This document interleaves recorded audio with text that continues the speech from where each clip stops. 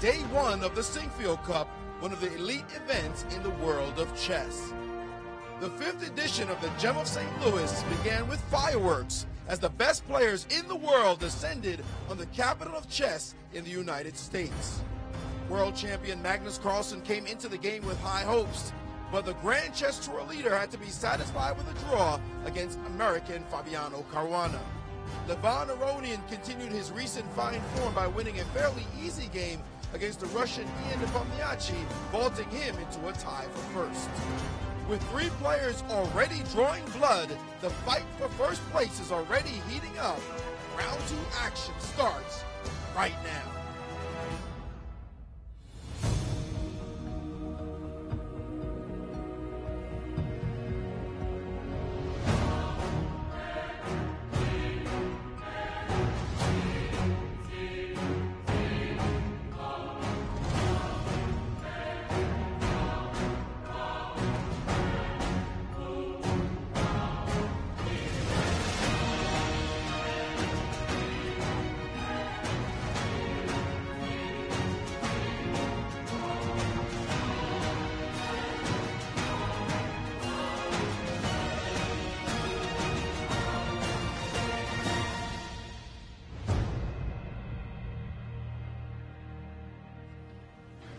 Welcome back, everybody, to day 2 of the 2017 Sinquefield Cup.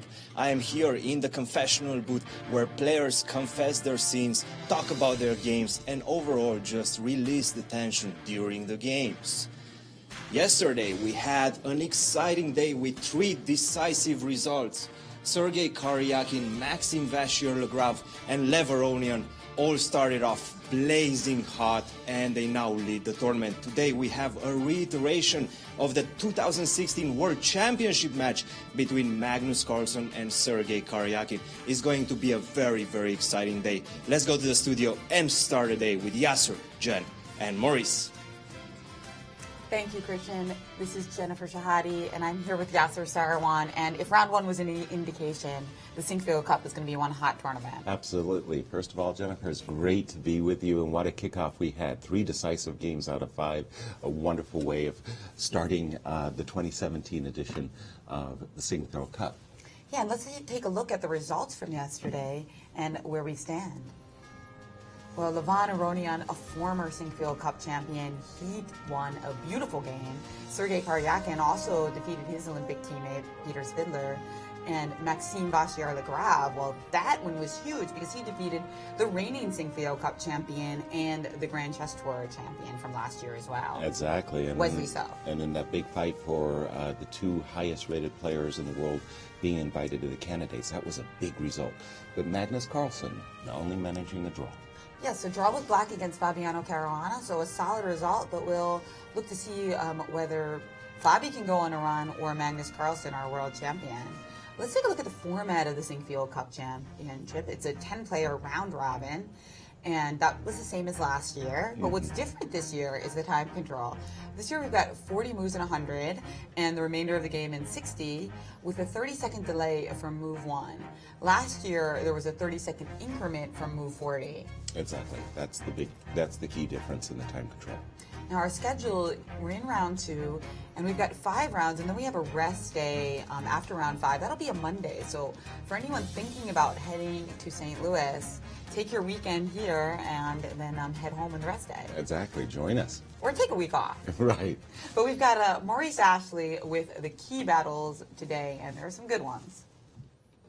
Well, the first round certainly was contentious. Usually, you think the players would like to come in and just kind of smooth their way into the competition. No such luck. They were fighting every single board, and we had 3 decisive games, fireworks already starting, so we expect more of that today. Well, this matchup certainly on the theme of confessions between 2 former challengers, at least fighting against each other in the World Championship match from last year. But Magnus Carlsen confessed he really wants to win this one. He has not won a classical tournament in a while, although he's dominating the circuit in Rapid and Blitz. He will be facing off against Sergei Karyakin, who won the game of the round yesterday, winning in scintillating style. This should be an exciting matchup for us to watch. And another player who has been playing scintillating chess, Levon Aronian. He has won 2 great tournaments this year. Yesterday, he just won in style, just easy peasy, no problems. But today, he will have to face off against fabulous Fabi, a tough fight. Anytime you have to face off against this guy who won 7 in a row in a former Sinquefield Cup, is one of the greatest theoreticians in the world. This should be a great matchup. And another dynamic matchup, to be sure. Two of the most dynamic players on the tour. Hikaru Nakamura, who is absolutely unafraid of anyone. He plays an aggressive style every single time. And he will play against someone he owns. 5 wins in classical chess with no losses. And with a confession, Maxime Vachier-Lagrave says, I've never clearly won one of these elite events.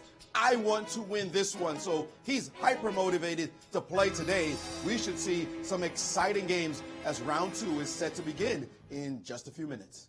Thank you, Maurice. And what about our pairings for the round? Well, yeah, let's look at our full pairings, Yasser. Well, we've got those aforementioned battles, which I can't wait to see. Of course. Carlsen, Karyakin. We've also got Nepomniachtchi versus Wesley So. So both players losing the first round. This is really important to see if one of these players can get back into the tournament with a win. Exactly. Hikaru Nakamura, MVL. I can't wait to see that one. I mean, they've had a lot of Sicilians, mainline Sicilians. 4E, 4E5s. Hey, look at the early bird. Will he catch the worm? Magnus Carlsen, world champion, being the first at the table. That's very rare. He's often a late comer, actually. Yeah, I kind of love his attitude. He looks like he's very happy to be here in St. Louis. He's smiling so much at this tournament. I mean, it's beautiful to see because along with Wesley So, he's got one of the best smiles in chess. Oh, definitely. And a relaxed Magnus Carlsen is dangerous. That's I right. remember I think it was game 5, either 4 or 5 of the World Championship match against Anand in 2013. If you watch the movie Magnus, which is a great movie to watch, by the way. Excellent movie. If you haven't seen it, it's on Netflix.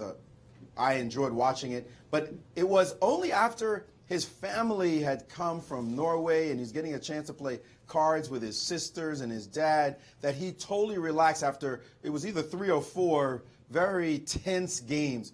And once he came to the board extremely relaxed against Anand, it was the Magnus train after that. And he just blew Anand off the board. So watch out when this guy's relaxed. That's when he plays his best chess. Speaking of relaxed, I just saw Levon Aronian enter the playing hall, and he looks really relaxed and chill as well. Yeah. So, I always associated Magnus with the California cool. But what about the prize fund? yeah, the prize fund, these guys are playing for big bucks here in St. Louis. There's $75,000 up for grabs for first place. $15K is the minimum prize, 7th through 10th. The total prize fund of $300,000. And in addition to this prize fund, there's also Grand Chess Tour prize fund as well. So Bonus pool. very big prize fund. But for these players at this elite level, all wealthy, a lot of it is also just about winning that Sinquefield Cup and also vying for the Grand Chess Tour title, which is such a prestigious title. Exactly. That's why they're here. No question about that one. And we see another big crowd at Wow. the St. Louis Chess Club. And this isn't even the weekend. So No, I'm Thursday. predicting it to be absolutely packed during the weekend. On the boards, Yasser, before they Yes. start making their moves, I want to get you down on a couple of predictions. Okay. Guess the opening Carlsen Karyakin. Are we going to? E4, E5. So you think we're going to see more World Championship Royal Lopez? Yeah, I think they're going to pick up exactly where they left off in their debate.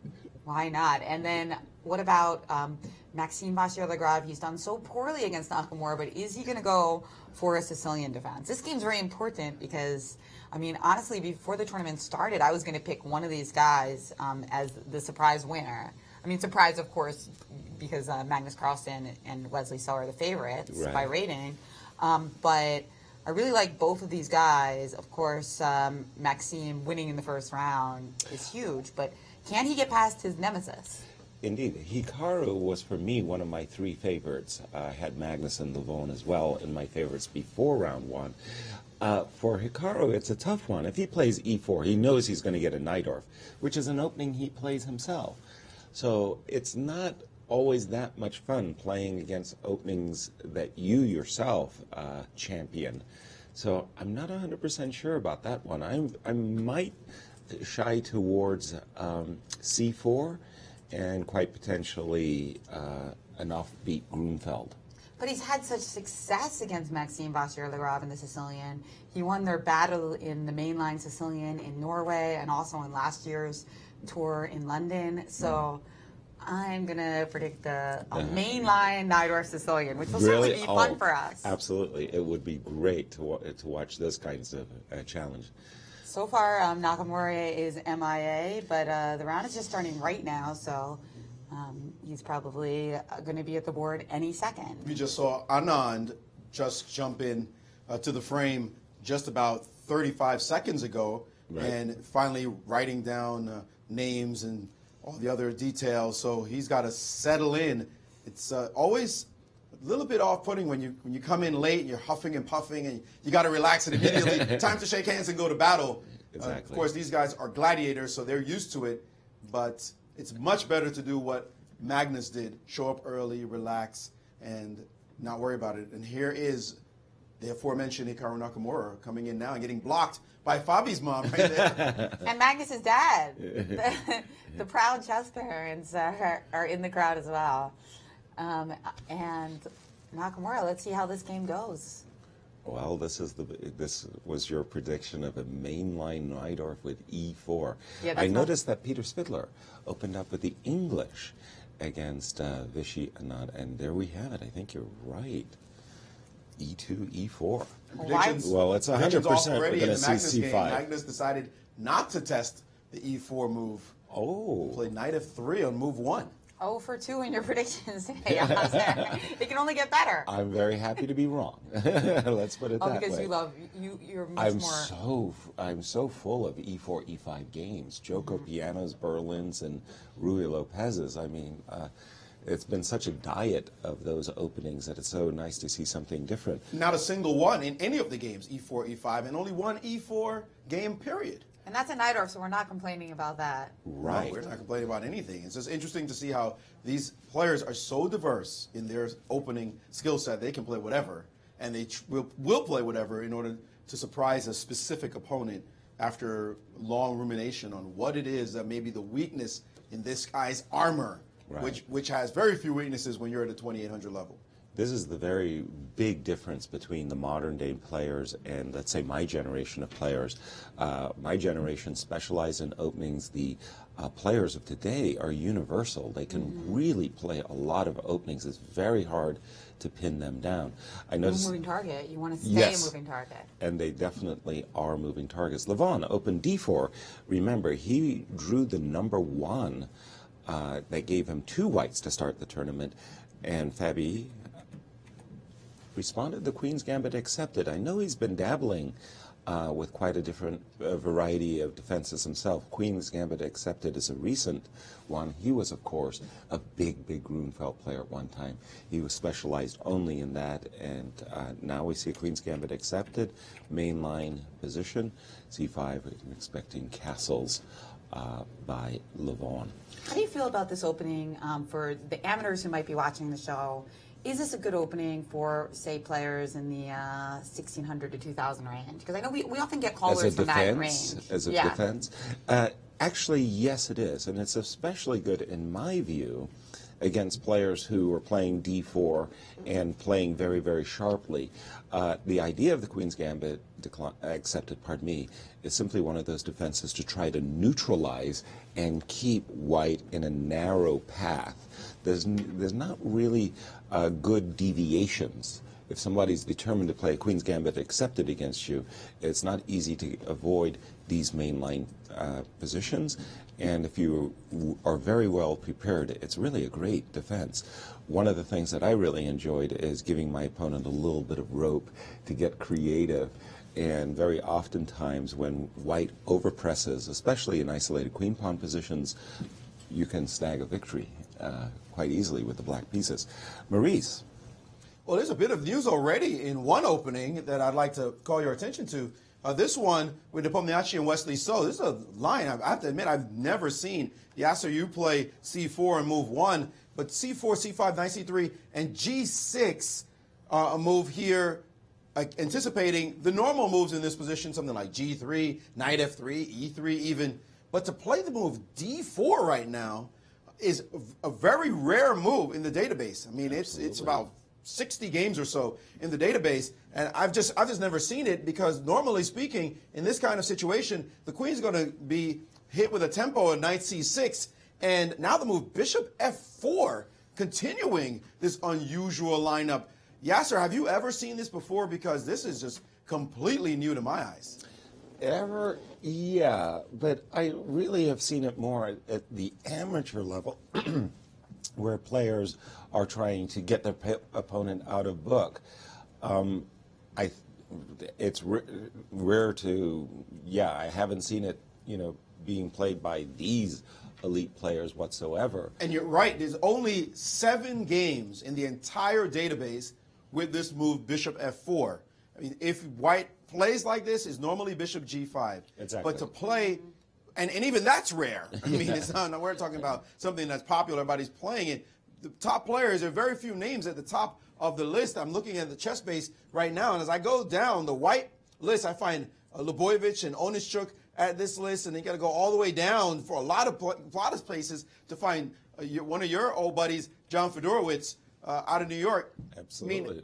I mean, people just don't play this stuff. This particular position is just not seen that often, and to have it on the board now is absolutely rare. And then for him to play bishop f4, 7 games.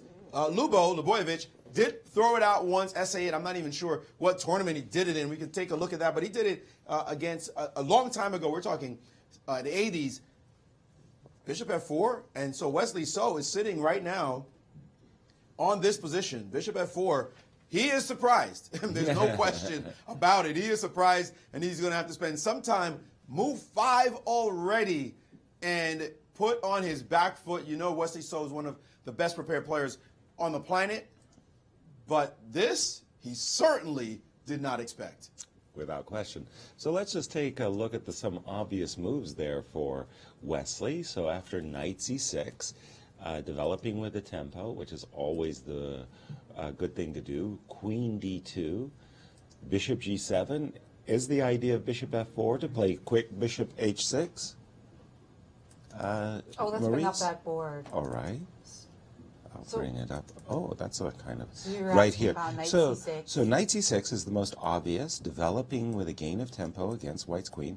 White's queen would likely drop back to the d2 square. Bishop g7, just completing the fianchetto, being prepared to castle. Is it something as crazy as an instant attack? I mean, that looks bizarre. I don't think that this could possibly be. The problem is when you do such a blunt attack, a lot of times I can get a quick d5 in. Exactly. Just your lack of control over the center is so weak. I wonder if he's trying to combine, maybe do that later and combine some ideas with knight d5. Well, I'm just trying to figure out what it is that kind of drew Ian to this position. And if you're not going to play bishop f4 and bishop queen d2 and bishop h6, white's setup looks a little bit strange. Now, of course, just as you were saying, Jen, play queen a5, idea of playing rook d8 and a quick d5. But let's say I'm bold, h5, going, caveman style, just to clobber black's king. Is this something that you would find perturbing? Oh yeah, it's definitely a little scary, but with time on the clock, I feel like you better be pretty sure this is going to work, because if there's a refutation, Wesley So is going to find it. That's the problem. Knight e4, no. Knight e4, you don't get the trick with knight e4 quite yet. Yeah, quite. I was thinking you might try d5. If you play knight e5, I will play e4. You question queen a5, yeah, I'm wondering, right? Yeah, I'm wondering. Well, Wesley has moved, by the way. Wesley decided he did not want to put his bishop on g7 immediately, because he might did want play knight c6. He played knight c6, and then he played d6. Okay. So The point being, to put the bishop on g7, he loses a tempo potentially to bishop h6 if he wants to trade that bishop on h6. So now white would be down a tempo. So Ian decides to play e4 and wait for this bishop to appear on g7 before playing the move bishop to h6. Very cagey and clever. We've entered a Maurice bind, a slightly unusual Maurice bind as far as the distribution of the queen and the bishop. Well, indeed. In a classical Maruxi, this knight on G1 would actually be on the D4 square, and this bishop would be on the E3 square. Much better, more harmonious setup. Much better. Absolutely. Yeah. Okay. He prepared bishop this. out of 4 looks bizarre. He prepared this exact position. So there's no question that as soon as D6 happened, he played E4 instantly. Right. So he is ready to put his own twist on this line. Maybe we'll be calling it the Nepomniachtchi variation soon if it works out for him. But definitely something unusual. He's already thrown Wesley so on the back foot. Look at the time situation. He's only used 3 seconds according to the clock, while Wesley's already deep in thought on just the opening moves. Right. That's never a good feeling. Right. But maybe he's trying to do something with like a quick knight f3, castles, and e5. I mean, that would make sense of having a bishop on f4 at least. Yes. One of the things I was thinking is if in this position Nepo had played the move h4, anticipating bishop g7, bishop h6 in a transposition to a line we just looked at, then h5 is actually a very, very good move. It just stops White's attacks cold. So White needs his bishop on h6 before he plays h4 and h5. After the move e4, Black can also cagily wait with a move like bishop e6 to play rook c8, just to see how White intends to develop his pieces. I'm still very attracted to the move queen a5. That's a very often played move. A difference is that maybe after knight f3 I can also play bishop g4. Again, delaying bishop g7 just to see what piece configuration White is going to come up with. In a lot of these Maruxi type positions, White can often like bail out and get like a slightly better endgame by playing knight d5 at the right moment. Exactly. But the thing is, here you've got a couple extra tempos as Black, so I'm wondering if those are going to be very suitable for Black. Yes, indeed. Like, for example, just as you were mentioning, knight d5, if you see a trade of queens, you trade of knights on d5, White might come out with a smidge something. In this exact position, this bishop on g7, as we know, loves that open diagonal. And even if I end up sacrificing an exchange, I've got this very nice piece play, a tempo with bishop and bishop c3. So this exchange sacrifice is working very good. Back to you, Maurice.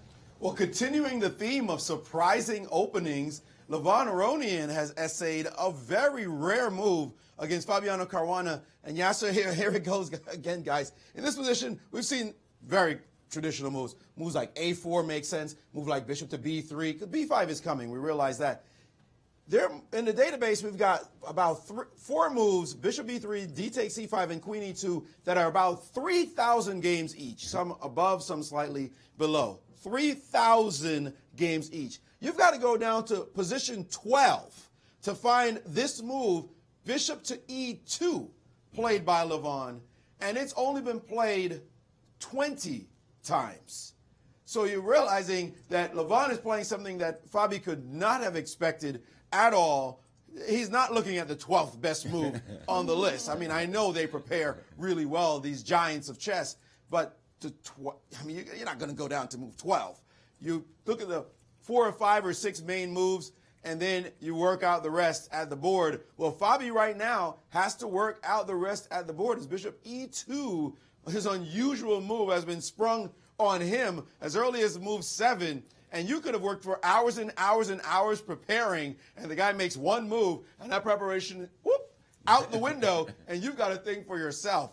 Amazing to see this happening. And look at the clock times already as well. Levon's clock shows 1:40 and 30 seconds. That means that he has used his delay perfectly, he has played very quickly, and it is already Fabi down to 1:28:47, bleeding some clock time. Of course, he's not in any time pressure, but it's already off-putting. Just same thing that's happening in the Nepomniachtchi Wesley So game is happening right here on this board. But I think in a way they sometimes could be happy because it's not the most critical pressing line. And I kind of even like Leslie So's position. Of course, I play the dragon myself sometimes, so having a couple extra tempos is kind of sweet sometimes. Very nice. Even if you don't have any analysis on it. But we do have a phone call from London, which is one of the stops on our Grand Chess Tour. Hello and welcome to the show. Welcome. Yeah, hi. Good evening here in sunny London, here in England. My name's Darren. I'm really enjoying the professional coverage of the Grand Chess Tour you're doing there. I hope I've got a really good, interesting question to kick things off.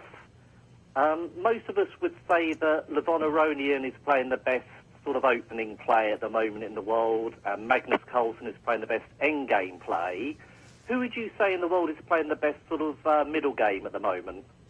Wow, thank you for the question. That's a good one. Ooh, if we think of Levon as an opening specialist and Magnus as an in-game specialist, who would you give that very, very big award as the best middle game player? Jen, who do you think? You say Hu Yifan, you've got a lot of Chinese fans.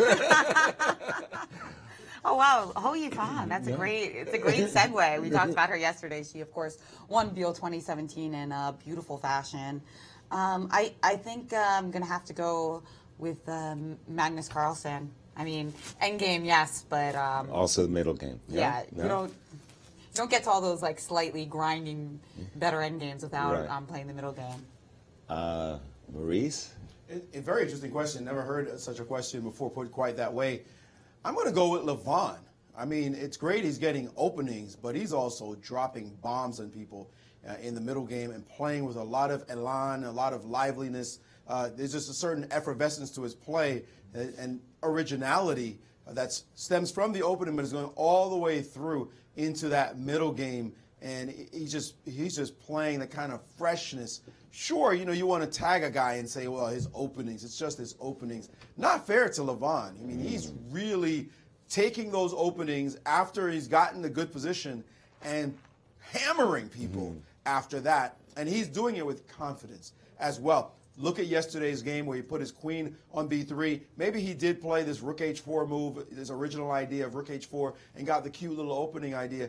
But after queen b3, it was time to take the pawn on b7. He said, I'm not afraid. I'm confident about my skills. And he's just going after people. So I bet Levon right now. And who do you have? Well, first of all, they're all great. I mean, we're really, really, really talking about minute differences. I'll mention a name who isn't in the tournament, actually, Vladimir Kramnik. I've watched Vladimir Kramnik over the years, the decades, and he still is fine today. I see him as an extraordinary middle game player. But then again, they all are. I'm sorry. I'll have to worm my way out of that one. And that's why we're in for a treat here at the Sinquefield Cup.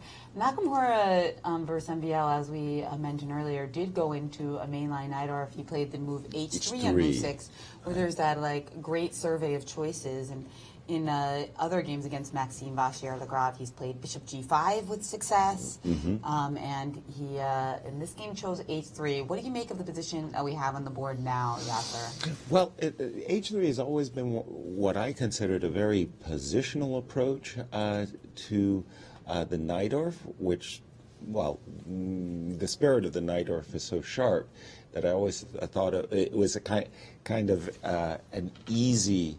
It's not pressuring black at all with this move h2, h3. Now, having said that, these positions, they get some very sharp middle game positions after moves like knight d5, knight takes d5, e takes d5, and then white gets some pressure on the queen side with a4 and so on. Now, here I have a feeling that Hikaru is going to be doing something a little bit more special than just going for a positional approach. I suspect he's got something with f2, f4 prepared on his mind.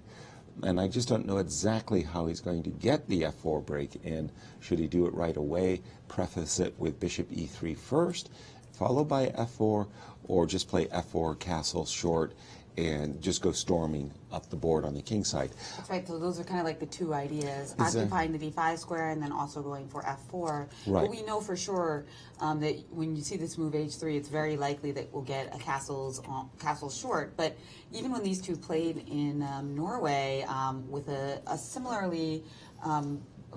line that was Similar opening, yeah. Yeah, bishop d3 on move 6. Ah, yes, So- exactly. That was what I was trying to recall. Yes, bishop d3, and then e5, knight e2. And the difference, of course, was the bishop was already on the d. This was the game, wasn't it? Right, that was yes. the game, and then after knight d2, bishop e7, castles short, and a knight did land on d5 a few moves later. I see. After castles, knight g3, bishop e6, knight d5. And this Gotcha. turned out to be a really wild struggle. Oh, my. All right. Well, we'll definitely keep fireworks. Be expecting fireworks in that game. I wanted to go back to the Levon-Aronian game because I thought that the move bishop e2, Akiba Rubinstein, really one of the great players of the past, he introduced an idea of play that went b2, b3, b7, b5, bishop e2, bishop b7, and his idea was in this position, although it looks quite the symmetry in the position, his idea was to put his bishop on f3 and fight over the square c6. So bishop e2, very refined approach, I must say, dropping the bishop back before you see the move b5. Well, now after the trade, you've got the isolated queen pawn position, but this bishop on e2 really makes a poor impression on my eyes. After the further moves that appeared in the game, I'm expecting castles by black. This is an isolated queen pawn position that I would accept with both hands, in the sense that the bishop on e2 is simply on a poor square. Put it on a2, put it on b3, put it on d3. It's just a better diagonal.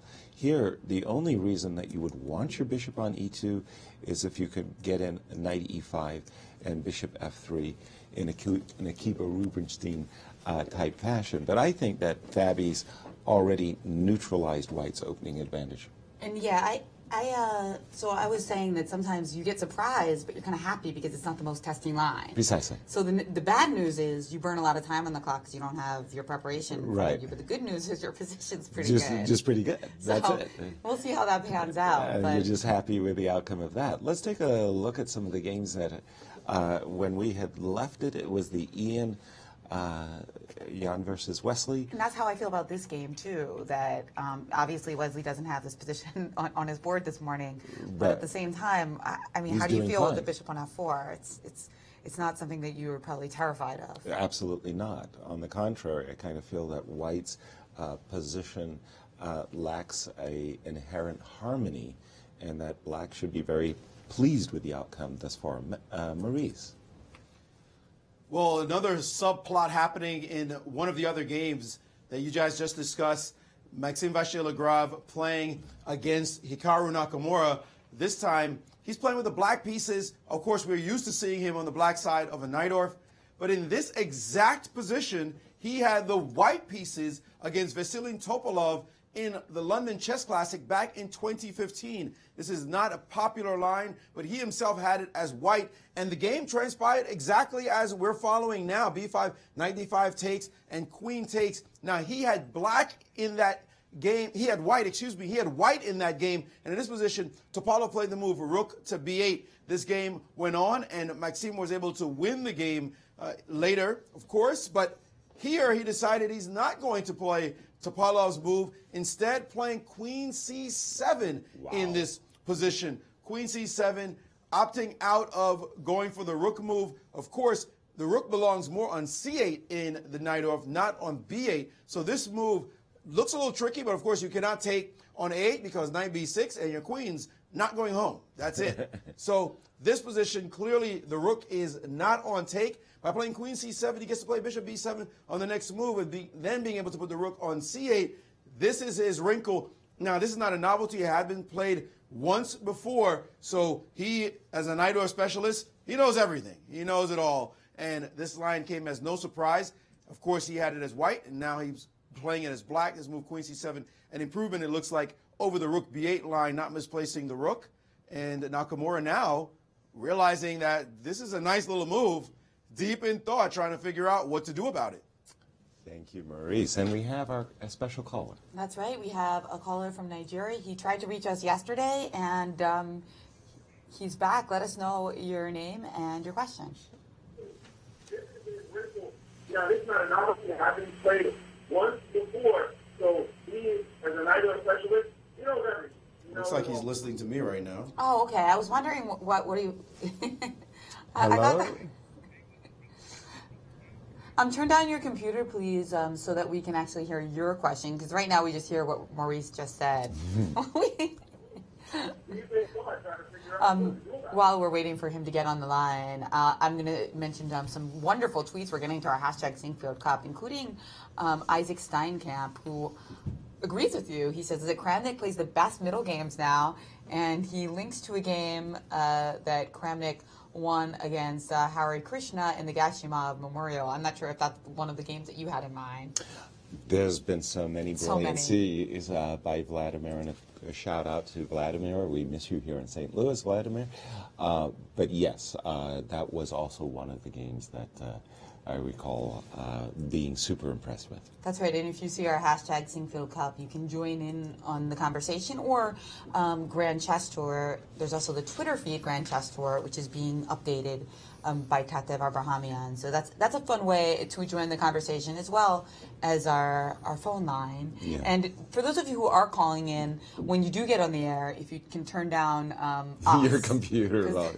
Yeah, if you just listen on your phone, as you were mentioning, we spend 5 hours on our phone a day. So watch the whole broadcast, and you're at your limit. We have a confessional, Jennifer. Guess who it is? I'm going to go with MVL on this one. So far, we are following my game in London 2015 against Toparov. Because, after that game, I thought Bishop G2 was actually inaccurate for white. And Toparov, I think, played rook b8, but during the game I was wondering, what should I do after queen c7? I think, of course, Vesely not considered it, but he preferred rook b8, and he had some point, because in the game his queen on d8 actually did some useful work on the king side, but on the off chance that Hikaru was prepared for that, I decided to deviate, and I just want, of course, the rook is poisoned, and I just want bishop b7, rook c8, and it seems to me that should be at least playable game for both sides, so we'll see, but I was a bit more concerned maybe about some of the lines. Well, an interesting confession to be sure, as he recalls exactly what the game that Maurice had cited, the Topolov game. At first, I must say that when I had turned to the game, I thought that something was wrong, that queen c7 was just blundering a rook. I hadn't seen the move knight b6, which begs the question. Again, Maxine is mentioning that this move had played against him, and he was wondering during the game what he had done about queen c7. One question you might ask is, why not play knight b6? You defend the rook, you attack the queen and likely force the queen to drop back. And in this case, you would get maybe some kinds of positions that might look a little bit like this. I suspect that the Najdorf players really want this knight to be on the f6 square and the bishop on the b7 square. The bishop on the e6 square is tempting white into playing f4 and f5. So if we go to the game position, what Maxime wants as a Najdorf player, bishop b7, knight on f6, rook on c8, and he says, I'm picture perfect. This is exactly what I'm playing for with the Najdorf, and I don't blame him one bit. I'm sure the positions, maybe even the computers are saying white's a smidge better, but from a practical point of view, I know exactly what black wants to do in this position, and I don't know what white wants to do. Maurice? I agree with that, and as a Najdorf player myself, my knight's not going to b6 unless you force me to put it on b6. Knight's a much better place on f6 or even c5. With b6, it could be a wandering piece, especially if white plays the move b3 and your knight just suddenly gets frozen on that b6 square with nothing at all to do. So not a place that it wants to go readily. Putting the bishop on b7 and rook to c8 as opposed to b8 is so much more natural. He has a very flexible position. White is unclear right now as to what to do, and it's why Nakamura is looking at that position. This one, however, is bizarre. Again, going about these openings are mattering so much.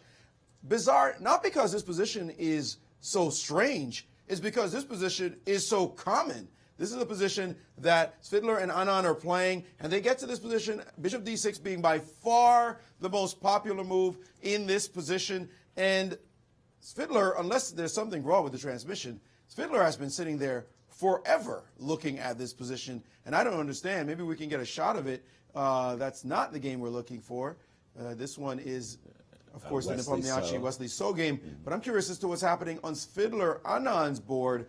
And there's Svidler. I mean, you got white. It's move 10 in a very popular position, and he's really deep in thought, wondering what the heck to do.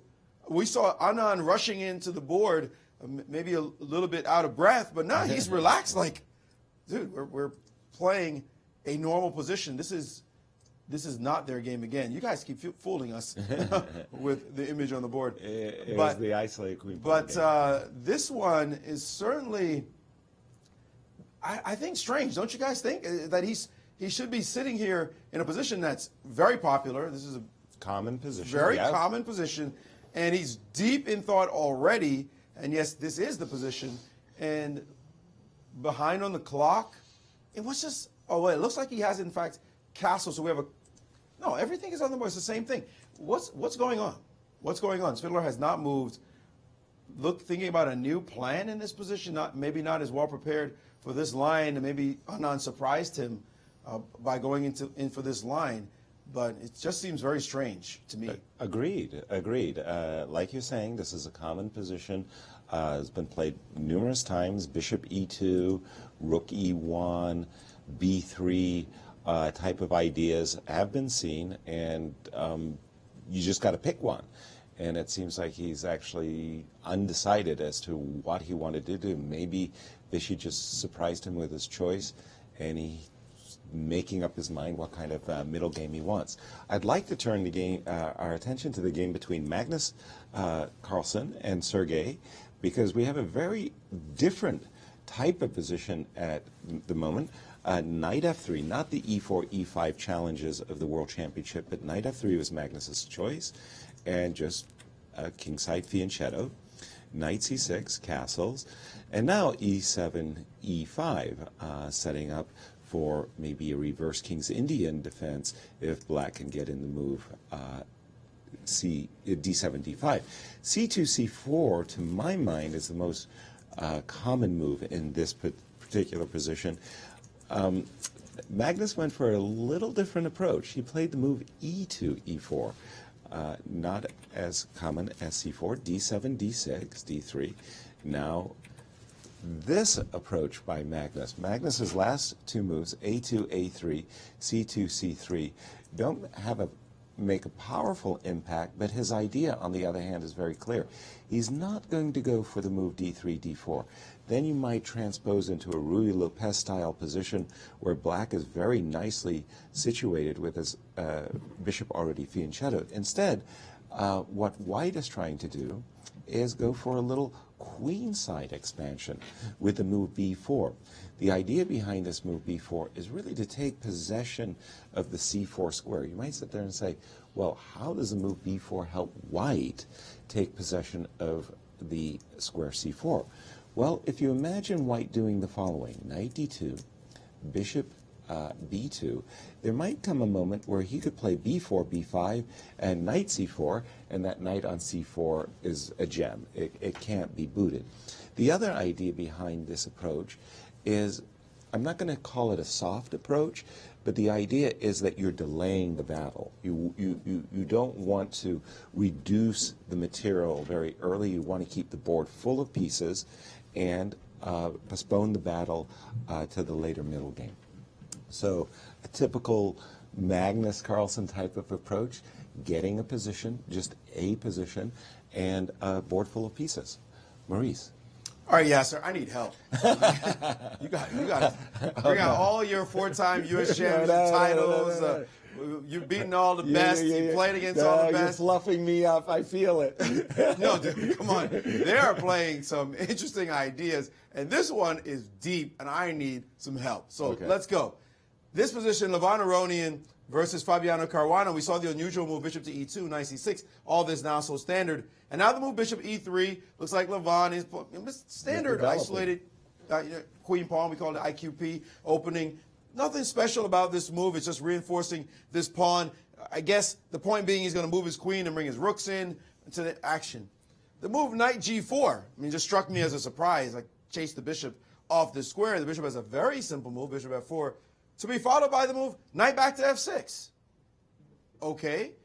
Now, obviously, Fabiano Caruana is not one who goes away throwing away tempi, but this is very sophisticated maneuver. What is up with bringing the knight to g4 just to put the bishop on f4 and then dropping it back? I would have to hammer and haw and pretend I knew the reason for this one. So take it away. I'm hammering and hawing as well. No, that's just a blunder.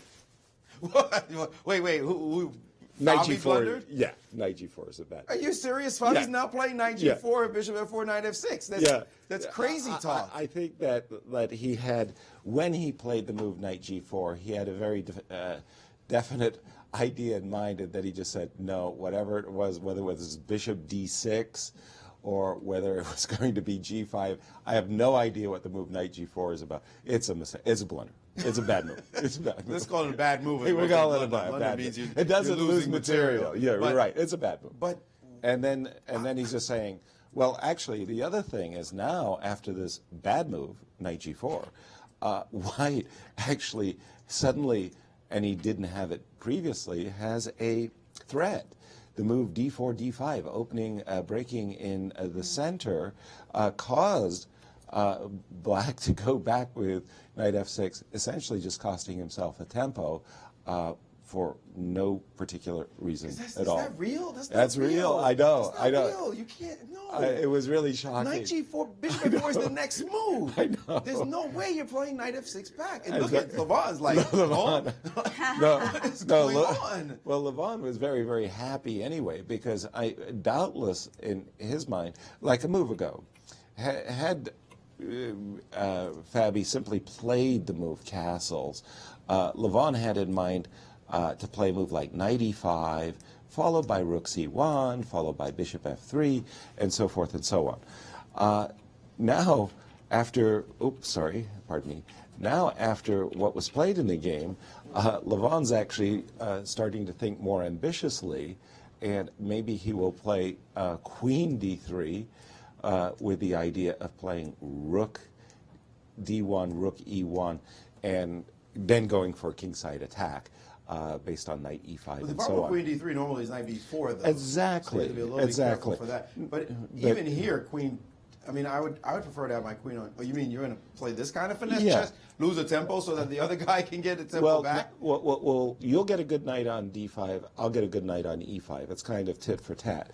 Another thing that actually Levon can do is exactly use that extra tempo that was gifted him with a move like a2, a3, just preparing to bring the pieces. But I like rook c1 in the same style as Vasily Smyslov, who won a marvelous candidates match against Zoltan Ribley by playing for rook c1 and knight e5.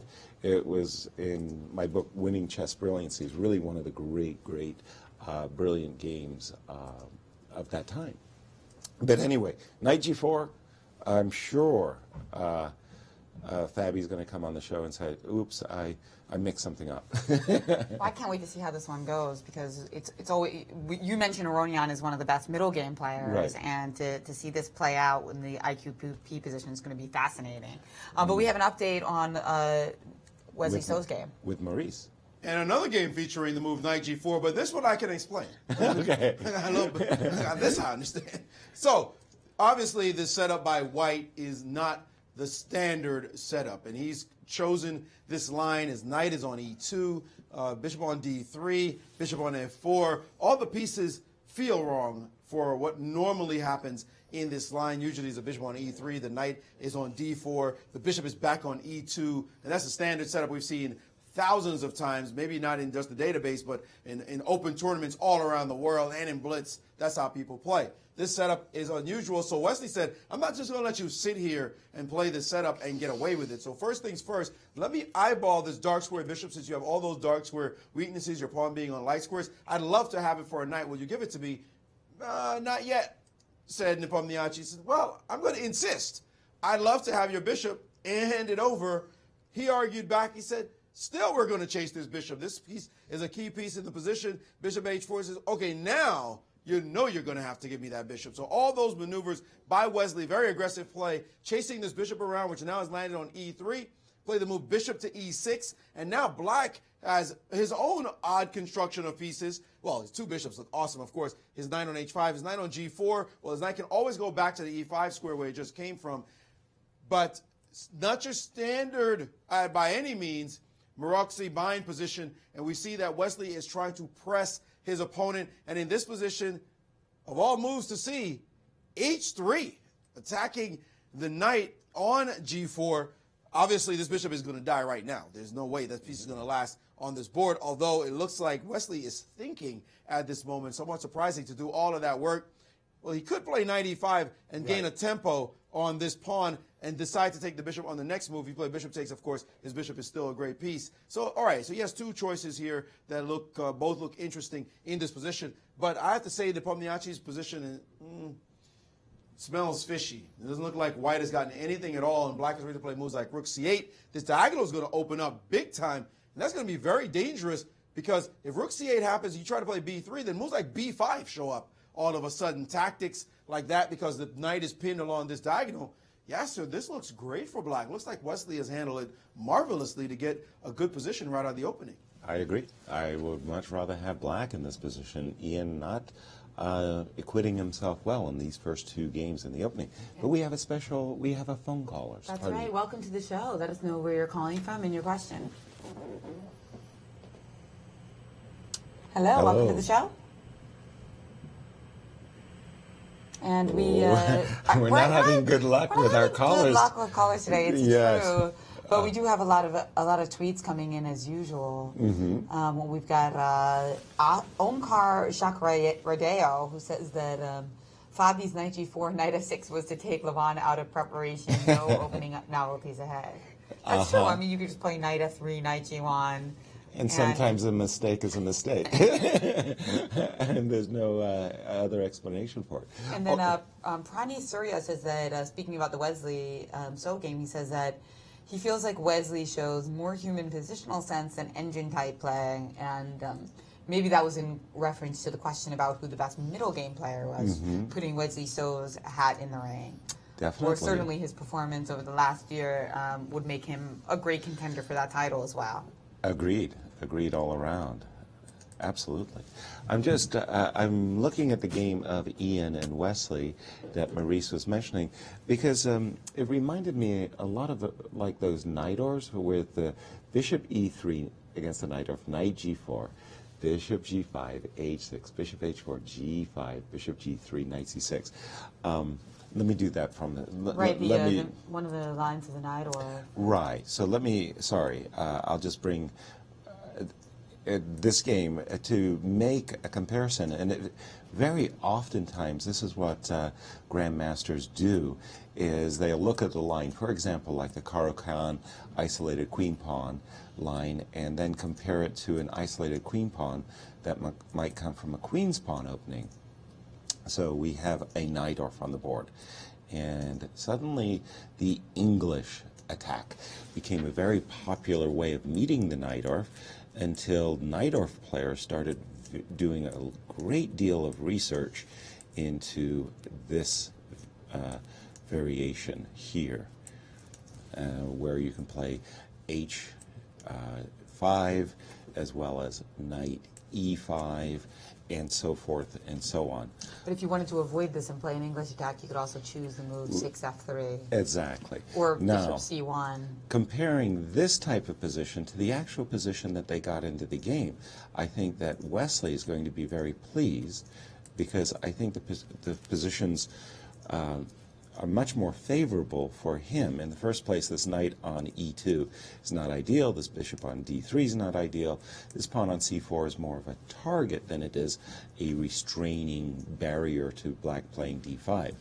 And after knight e5, bishop takes e5, bishop takes e5, Maurice has said that black has invested a lot of tempi in gaining the dark square bishop, but look at that bishop.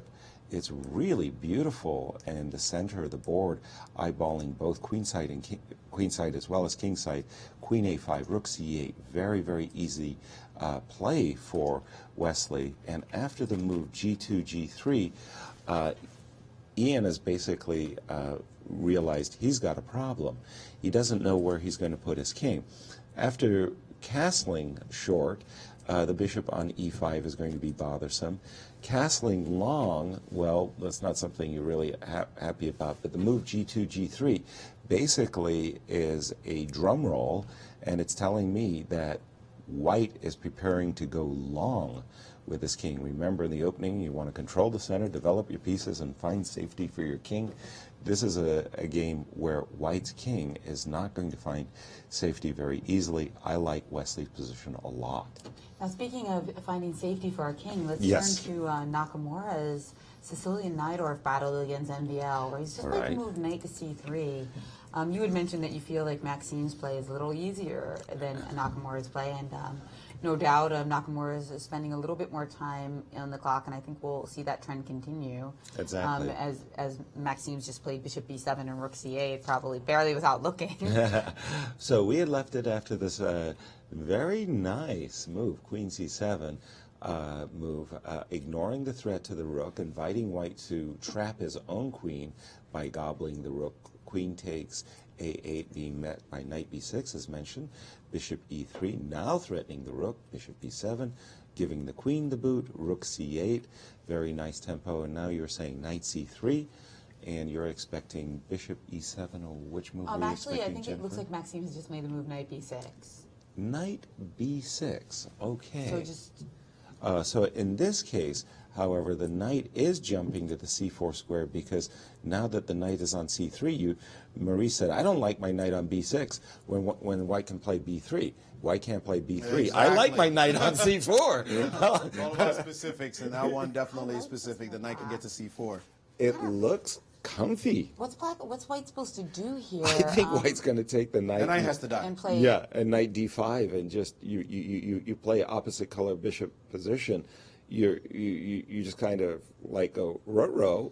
I'm not playing for an edge. So you're saying that bishop takes b6 is More or it's less forced. required, It's and then virtually knight forced. d5.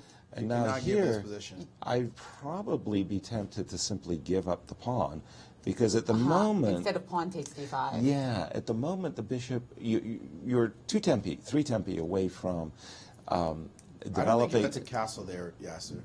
Pardon me? Queen a8 is also possible here. Queen a8, queen d, yeah, queen a8 was a possibility. I just wanted to castle and basically say, I'm playing for equality.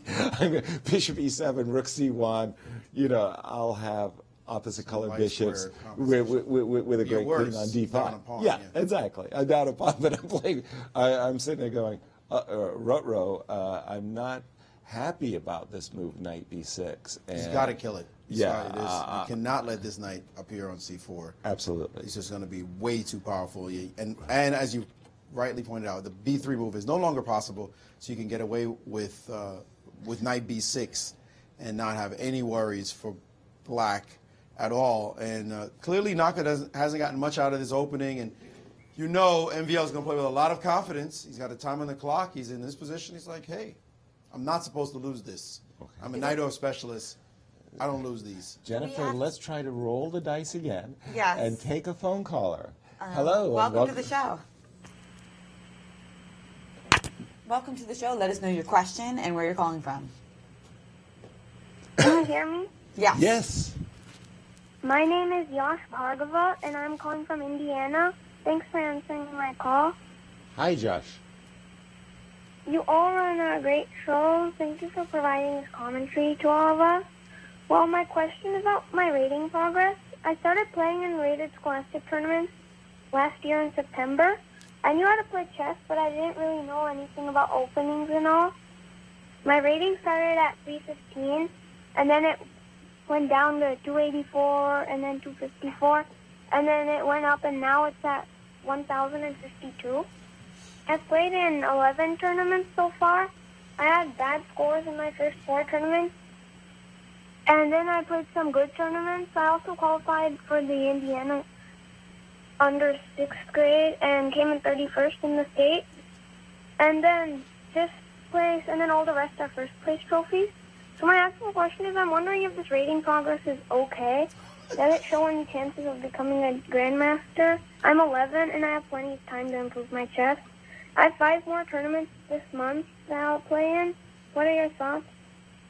Well, first of all, thank you very much for calling in. The cutest thing, my goodness. You want to trade lies? 11 years old and making that kind of progress. Yes, you're doing just fine, Josh. Just keep it up. I mean, wow. Fantastic. Yeah. And playing a lot, it sounds like. Too. Yeah, totally. Keep working on your game. Try to worry a little bit less about rating until you hit a stagnating point. Because what often happens is you're studying, you're watching the Sinquefield Cup, and you're getting better so quickly, and your rating can't catch up with it. Exactly. So, there's a big lag, in fact. Yes. I mean, even though there are bonus point formulas now, so it's not as bad as it used to be before they gave like youth bonus points. But I think it's good not to obsess over rating, because that can actually hold you back when you play against a player who's much higher rated. But the way you're working on the game, you can be right in there with them swinging. Do you have that with your students, Jennifer, that sometimes you'll get a call and you go, oh my gosh, I'm playing an expert tomorrow, and they're all in a panic, even though they may be just as good as their opponent. They live in the tyranny of the rating. Yeah, it definitely is a problem, because it's very difficult for people to just look at the board only and not be like somewhat intimidated. Once in a while it can actually help, though. It can make them focus more and play better and rise to the occasion. But when it causes like less aggressive play, that's a problem. So you kind of want to take the good and throw out the bad. Give that intensity and that excitement to the game because you're playing against a better player, but also not get intimidated. And those are the types of X factors that make a champion, really. Let me tell you, for me, ratings are just like the bane of my existence with my students. It's ridiculous, honestly, to worry about ratings. Look, if a player's higher rated than you, it suggests that they're better than you are, which means if you're sitting at the board, you're probably going to lose. But you could win that game. And if you do, trust me, they're going to be totally upset, and you're going to be dancing in the streets. So it's a great thing for you. You have nothing to lose and everything to gain. So you sit at the board and give it your all and not worry about ratings. You cannot be – actually, I remember a quote that Grandmaster Shabalov told me when I was trying to get my Grandmaster title, and he's something I'll never forget. He said the words – this is after a very painful loss against Michael Betzold in Bermuda International many years ago. And I was trying for this title, and if I had won that game, I would have gotten the title. And I lost the game being greedy, taking a rook instead of grabbing only a pawn, taking an exchange. And after the game, he said both Dmitry Gurevich, Grandmaster Dmitry Gurevich, and Grandmaster Shabalov, they consoled me. Gurevich said, don't worry about it. Don't worry about rating. Don't worry about anything. Just play chess. And Shabalov said the quote, you've got to be, in order to become a Grandmaster, you've got to first be a Grandmaster. And that stayed with me, the idea that you don't rise to the rating yourself. You have to actually be that strength. To get the Grandmaster title, you have to be a Grandmaster and then perform in the tournament to show, I'm a Grandmaster now. I'm playing that level of chess, and that's why now I must be awarded the title. So your rating, whatever it is reflective of where you are. So if you just keep doing the work, the rating will come. Whatever you are is what you are. And you don't play in the tournament to raise your rating. You play in the tournament to prove that you are that rating that you just got to after the successful result. So I'm saying all this, don't worry about the rating. You're going to get stuck for a long time sometimes, and you're frustrated because you're looking at that rating. All of us go through that plateau. You got to love that plateau. If you don't love the process and the plateau, you're in for a long bit of suffering because that's where most of us stay, is at a plateau before we make a jump. That's right. And those of you who are asking us questions in our hashtag Sinquefield Cup about how to improve by the games themselves, that's a good sign. Instead of thinking about gaining 50 rating points, we have one viewer who says that he's really excited that we mentioned Maxime Vachier-Lagrav's great results in the Najdorf, because now he's going to use MVL's games to study the Najdorf and develop his repertoire. That's a fantastic attitude as you watch the Sinquefield Cup. Well, indeed, and that was my cheat sheet as well.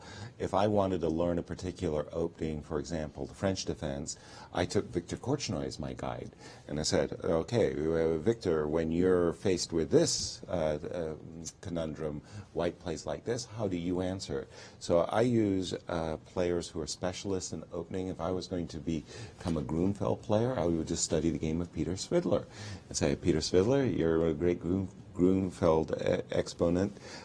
Teach me to play the Grunfeld through his games, and MVL as well. And Peter actually has a series in the Grunfeld on Chess 24. Absolutely, So video series. And again, just to the caller's question, I remember this very marvelous, inspirational piece of advice from Graciela Casillas. Graciela, six-time, well, pardon me, world champion in full contact karate and martial arts. And she said, learn to love the training and all goals are possible.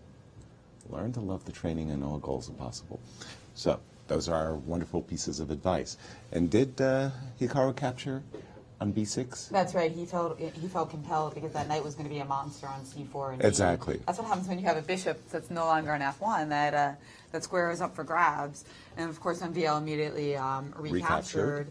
And now it's Nakamura on move. And the move knight d5, I was actually going to ask Yasser, so if you don't play knight d5 now, the trouble is the queen might come back to the c file, which will prevent you from playing knight d5 because c2 would be hanging. Right.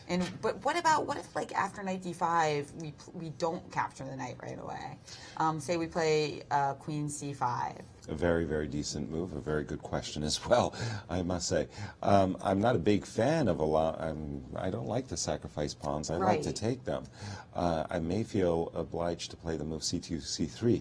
Here you could capture my knight. And again, I think that black's just doing quite okay in these middle game positions were of opposite colored bishops. In this particular case... So that's why you're going for the endgame, because you think after pawn takes, you kind of like black? Oh, very much so, yes. The F5, the natural F5 bishop. Yes.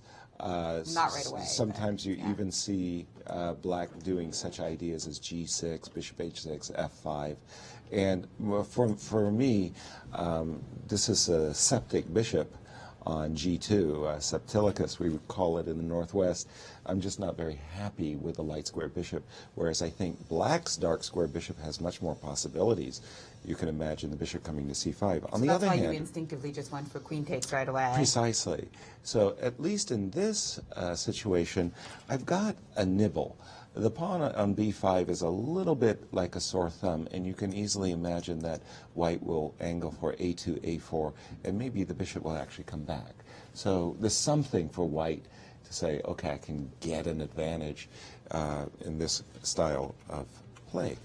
But yes, queen c5 is definitely, you're under no obligation to capture the knight just because it showed up on the d5 square. As Sveshnikov players like yourselves know, you can live with the knight on d5 for a while.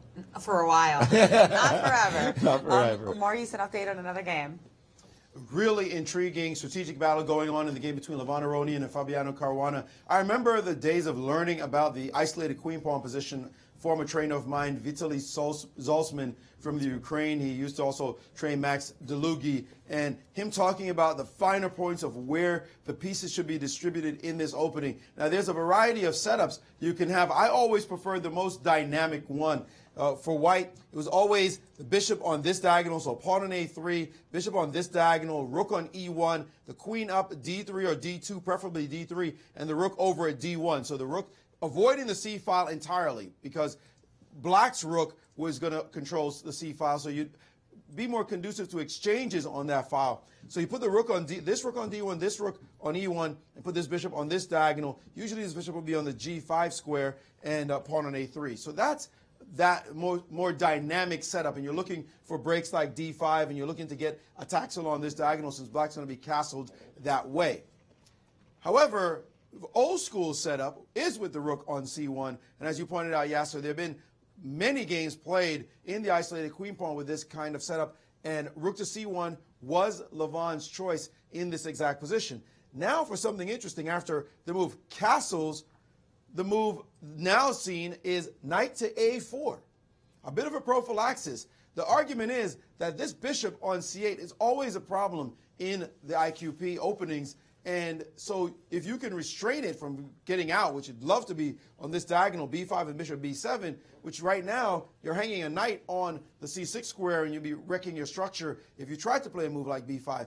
So this situation for white is all about suppression, suppressing this piece. Now, the old way Black used to play the line, so now we're going to go back in history again, is Black would just simply say, so what, I'll put a bishop on d7. You remember, I remember old games. I'm thinking even like as far back as Steinitz, if I'm thinking, but it doesn't sound right, but I'm having memories of this, where Black moves the queen, moves the rook, and then puts this bishop on puts the rook on the d file, puts this bishop on e8, and sits back there and dares white to figure anything out because Black's structure is so solid. So this move was possible, bishop to d7, and after knight c5, even ignoring the bishop and playing a move like queen b6 is possible here, because losing this bishop is no big deal if this pawn is always going to be under duress. Black is happy to see a position where his rooks are going to come into the game, and although white has this light square bishop, if white doesn't get an attack soon, he better giddy up and get this isolated queen pawn off the board. If he can successfully engineer this, it will be good for him, but nothing special right now as Black's pieces are still fluid and there's pressure on the position. So this setup was playable. However, Fabi chose to play the move knight to d5, and now the move bishop to g3 is on the board, and now he's stopping to think again about this oldish type strategy. White is pursuing a dark square domination and a restraint of the bishop on c8, and it's up to Fabiano, which I think it might be his only plan is to play this move, bishop d7,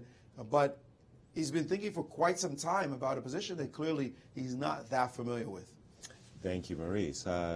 In the isolated queen pawn, we all understand the weakness of the isolated queen pawn, which is the square directly in front of it. You cannot push a piece away with a pawn. So in an isolated queen pawn, we understand the weakness, but sometimes we don't really understand the strength. The strength, of course, is that this pawn on e6 restrains the bishop, and Maurice has been talking about how difficult it is for Black to get his light square bishop in the game. But another strength of the d4 pawn is that it has two beautiful anchor squares, e5 and c5. We all know wanting to play knight e5 and lever that into a kingside attack. Well, in this particular case, Levon is saying, I'm equally adaptable at using the c5 square. I'm going to put my knight on c5, plonk it there. If you capture, I'll recapture with the pawn, and then my bishop on g3 will look very sweet, eyeballing the d6 square. Once I get the move knight c5 in, I also want to get the move a3, b4, and expand on the queen side. In the meantime, Black has problems, just simply completing his development. Right. What does he want to do with his bishop on c8? That remains a mystery for the moment. Yeah, and so there's some different twists to this compared to a typical isolated queen pawn position, where that pawn already on a6 without much hope of playing bishop b7 makes the c5 square even better for white. Right, and the pawn already on a6, and as Maurice is saying, the knight is already on c6. You might want to play b6 and put your fianchetto, your bishop, but having committed with a6 and the knight already on c6, very awkward to put the bishop on the ideal long diagonal. Also, I'd just like to make a comparison between this game that's going on and that game of Peter Svidler. Let me bring that up on my board, because it's an isolated queen pawn kind of in reverse. We were just at this position where Peter seemed to be taking a lot of time essaying the move knight f3. After the move a6, if Peter had played bishop e2, bishop e6, knight g4, bishop f5, it would almost be reversed position. Funny. Yeah, you always get this, and you wouldn't play the move knight g5. Of course, here as white, you would maybe play a move like b3 or some other move, but knight g5 would not be on your agenda. Exactly, because you can't touch that pawn because of the bishop takes h2 tactic. Discover check. So after the move a6, this is a little bit different. This bishop a4, convention dictates bishop e2. The idea of bishop a4 is very clear. White is playing to simply win the pawn. He's not trying to blockade it. Bishop b3 is on white's agenda, but I'm not a big fan of having a bishop on a4. But we have an international caller. Yeah, welcome to the show. Let us know your name and your question. Hi, can you hear me? Yes, hello. Great. Hi, my name is Jason from Peru. Thank you so much for a great podcast. Broadcast. My question is about neural networks and AI. Go, the game of Go has been getting a lot of attention recently because of these, developments by Google of AlphaGo and such. And I was wondering if you think that these sort of programming developments will have a large impact on chess engines as well. Like something I always wanted was that maybe chess engines can now give like more human explanations for why certain moves are good and why they're bad, which is something that for the most part now they don't really offer. So I'd like to get your opinion on that. And again, thanks very much for the broadcast. Well, thank you for your question. I'll try my best to jump here and give a somewhat of a decent answer. I remember in 1995 and 1996 working with Maurice Ashley on the Deep Blue versus Garry Kasparov matches. They were very celebrated matches, and Maurice and I really got a chance to enjoy the team working for IBM's Deep Blue. And at that time, Deep Blue wasn't so much interested in the software, but really the hardware. They were convinced it was an engineering problem to beat the world's top players, and that they just needed to create a neural network of CPUs that would analyze literally hundreds of millions of moves per second. Well, in truth, they were proven right. I thought Gary's loss was premature, but having said that, it's very, very, very impressive what Google has done in the world of Go. Absolutely. That was really shocking. I thought they were going to be 10 years away from where they are today, and the neural networks has proven quite a formidable technological advance. That's right, and there's also been a lot of progress in AI and poker, and of course we have Garry Kasparov coming to town for the St. Louis Rapid and Blitz, and he recently published a book, Deep Learning, which further explores this. So to the caller's question from Peru, we will be talking about that more in the coming weeks. But right now we have some special guests from the St. Louis Fashion Fund, Susan Sherman, who is the founder, and Emily Brady Koplar, who I was lucky enough to work with on Pinned, a chess designer challenge. And they are with Maurice.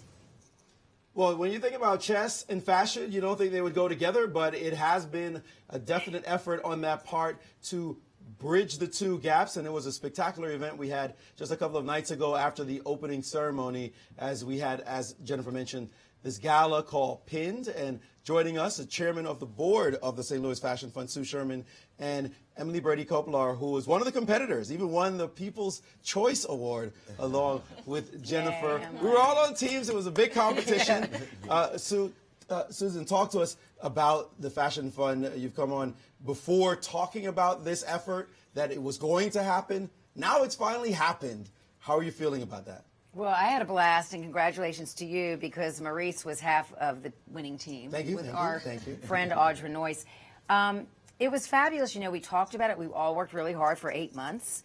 Thank you to your time. Thank you to Emily's time. The rest of the Fashion Fund incubator designers, there's 6 of them, you know, were paired with 6 chess grandmasters and came up with, I think, a very beautiful display of potential chess uniforms. You know, one was whimsical, one was more practical, but it was almost like a museum display and a great vibe that evening.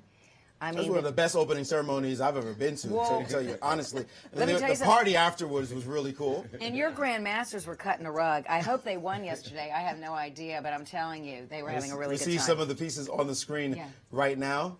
Now, Emily, you won the award as a People's Choice. It must have been a thrill to work on this with Jennifer and to have such a creative idea. I'm sure you never thought you'd be involved in the chess world. Well, you know what? I'm from St. Louis, so I knew the chess world was big here. It's kind of hard to not know that chess, you know, has a big part of the city. But when I pulled Jennifer's name, I was so excited because she is like exactly who I designed for. She's this like tough, smart, stylish woman, and so it was just like a perfect match. And she was so inspiring me. You know, I'm not a chess player, so I didn't know a whole lot about the game, but she sent a ton of information and shared stories about blitz matches, which I didn't even know existed, and about a woman who lost her match because her jacket was too tight. And so, you know, she shared a lot of really useful information that I used to then translate to my designs for, you know, a potential chess uniform using fabrics that stretch and have, you know, quilting on the arm panel. So if you're leaning or thinking, you know, you have some cushioning. But it also reflected kind of the game of chess and, you know, the actual shape of the board and, you know, alternating panels. And then for the more whimsical piece, we had talked about Jennifer like putting on her kind of like coat of armor, you know, putting on something that makes her feel really confident. And so I created a piece that we've been calling now the Warrior Princess. And I bought it because if Jennifer helped design it, I had to have it. So Jennifer's pretty whimsical, we can tell you that. I'm a warrior princess now. Yeah, she is. Yes. She is. She is our warrior princess. I think you're a warrior queen now. Yeah, exactly. Well, exactly. So Susan, tell me, now that it's finally happened, there's a sense of relief, of course, but it was extremely successful.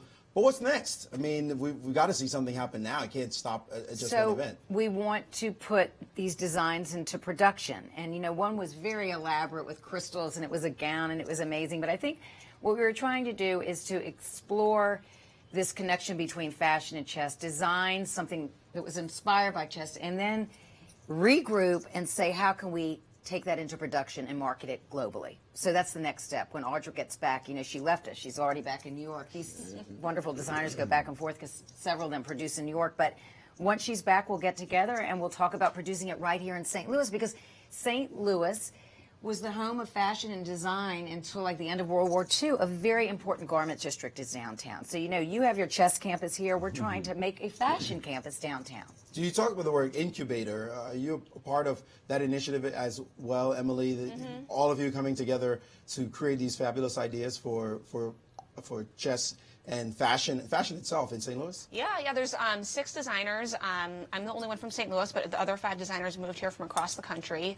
And, you know, we all started in January, and it's been an incredible ride. And we've had these really interesting and fun projects like, you know, this collaboration. We just did a collaboration with Andre Leontali at the St. Louis Art Museum. So there are really amazing opportunities that have, you know, kind of popped up and that we probably would never have had the chance to do otherwise. And it's all about accelerating these young brands. So, you know, fashion, as we saw the other night, is sexy and beautiful and glamorous, but it is big business. And so they are in the incubator so that they can learn about business, Google Analytics, balancing the balance sheet. I don't even know how to balance my checkbook, so forgive me. But really like refining your business plan, sales, what else? PR marketing. Everything you can imagine, so process. that after 2 years they're ready to really go to the next level with their businesses. And then a new group comes in, and then we have a new chess challenge, and then we have more pretty things that we need to put into production. Do you get it? I get it, and I got to say, I was happy to be on the winning team. I know you are. I'm adding a fashion design assistant to my resume as we speak. Yeah, I love it. And thank you so much, Sue Sherman and Emily Brady Koppler. Emily Brady Koppler from the St. Louis Fashion Fund. Fantastic night, and we have a piece to show you what that evening was like. It was absolutely one of the most special opening ceremonies we've ever had. The experience with the chess challenge was very fun. I had a great time doing it. The incubator, they gave us this challenge. All the designers did a great job in making this work out, so I'm really happy to see what I've done also what my other colleagues have done as well. Chess definitely influenced my design in a sense of playing with the black and white, and then just the intellectual side of it and the symbolism side of it. I discovered the parallel between the history of the queen piece in the board, using and embodying the rook and the bishop, which is colliding here in my avant-garde piece. Was inspired by the strength of the queen. And so you can see she has kind of like her armor on. You can see the shapes of the neckline and then the belt that we had laser cut. But then also a little kind of like feminine touch here. So it's a really just like tough queen, but still the feminine figure. I was influenced by the knight and the pawn. They're like the two weakest pieces on the chessboard, but I wanted to make a very strong look for my piece. So on the sleeve, you'll see elements of the knight, and the body of the dress is more like a pawn shape. And I just wanted to make it very fun, very sexy, very chic, and very feminine. There is a floor in the World Chess Hall of Fame Museum, and it's full of carved, intricate, ornate chess sets. And there's one on display that's carved totally a tortoiseshell. And it has a tortoiseshell in the display case. And so when I saw that, I was like, that is cool. Now it's time for the moment we've all been waiting for, the announcement of PIN's winning designer. This special designer will receive a $10,000 scholarship. The winner of the PIN Design Challenge is Audra of Audra Noyce.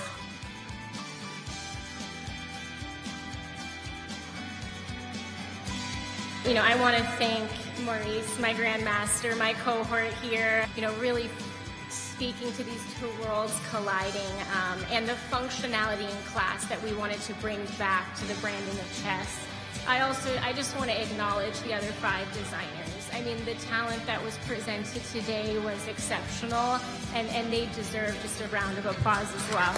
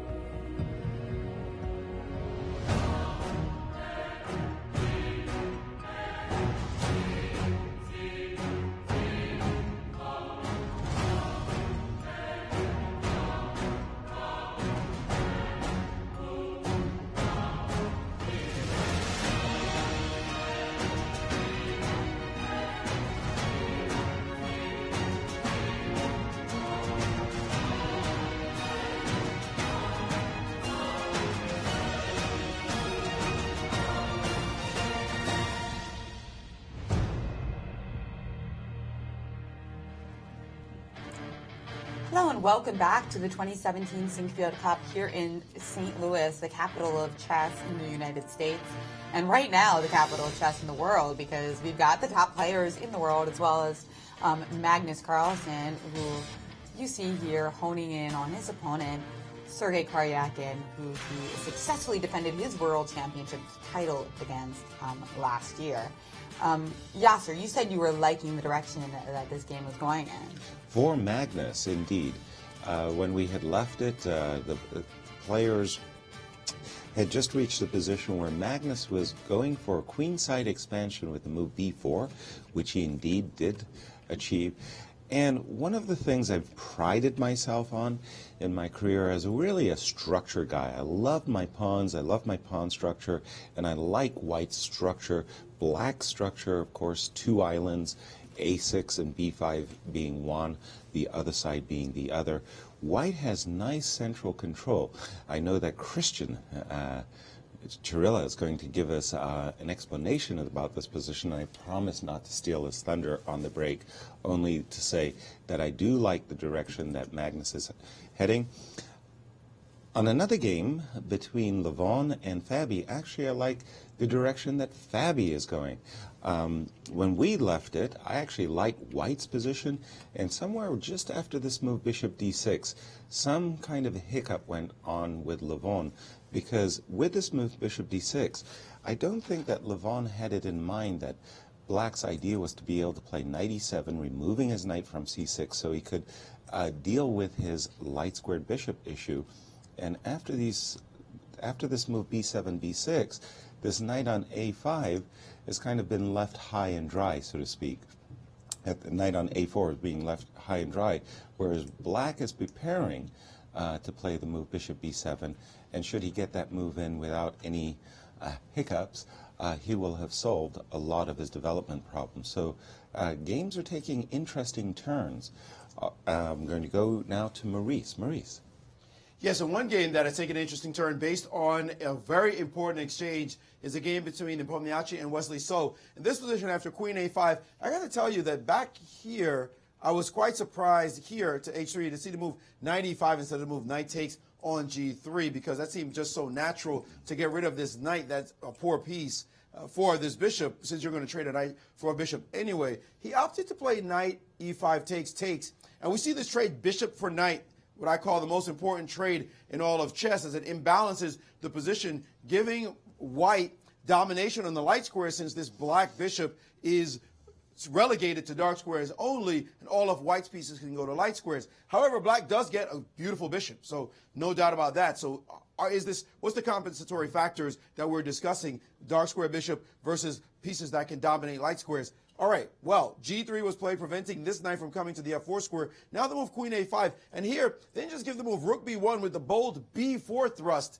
on tap. Very strong-looking move, strong-looking plan, very direct, trying to get space on this side. Of course, you weaken your c4 pawn, but you're going to be able to put a knight on d5 and definitely minimize the damage. So taking the rook off of this diagonal, playing b4, playing knight d5, all natural ideas.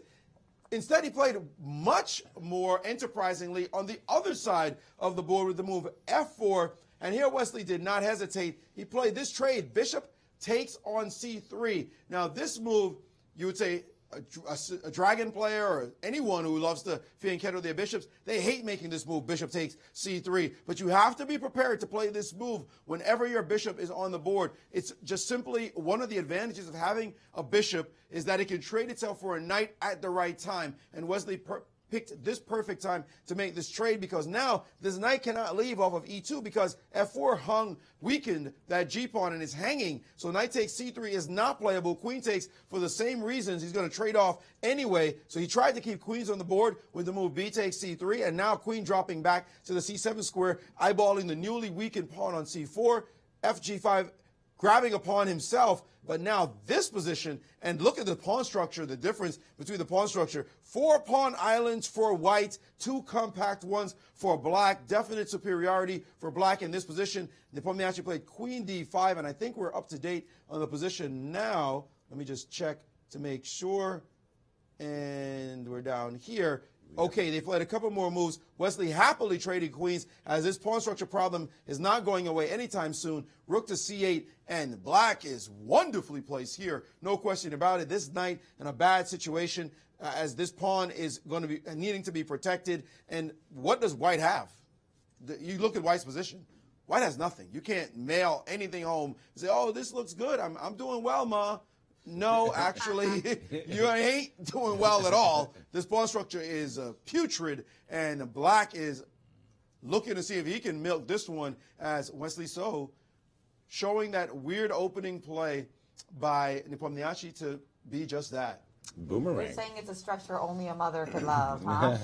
Well, Timur Rajabov, the Super Grandmaster who's often tweeting at us at Sinquefield Cup, agrees with Maurice and says that the structure in Nepomniachtchi's game is awful and that he thinks black should win without trouble. I agree with Timur wholeheartedly, and a shout out to Timur for watching our show and contributing with the Twitters. Most appreciated, Timur.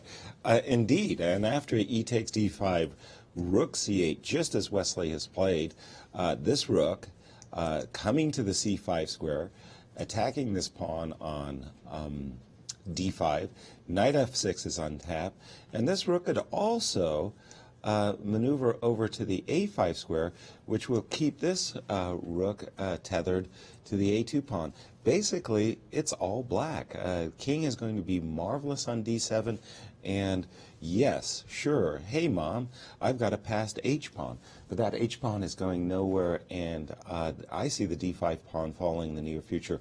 I note that Ian actually has trouble with Wesley. He lost 2 recent games.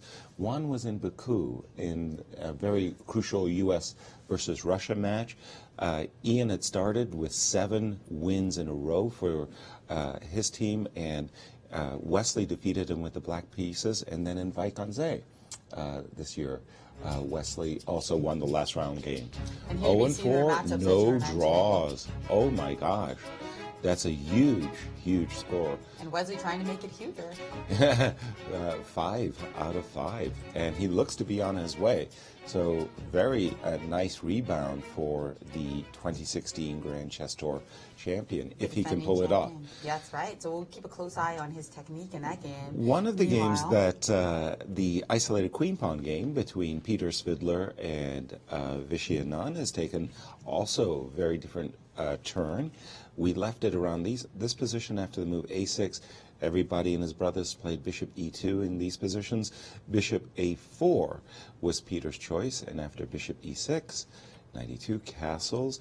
After the move knight f4, well, Vishy didn't want to see this knight capturing this bishop, and he said, let me eliminate that knight. Bishop takes, pawn takes, b5. Very committal move, and I believe that what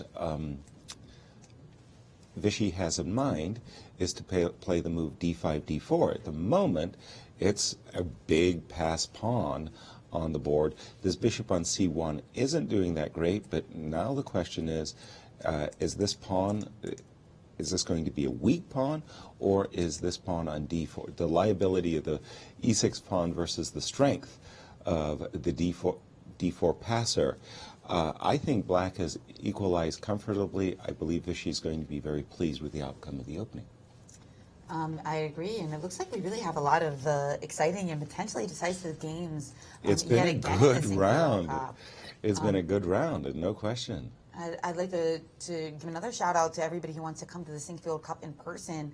You can pick up a copy of the Cup Chronicle, which includes annotated games from the previous round.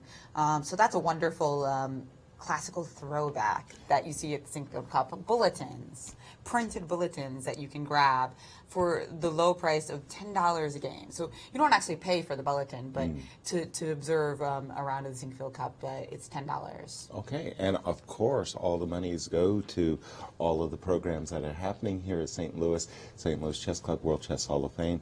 So your donation is very appreciated.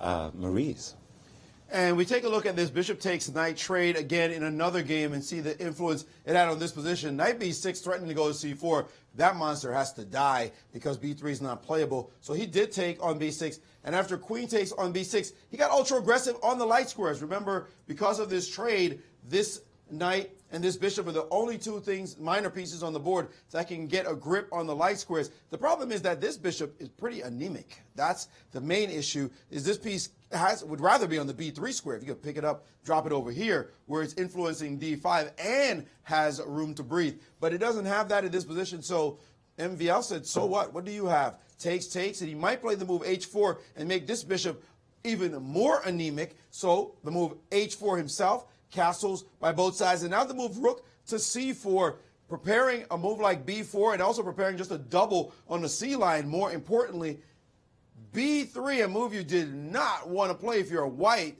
because of course you weaken the c file where this pawn's already restraining your ability to push your c pawn.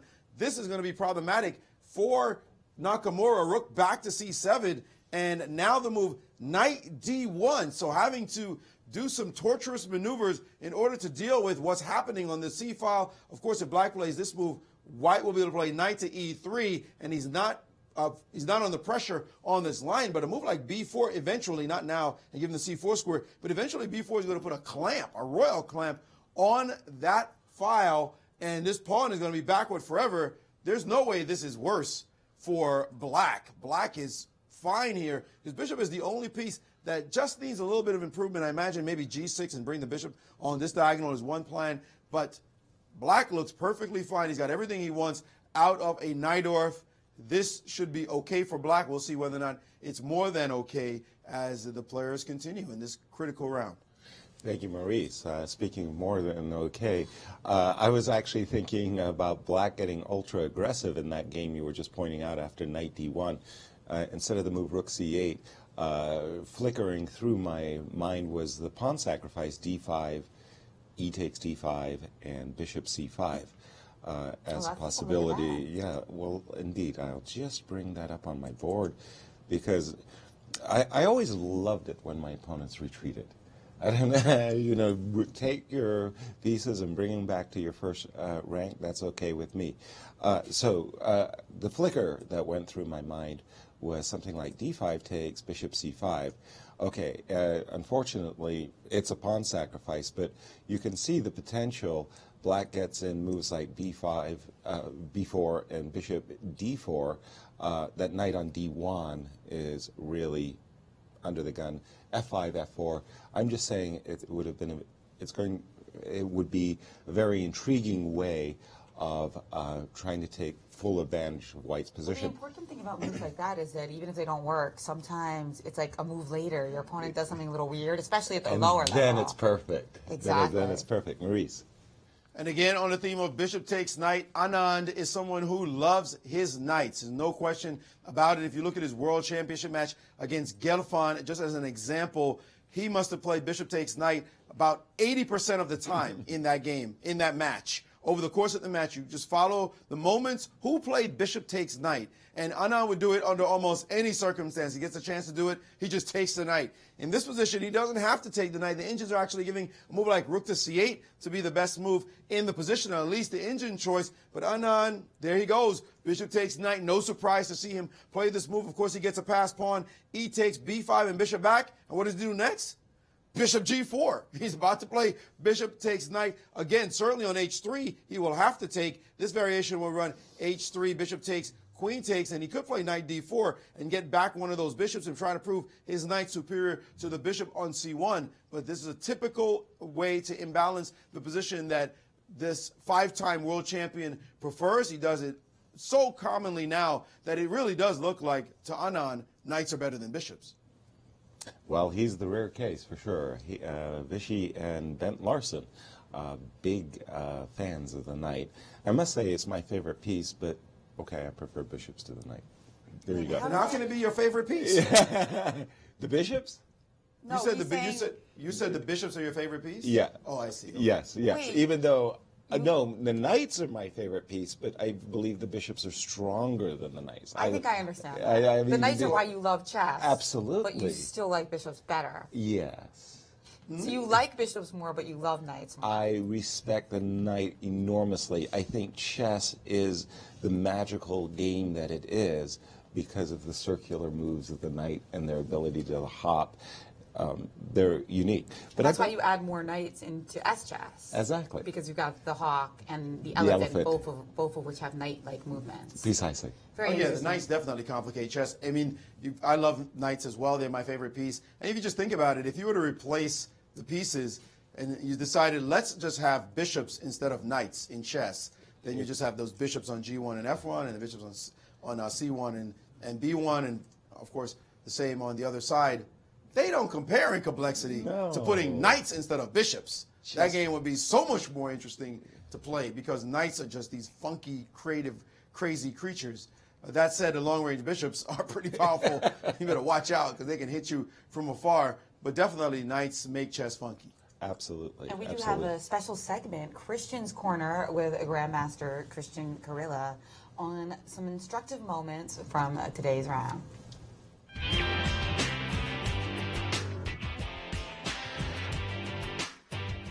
Thanks, guys. I do want to talk about the opening phase in one of the most important game of the rounds, a reiteration of the World Championship match from 2016 between Magnus Carlsen and Sergei Karyakin. Magnus Carlsen started with the move knight to f3. We know Magnus is very versatile. He can start with c4, d4, e4. Knight f3, not so much, but he decided to challenge his opponent in the opening.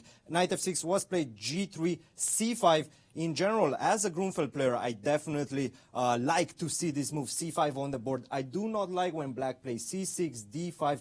Try to challenge my fianchetto bishop on g2. c5 was played, bishop to g2, knight to c6. In this position, I generally play the move d4, try to transpose into a reversed Grunfeld with a tempo up. Instead of that, the world champion played the move castle, allowing e5, taking full control over the center. But now we have a few ways of challenging d-square on d5. We can play the move c4, which is the main line, or e4, what was played in the game. Now, d5 would be a big, big mistake. After e takes d5, knight takes d5, we see the e file opens up, rook to e1. You're going to have huge problems defending this pawn on e5. Instead of that, black played the move d6, d3, g6, and now white has two options. He can try to play a3, b4 as he did in the game, or he can play the move c4, knight to c3, stabilize the center, take control over the d5 square.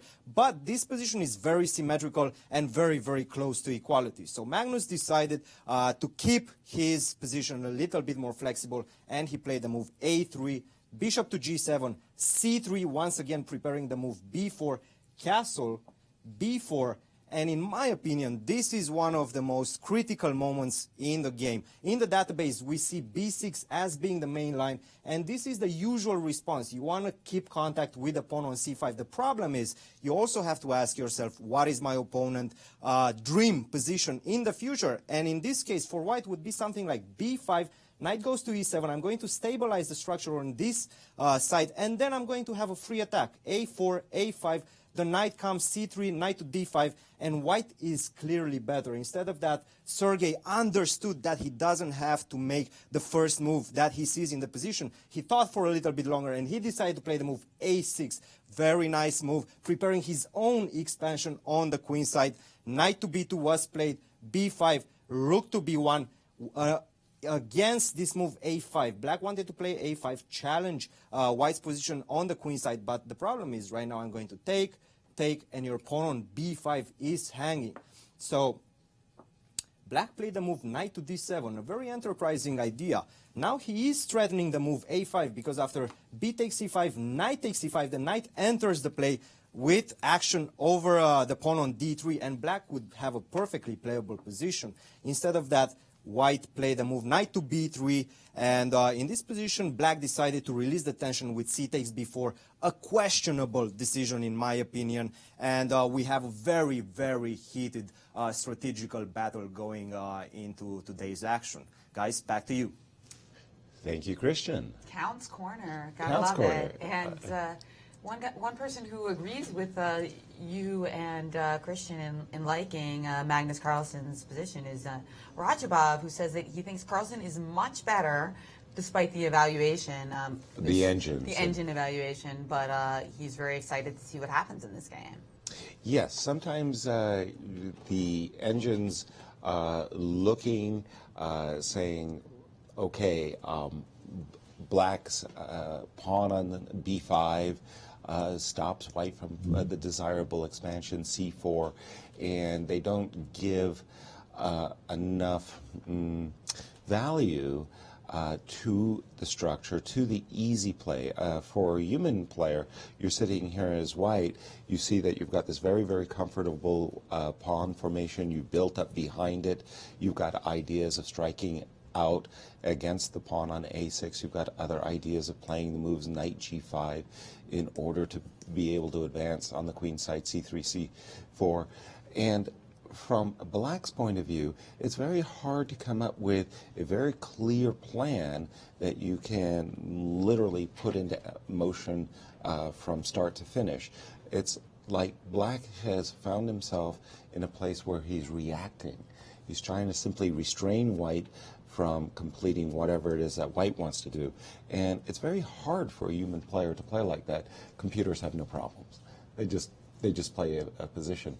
But human players like to have long-term plans, long-term strategies, and from black's point of view, it's all about countering white's ideas. Yeah, and that reminds me kind of the question before we got to the St. Louis Fashion Fund segment from our caller in Peru, who asked about whether that's something that eventually computer engines could actually get better at, like understanding that kind of word, easy game, right. or why it's like, even though the position might be equal, it's extremely difficult for one side and much easier to play for the other side. Like once they get better at that, how big of a step is that for training in chess? Well, indeed, you start to think about properly artificial intelligence. Once computers and the advances in making are just so astonishing, I do see a time in the not too distant future where computers will actually be annotating games for you directly, and you're sitting there saying, okay, where did I make a mistake? Where they take their numerical evaluation and put it into human words and saying, sorry, Joey, this is just not the way you should approach this position. You should be clamping down on the c5 square, not trying to trade dark square bishops. And that's going to be a huge breakthrough for the next generation of kids. That's right. Never say never. What about our jobs? Automation stealing the commentators' jobs? You bet. Oh, robots man. are taking over, dude. That's messed up. I got to get back into the fashion industry then. I know. Fashion. That's the new job. I think they can take over that too. The first people that need to worry, I think, are drivers. The AI is coming fast for that. It's coming very, really fast. Okay, so let's do our best with what we got. What do we got, Maurice? I didn't like Ian's position when we left it. Neither did Timur. Wesley cruising over there? Definitely cruising in that position. I'll bring that back up. It's not much to talk about, frankly. Just look at the pawn structure. And this rook now on the a3 square, none of these pieces harmonizing. It just takes black one move, king d7, to make sure the rooks connect. There's pressure on the h-pawn. There's pressure on the d-pawn. There's pressure on the backward pawn on c3. Bad pawn structure. I mean, this just looks really horrible, and it's just going to be a matter of time before Wesley's able to put the finishing touches on this one. Right now, Ninja's just giving the move a5, allowing this pawn to be backward, but knight takes is going to be a free pawn. And what to do now? You have to play some move like knight to f4 in this position, and you got to beg that your position is not just falling apart quickly when the black pieces start coming. Knight e4 is threatened. This just looks terrible. And what is White supposed to do? Right. White has nothing. There's nothing for Wesley to worry about in this kind of position, but he's trying to make sure he doesn't create any weaknesses because his position is so good right now. The only challenge for him might be a clock, but that's not a challenge either. His clock time is just fine. I'd like to go to just 2 quick points. This position where Anand did give up that bishop. He won the knight as far as Anand is concerned, took this piece, and then played knight d4, removed this bishop from the board, and now played d4 and said, okay, it's knight versus bishop and a passed pawn. This d4 move prevents the bishop from going to e3. It's going to be very difficult to attack this pawn. This bishop can't figure out a way to attack the pawn, as black will be able to bring everything behind it, and the knight will look to somehow drive away this key blockader in the queen. This game is far from anywhere right now, maybe even just balanced, but certainly Anand playing a position that he likes to play. And in that game, by the way, a5 and knight to f4 was played. But this position, though, this is a really important position. Looking at it, queen to after knight d1, the immediate queen d4. Whenever somebody offers an exchange of queens, that means they're confident that their structure is better than yours, and any endgame favors them. So this is a big move, a statement on MVL's part that, hey, black's doing well. I dare you to exchange queens in this position. Of course, a queen trade would relegate this knight to a totally passive existence, and the c-pawn is going to get hammered, if not just die in a couple of moves. So queen d4, powerful looking move, at least in this position. The engines are saying, don't trade, run, get out of there. You don't want to do that. Defend your position and maybe get a tempo. But certainly black is playing forcefully. Nakamura did play the move queen a5, as a matter of fact. But it looks like black is lording over the chessboard at the moment, and Naka's going to have to be careful every single step from this moment forward. Thank you, Maurice. Yes, indeed. C2 pawn, E4 pawns are hanging in Hikaru's position, and MVL just enjoying the moment because he's definitely has his opponent on the back foot. A nice initiative they're building. Going to the game of Levon, Aronian, and Fabi for a moment. As mentioned when we left that game, White's knight on A4 never made it to the never made it to either the B6 or the C5 square. Found itself high and dry. Rook B8 was a prelude to Bishop B7. Bishop B7 immediately would have walked into a knight C5, and thanks to this queen sitting on B3, would have cost black a tempo or two. So Rook B8 first, Rook E1, Bishop B7, Knight C3, and this is actually a very nice, or I would say comfortable, isolated queen pawn position for black. Not to say that he's better or anything like that. The mistake, Knight G4, has not cost Fabi anything, and he's fought his way, I'm going to say, to an equality. I have a slight preference actually still for White's position, but not that much. Let's take a look at the current standings in the Sinquefield Cup, where we've After got the first round. So we've got 3 players with 1 point. So of course we have 3 players with 0 points. And looks like there's going to be some shake-ups in this round, because if Wesley So does win that game, he's going to move to an even score, and that's really huge news, because obviously his first round loss seemed so ominous for a defending champion. But yes, and coming again, back just in round 2, obviously, it puts him right back there in the hunt. Without question. And again, the subplot being, of course, that Fabi, as well as Wesley, as well as Vladimir Kramnik, are 3 players fighting for 2 candidate spots as the highest rated players in the world. So that first round loss by Wesley really, that really hurt. And if he can get it back in today's game, he'll be very, very pleased in that race. Maurice, back to you. A5. There's no if. There's no if. He's going to be a machine now. We know Wesley, if he gets you in your clutches, it's likely you're going to lose. So he just plays with such precision once he's ahead that every time we've seen him, when that magical run he had of 67 undefeated games, once he had you in his clutches, that was it. His ability to calculate precisely, play with initiative and energy, was just incredible. And Jan is going to go down. This looks like it's all over, but the crying. This one, he just played after knight f4. He played the very precise rook g8, hit the pawn on g3, and there's no good way to defend this pawn.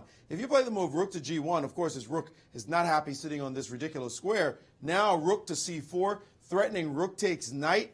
The rook is hanging on the g1 square. In that case, you can't play king f2 because of knight e4 check. Just point that out. So that's just going to be ugly looking. And if you play king f1 instead, bring the king over in this position, then still knight to e4, and look at, just compare the positions of the pieces. This knight, this rook versus this knight, this rook versus the pawn structure. Things are dropping everywhere like flies. This position, as Ryabov said, it's soon over. And I think Nepomniachtchi is looking at this. And that opening he played with bishop f4, that funky line, queen takes d4 that we've never seen before, I think that experiment will not be repeated anytime soon. As you play 2,800 players, they put their finger on why certain things are done and others just simply aren't. Right. For me, I can really feel Jan's pain because, in a sense, he came to the tournament and he tried to play creatively, and the funny thing was that he fell victim to Levon yesterday in preparation that he had made on the white side, which is really like the worst irony you can possibly have as a elite player. And today he took a different approach, very unusual approach, with bishop f4, queen d2, and for all of his efforts, he got the worst position. Yeah, it's a very sometimes it just doesn't go well, and sometimes you just misfire. Yes, of course. It looks like it's going to be a terrible start for our newcomer to the tournament here in St. Louis. Well, one of our newcomers, actually. Karyakin is also new to this tournament. Peter Sidler played here once before, and how is he doing against Vichy Anand? I would say the position's balanced. Personally, I actually prefer Vichy's position, the bishop knight. It's about the structure once again. Two sets of double pawns for white. The F pawns are doubled, as well as the B pawns, and we can see that this pass pawn on d4 is what the position's all about. Black is ready to post his queen on this beautiful square, queen d5, move his rook to defend the pawn on d4, and then eventually this queen, which is blockading the pawn, Maurice was mentioning, the knight could kind of jump around in the position and try to push away this blockading queen. But it's about the good black piece that is about to appear on d5, the pawn structure, and it's just easier to play black's position than it is white's. Speaking of easier to play black positions, let's move back to Maxime Vachier-Legras' game against Hikaru Nakamura, because I know you've been saying you enjoy. Queen a5. So after queen a5, the pawn being taboo is mentioned because of a quick knight e3 and knight f5 with an embarrassing fork. So instead we saw the queen c5, and now, after g6 preventing the knight to come into f5. Right. So we're caught up to the players now. You were just saying that the move g6, denying the knight, the f5 square was just played. And Maurice was mentioning that if there's one piece black would really like to improve, it would be his dark square bishop. The move g6, while it does prevent knight f5, also eyeballs an opportunity of playing bishop f8 to h6, forcing the knight on e3, which it is, crucially, I might add, supporting the c2 pawn. So in this position, although with pieces getting reduced, let's say rook takes a8, bishop takes a8, rook over to a1, the rook could slide to a2, which would release the knight. I prefer black's position, but it's going to be very hard to turn this into something very clear. Although, again, I prefer black's position. Maurice? You know, it's interesting. All the games are proceeding so slowly right now. It's like a slow build-up. The one game that feels like the volcano will erupt in about 10, 12 moves is the one with Magnus Carlsen and Sergei Karyakin. The other ones just seem very static at the moment. This one was a fascinating opening. Bishop e2 was Levon's experimental choice, but Fabi has played so well, and it looks like he's proving that experiment to be one you want to keep buried for a long time as well. After the move bishop to d6, he had a very clear point. He understood what Levon was trying to do with his move knight a4 to suppress this knight. He played bishop d3 to Levon, and in the next couple of moves, Levon's play was not that incisive. I got to tell you, I've been experimenting with a lot of possibilities. I can't find big improvements for Levon. Myself, even using an engine, B6, bishop E4, rook to B8, very solid, holding the pawn. He's got the nice blockade, rook FE1, bishop to B7, and now he's finally gotten his bishop out. Everything is solid, all the squares covered, no real attack for white. And I was telling you about the attacking distribution of pieces that white needs in order to have the dynamic setup that this variation sometimes gets. And it should be a bishop somewhere on B1, the queen over on this diagonal, pawn on A3, knight back here on C3, and rook on D1. And also this bishop is usually on this diagonal, not this one. So white has his own construction. If it doesn't prove to be very powerful, it's going to prove to just be nothing, because black has great blockading structure. It looks like Fabi is doing okay right now. And by the way, just to make a couple more moves, Levon played knight C3, and after takes, he took on B7. And we're just looking at their record there as Caruana is down, but obviously Levon is an older player. Fabi just had a birthday, his 25th birthday, but Levon is up 8 years on him, so clearly a veteran will have more games while the youngster is coming up, time to beat him a little bit. But just going back to this position, after knight C3, bishop takes, B7 has been played, and now thinking about this position is Fabi. But as the pieces go off, we know in the isolated pawn position, as the pieces go off, that favors the side that is without weakness. And that D pawn will remain weak for some time. Will black be able to exploit it? Well, that remains to be seen. But white's attacking advantage, gone. And white's ability to restrain black, gone as the pieces get traded. Where is white supposed to look for play here as black seems to weather the storm? I didn't even call it a storm because actually there were no clouds in the sky. There was no cloud. But he is reducing the tension, no question about it. But the problem that Fabi is considering is playing the move knight E2 check or not. If you recapture on B7, let me just bring that up on my board actually. If you recapture on B7, rook takes B7, B takes C3, no more isolated queen pawn. White is looking to play C4, looking to play A4, and enjoying a little bit more space.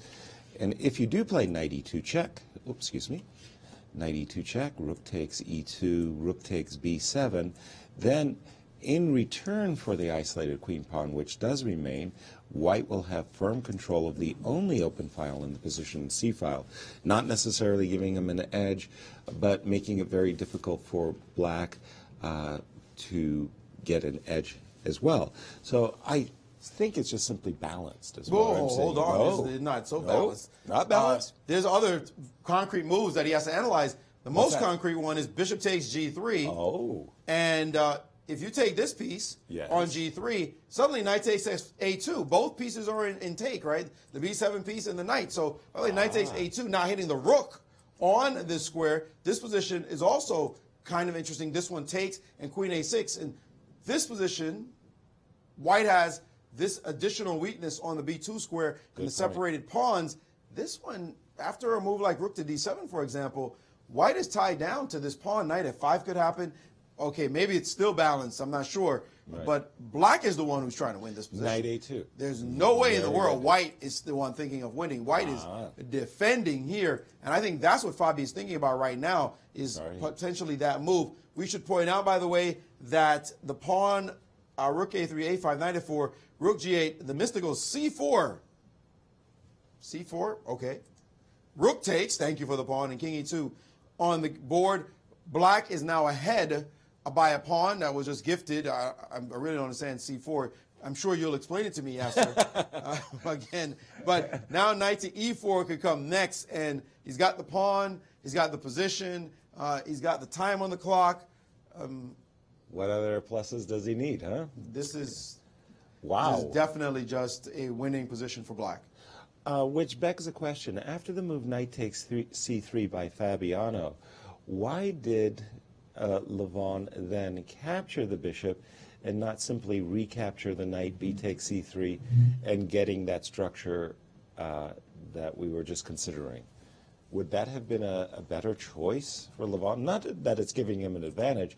I'm just worried about getting a disadvantage. Yeah, well, you know, the book that you love so much, My System by Aaron Nimzowitsch, it talks about the isolated queen pawn and their descendants. And the descendant, of course, one of the descendants is the hanging pawn position. You can go from an isolated queen pawn and go into a hanging pawn position, one with the pawn on c3, one with the pawn on c4, and those kind of nuances deserve different treatment. In this case, if you were to take back with the pawn on c3, of course, this pawn becomes backward on this square. He could take and take this one as well and play a move like b5 and try to freeze two pawns in this case. And now you have to defend this backward one, which is going to be hammered along the c file, and this one will remain weak. Once this guy drops off the board, we've seen many, many games, of course, classic games played, proving this position to be superior for black. And white will have to hurry up to try to liquidate something, but you can't get both c4 and d5 in. This is not going to happen in this pawn formation. So you're going to be left with some kind of weakness.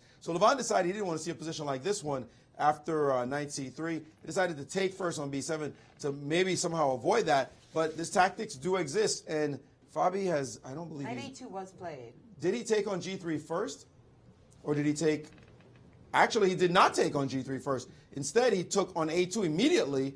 That's similar. Queen takes, and then rook takes, queen takes. So we have this position with the bishop still on the board, and it doesn't look like it changes much. Of course, once you've taken, you've liquidated some of the tension here. So now it's this position. Black, again, the only one really playing for anything. This is certainly in Black's favor, as he has all the weaknesses in White's position to stare at, the d5 square, the d4 square. These pieces are relegated to defensive duty only. So Fabi is okay. Whether or not he can prove this to be anything better will be on him, and he's just played the move rook to c7. No argument there. I like playing against the isolated queen pawn myself, as I said. With trades in the game. Oh, yeah, you take out all those pieces off the board, this isolated queen pawn becomes weaker and weaker. The players have been playing very slowly, statically, as mentioned by Maurice, but inroads are being made by Magnus Carlsen in his matchup with Sergey. When we left it after this move, rook f1, c1. I said that I really liked White's build-up. Sergey must have been thinking a long time about the position, and he didn't really find a better move than rook f8 to e8. For obvious reasons, he wasn't tempted to be playing for the move f7, f5. That will help White open his bishop on g2, especially in conjunction with knight g5. So after the move rook e8, h4, a very unpleasant little tickle over here on the king side. Again, Sergey he didn't want to stop White's h5 with his own h5, as then that would give up control over this g5 square. So after the move h5, he went knight a4, and again, a little bit more pressing going on. I'm very impressed how Magnus is using both sides of the board, okay? So he played h4, it's like a feint over here going on the king side, and then came c3, c4 over on the queen side. And Sergey is feeling heat here. There's a lot of pressure going on. And again, it's very, very difficult for Black to find a concrete solution. He would like to force a lot of trades, go into maybe a slightly worse ending, but there's no avenues to do that. And this move c4, h4 gaining space, and we can see if Magnus starts playing, getting in h5 and c5 and getting more and more and more space, Sergey could find himself very quickly strangled. But he did play the move h5. He did play h5? Oh, no. Okay, after c4, h5 has been played. Sorry. I hadn't updated my score. So after h5, well, that seems like an open invitation to me. Knight g5, gift me this bishop. Talking about the knight and bishop trades all the time. This one certainly would, in my view, favor White. This bishop, if I can eliminate that bishop on e6, it would open up an avenue for bishop h3. If you drop back with the bishop on d7, well, now here I'm tempted. I really want to be able to coordinate with my queen and knight. I'm looking at ideas with queen a2. I don't think I can effectively do that. So how about c5 You've and got after that trade? G5 square. For Yeah. good. Yes. I mean, Exactly. You can't really. It's hard to imagine a situation where you're going to be okay with playing the move F6. So that's what, Yes, what because H5 does. Most especially, F6 would run into an immediate Queen A2 check. Absolutely. So it's very difficult to dislodge this knight. And again, White's pieces are just much more active than their counterparts, and Sergei is definitely under pressure. Yeah, for sure. So this move Knight G5 that move hasn't been played yet. Yeah, so But that's it's- just what you're predicting. Oh yes, oh from yes, Magnus definitely. here. And it's going to be really great because as we saw in the World Championship, Sergei Karyakin, very the Minister of Defense, as he was nicknamed after his incredible defensive efforts in this match, and he's got another one in front of him. Yes. Well, he played a fabulous World Championship match. He surprised all the experts who had counted him out, and literally after 9 rounds, he was in the lead. And what more can you say? He played a fabulous World Championship match. He lost it in a tiebreaker where Magnus absolutely played magnificently to retain his title. But Sergei has every right to be extremely proud of his match. You know, I also saw Sergei Karyakin play a speed chess match on chess.com against George Meyer, and you know, even in the blitz games, you see like his tremendous defensive abilities. Mm-hmm. I mean, he won that match by a large margin, but even when he got into a bad position, just like instinctively, he gets it. Yeah, he figures out that right defensive path. And it's so annoying when you're playing against an opponent who you have an advantage against, and the guy consistently keeps finding the only moves to stave off defeat, and you really you earn your reward of a draw, or sometimes even a victory. And he's very, very good. What can I say? And he's up against Magnus, but he's got his back to the wall in this particular game. Any other ideas, besides Knight G5 immediately as we see Magnus thinking in this position? Oh, most definitely. One idea that I have in mind, too, is this pawn on B. You've got a knight on A4, and you kind of go look at that knight on A4 and go, is that really a good knight? Well, let's imagine I take. Now, I would really like to play the move D4, right? But, okay, there's bishop b3. That might be an issue. Now, my bishop on f1 really isn't my bishop on g2, I beg your pardon, really isn't working. But you can imagine that if I play bishop f1 here, and I'm desirous of, I want to play the move d4, you can see that this bishop takes b5 would be a huge hit in the position if I can get that in. So that is definitely one idea. C4 takes b5 and going after the b5 pawn. That's right, and these ideas can also be combined with Knight G5. So precisely. You can play Knight G5 without your original plan of C5, but rather to back up the bishop and try to play D4. Exactly. Precisely, Jen. Just as you're saying, I can play Knight G5 with the idea of bishop F1, and what I'm saying is take a look-see at that b5 pawn, and one of the problems from Black's point of view is where would he like to put his queen? I remember Grandmaster Jakob Murray. He really loved his queen. His queen was like his pride and joy, and he would like White's position because White's queen is already developed. It's found a square where it's influencing the game, whereas contrarily, the black queen on d8 has not found a square that influences the game, and is the perception of where should the queen go. The warrior princess, as was mentioned earlier in the fashion segment. Where is the warrior princess here for Black? Exactly. Who's the grandmaster you were mentioning? Jakob Murray. Oh, okay. Murray. Okay. He worked with Viktor Korchnoi in his matches with Anatoly Karpov, 1974 candidates. So I wonder how a match between him and Ulf Andersson would go.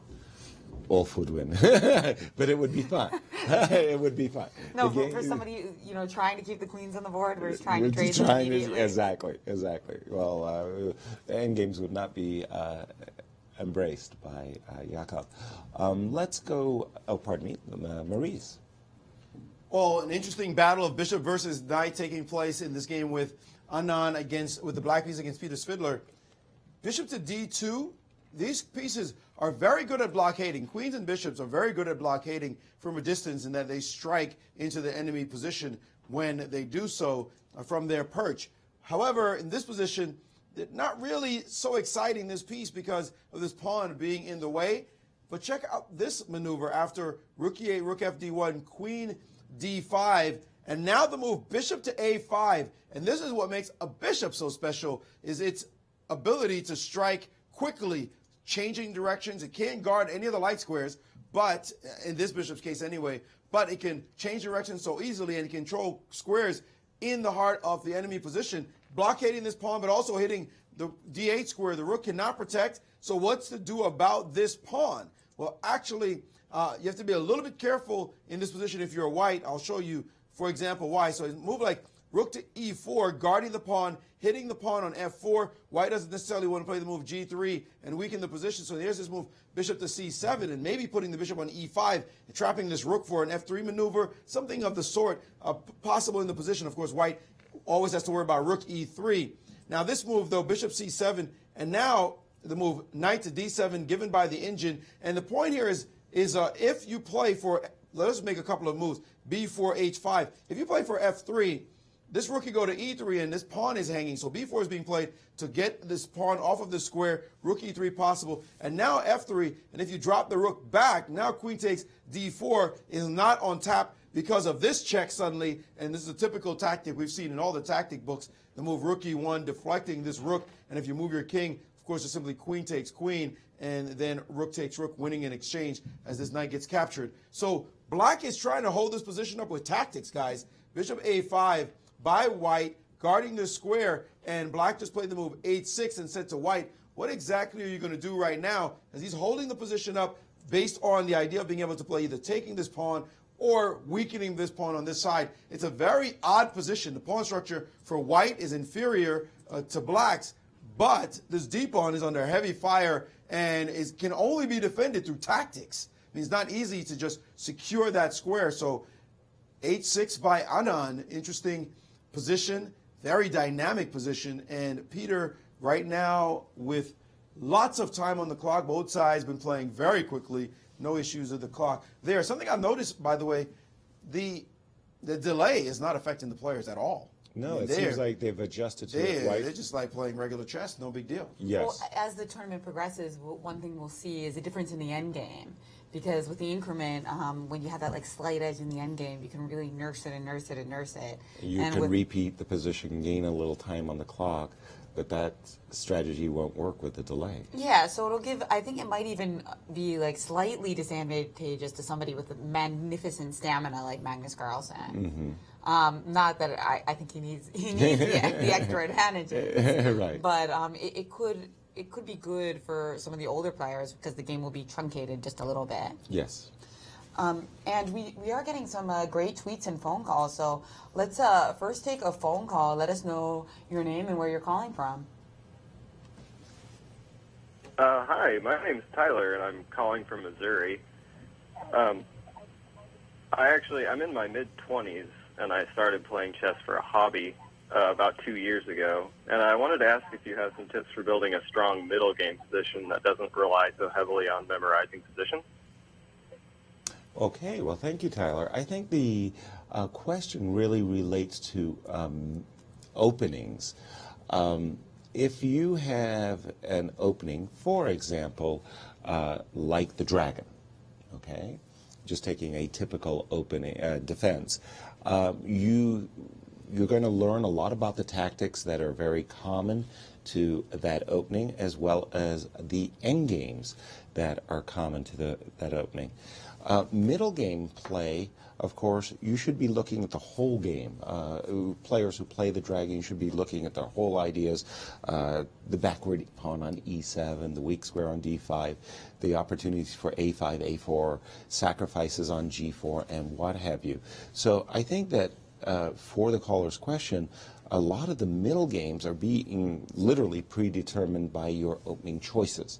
So the better you understand the opening and what kind of end games can result from those openings, your middle game is going to improve a great deal.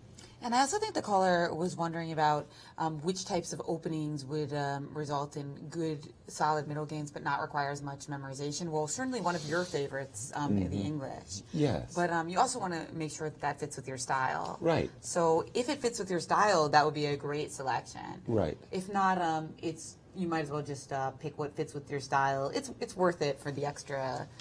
I always felt myself a bit more of a counter puncher. I didn't like to immediately lead off with an attack unless the opportunity presented itself and being forcing decisive. I really like to build up my position and invite my opponent to overstretch, counterattack, and I like nursing or slow playing or positionally building up a position before I went on the attack. So you have to also understand yourself, your personality. If you're an attacker, well, you may love to play the Scotch or maybe a King's Gambit right away. If you're a counterpuncher, French defense might fit your style as well. And we're also getting some tweets, Yasser. Yes, please. Here's one that you might like. All in right. St. Louis for the Sinquefield Cup, but Yay. following European women's soccer, Holland versus England instead at the swimming pool. Rough life. My wife. That's right. Yvette, shout out, you poor thing. You Shout poor out thing. to Yvette, who no doubt will be tuning back into the broadcast. Right, after. as soon as Holland wins the match against England. Great love. I hope you're enjoying the swimming pool. Oh, that is a nice pool that they have over there at the It's Chase Hotel. Again, Good you guys Twitter. who want to come on out to the Sinquefield Cup, I highly recommend it. We also have Isaac Steinkamp, who said he's got a cool setup to watch the Sinquefield Cup at Carnegie Mellon. It looks like he's putting that on in one of his classes. I gotta love it. And you know, Carnegie Mellon was actually a school that's highly involved in creating the first computer program that beat human players in heads-up poker. Oh. Yeah, they partnered with the local casino out there at the Rivers. So Carnegie Mellon also with like lots to say for sure about artificial intelligence, as our previous caller was asking about. And as we continue to cover the round, be sure to call us or hashtag us at Sinquefield Cup. And now Maurice with an update on the game between Nepo and Wesley. Yes, just a quick update because it's the same. Wesley So dominating this position. He's just putting more screws into Nepo's side right now. After G4, he played the move F5. Definitely looking to get more and more energy in the position. Of course, pawn takes runs into the instantaneous knight G3. Rook guarding knight. Rook, of course, would have taken the knight if it had gone on that square, so that's not possible. So rook to G1 was played after F5. Let's just get that updated. Okay, I'm jumping ahead here. Rook G1 takes, and now H takes. And it doesn't take much to see that White's pawns, they don't know each other. They've never seen each other. The A pawn and the D pawn and the G pawn, that's just too scattered, too many pawn islands, too many weak pawns, and this fourth rank is wide open, and I'm expecting to see instantly the move knight to F6 in this position, hitting both knight and pawn. Rook here, knight here, king F3, and then this move, knight D7, with the knight coming to E5, really testing White's position, and slowly but surely, but actually quickly, Black is just dominant here, and we should be interviewing Wesley So really shortly as this game is going towards a win for him. He desperately needed to get back in the hunt immediately after losing yesterday. To win this game right now would be exciting for him, of course, and all the Wesley So fans. Also give him some confidence going forward as he would be back to 50%. Nepo, on the other hand, is going to be at -2. It is hard to crawl back from -2. You get that feeling like you might be the punching bag of the tournament, and you know how the Sharks are. They see you losing, it's like, that guy. He's the one I got to get points from. Could be for a long tournament for the Russian Grandmaster. And quick question for you, Maurice, because knight C3 check is, to my mind, the move that I want to play. Knight C3 check. In which position? In this one? Yeah. I'm sure knight c3 is good too, but king to d3 and take the knight. Oh, this is simply winning. This is just right. This is just simply winning. Okay. Okay. You were just showing how really bad White's position No, White's almost was. dropping a piece and more in the other line. Knight yeah, d7 okay. is, I mean, knight c3 check is definitely winning and very easy to follow. But this one here, I see. I mean, everything is collapsing. Just agreed. By the way, keeping knights on, although you're going to a winning rook ending, right? But as we know, the rook endings, sometimes you got fights. I understood. Keeping knights on is going to be so sweet because then there are pure imbalances. The extra knight makes it harder for you to even conceive of drawing. Exactly. He might play 10 more, 20 more moves in the rook ending. That's not happening when the knights and rooks start jumping on your head. That's just going to be easy. But of course, you're right. Knight c3 also wins very clearly. Good. All right, we're going to go on a commercial break, but we had a question for all the players before the tournament began, and the question is, who's the underdog in the field? Who do you think is the biggest underdog? Does underdog mean favorite here? No. Actually, it's hard to point to an underdog. I mean, by rating, Peter is, I guess, the underdog. But, I mean, he's had so many tournament victories and successes over the course of his career that it wouldn't really be a surprise if he's fighting for first place either. You know me. You've met me, right? I should firmly establish myself as the underdog in this tournament before the tournament starts. I think this will serve me well for the remainder of the event. It's hard to say, but I generally consider myself an underdog, so I would think that I'm an underdog here. No, it's difficult to pick a favorite in the first place, so you asking me to pick an underdog might be even more difficult, and maybe not very flattering for the player I will pick. So that player is? Could be basically anybody. I mean, there's nobody in this tournament that you expect to do badly, let's say. When was the last time that Magnus won a tournament? Yeah, let's be nasty. Biggest underdog? Well, maybe Sergei Karyakin, because like in the candidates last year, no one really expected him to crush and win first place. But in important events, he seems to manage to push through. Actually, I think there is no one, because there is no weak player here. So perhaps maybe I would say like Nepomniachtchi, if anyone, just because based on the ratings. But I don't think he's that big of an underdog. Well, okay, anyone can be underdog. As Challenger shows that in fact anything can happen, and I don't really think there is some huge favorite or huge underdog here. Now, to talk about the Rapid and Blitz, I think the biggest underdog is, I mean, maybe underdog's the wrong word, but I think the expectations for what Gary does will be quite interesting to see. Can you call Gary an underdog? That's all we needed. That's all we needed.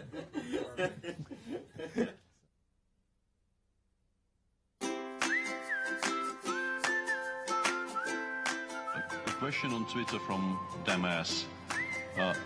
I should not have pronounced that. That was a bit of a trap, yeah? For those of you who are new to chess, it might look like ba3 is an illegal move here, because white advances pawn 2 squares, not 1.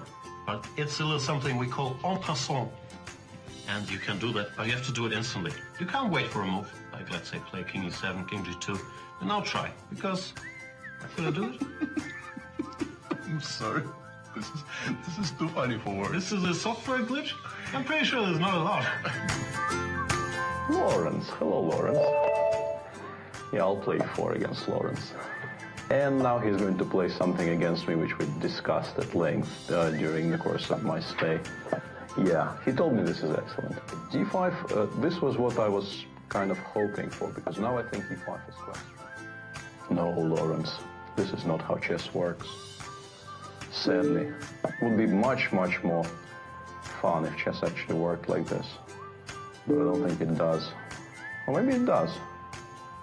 Well, that's me regretting what I just said. How did I get from there to here is a little bit beyond me. And what's worse, I will never hear the end of it. My quality of life has just gone downhill tremendously because I'm actually sharing the office with the guy.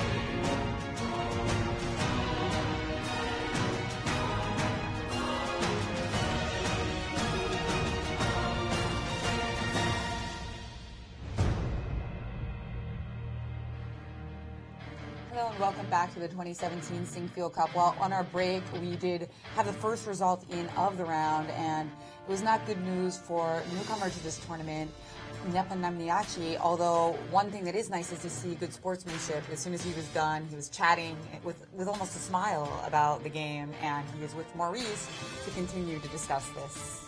Yes. We'll see their one result already in this one game that did not look great for Jan Nepomniachtchi.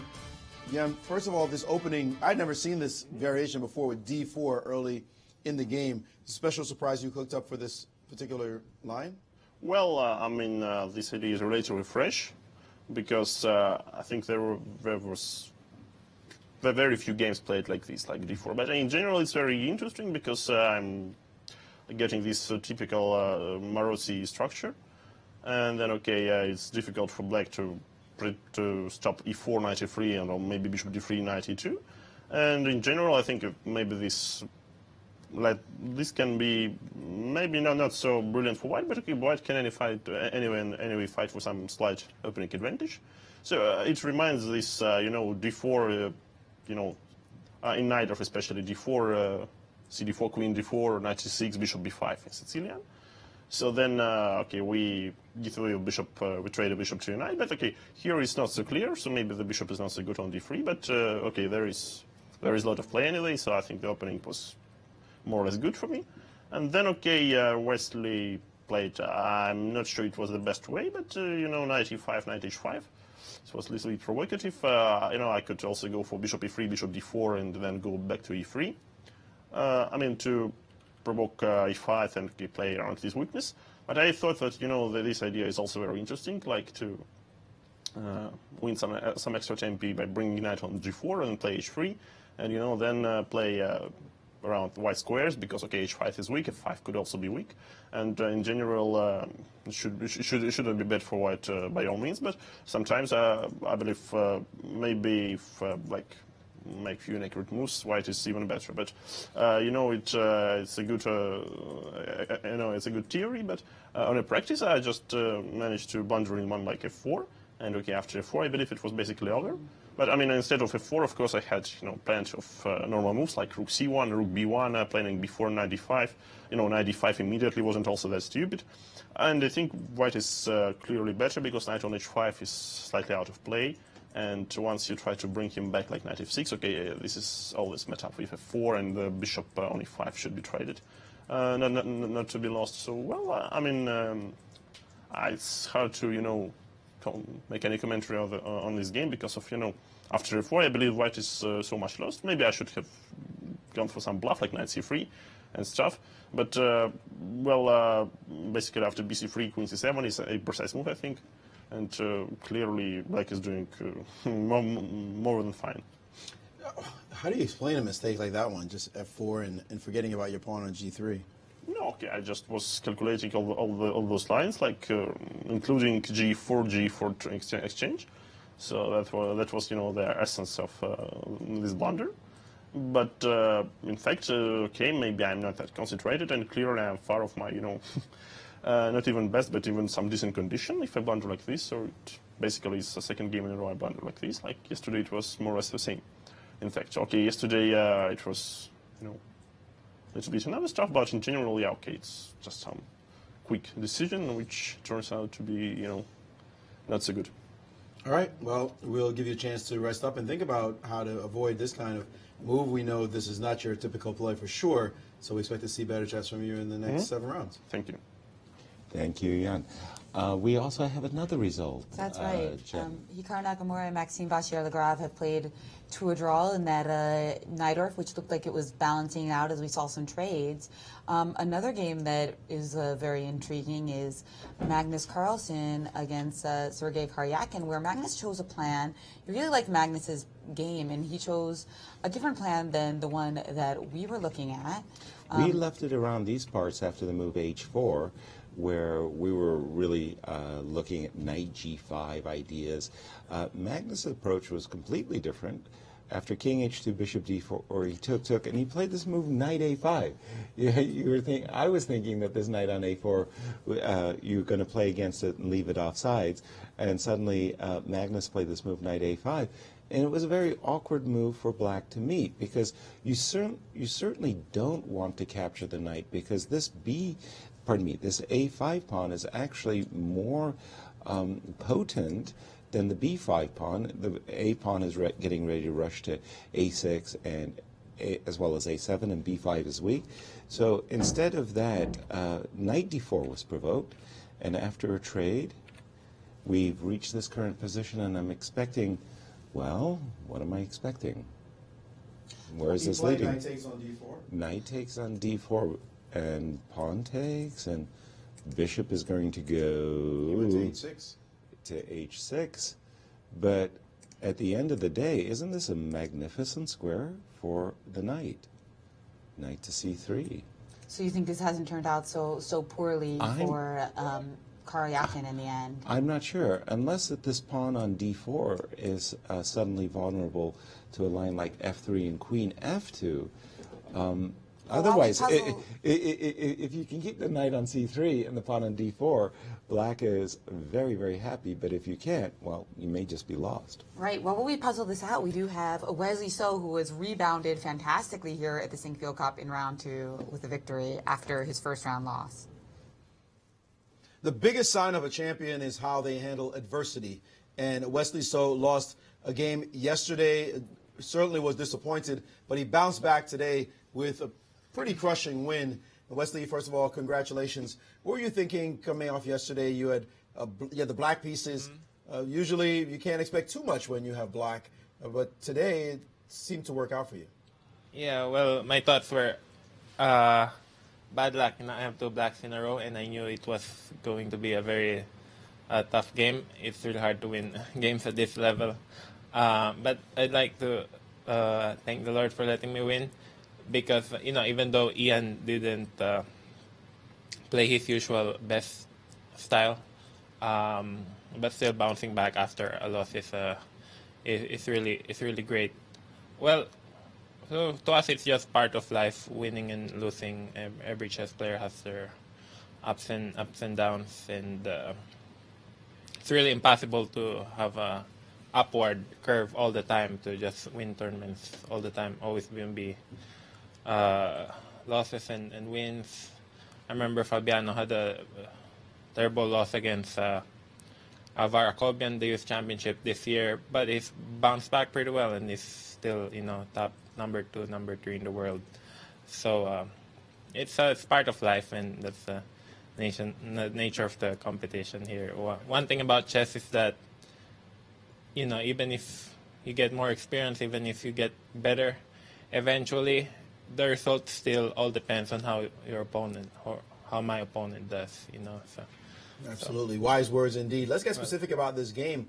He played a line with d4 that is not a usual line, with bishop f4 as well. Continued a sort of unusual setup. What were your thoughts when this was happening during the game? Well, I was really surprised with d4. I was expecting other moves like g3, perhaps symmetrical English, like Magnus' game today. But then he played d4. I think I've checked this line really briefly in the past, but I don't really know how to equalize completely with black. You're saying it's not so easy to play this with black? No, it's very playable for white. It's a normal position to get off theory, and perhaps with best play, white is even a little better. I think he could have put the bishop on e2 instead of d3, just so that his bishops won't be attacked. Just in the knight f3 next move. I mean, it's a very typical Maroczy position with a normal position. And the thing is that some players might not like this position with black because he's in a bind. The pawns on c4 and e4. So I think it's a good choice of opening by Ian. But then in the game, I went bishop hunting, which proved sufficient enough to equalize.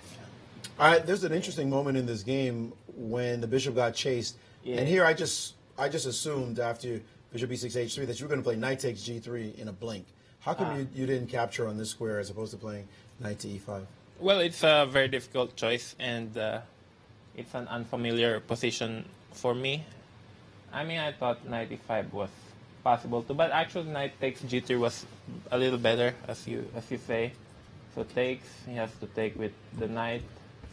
And now I'm a little worried about knight h5, knight f5 ideas. So, I mean, I think the computer, I saw computer gives knight e5, and then, like say here, knight e5, knight h5, take on d3, queen d3, bishop e5. And I thought, his knight on h5, and then the other knight comes to d5. And there's always pressure on the king side because I cannot really kick his knight away from that magnificent square. I mean, I'm not sure if magnificent, no knight. But then my king has really no safe place to go.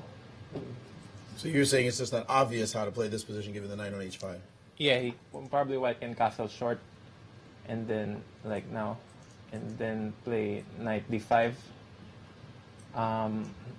Probably black is totally fine, but just to play accurately. That's lots more to play. He did play f4, which is a surprising move, and well, it's a big mistake. Yeah, mistake, and caused a horror to his position, and it certainly was more easy to win. Yeah, that led to his loss.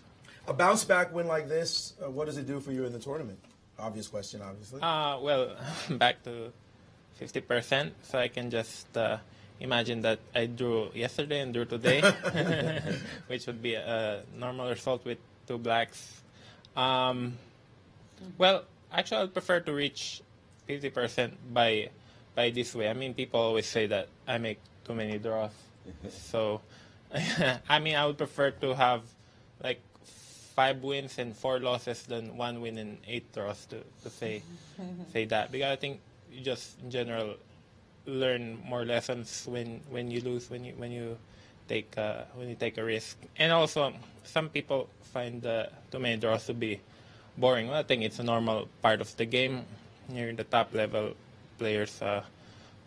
In general, the majority of the games end in draws, which is not entirely to my liking. All right, well, we will let you rest on this thought. Yeah, a win and a loss, better than 2 draws. I agree with that sentiment as well. I know Yasser doesn't. Yasser loves those draws. No, I'm kidding. That's why he plays the English. No, yeah. Wow, yes. We're getting in some ribbing on our good buddy Yasser Seirawan. All in good fun. Guys? Quick question for you, Wesley, because obviously Ian is one of the elite players of the world, one of the top-ranked players of the world, and yet you've played in 5 classical games, and you have 5 victories, which mathematically is a really, really remarkable score. Why do you think you match up so well with Ian? What is it about his style, and maybe what is it about your style that brings out the best in you and maybe the worst in him? Good point. I wasn't even counting how many my past results with Ian. I treat each game as a new one. But yeah, good question. Well, sometimes the players do better against certain players and they do worse against other players. For example, a really bad result with Maxime.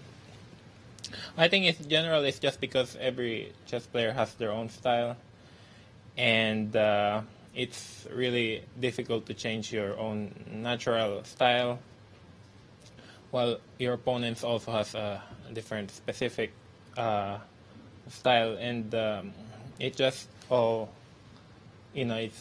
it doesn't necessarily mean that the other player is better. It's just his style is very good against the other guy. For example, Kramnik's style is proved to be really effective against Gary in their match before, while Topolov's style, for example, proved to be not as good against Magnus or others.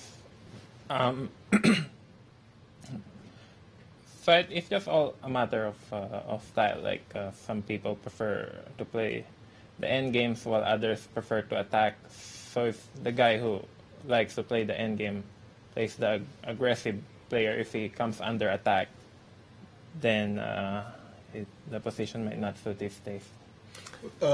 Speaking of which, someone who has a dramatic, emphatic style is Hikaru Nakamura. You play him tomorrow. Your thoughts about playing against your countryman? Well, always a big pleasure to play against him. I mean, he's a great player. Hikaru is well known to have a very dynamic, very aggressive style. I think he's changed a bit over the years. He's become more experienced and he's become a lot more solid. But then again, it's just another game of the Sinquefield Cup. You're a slight edge against him, 2-1. In 2015, he beat you with the black pieces, and last year you got him back. So it's like a lot of draws though in all those games. Yeah, lots of draws. Yeah, but. Yeah, it's just another game.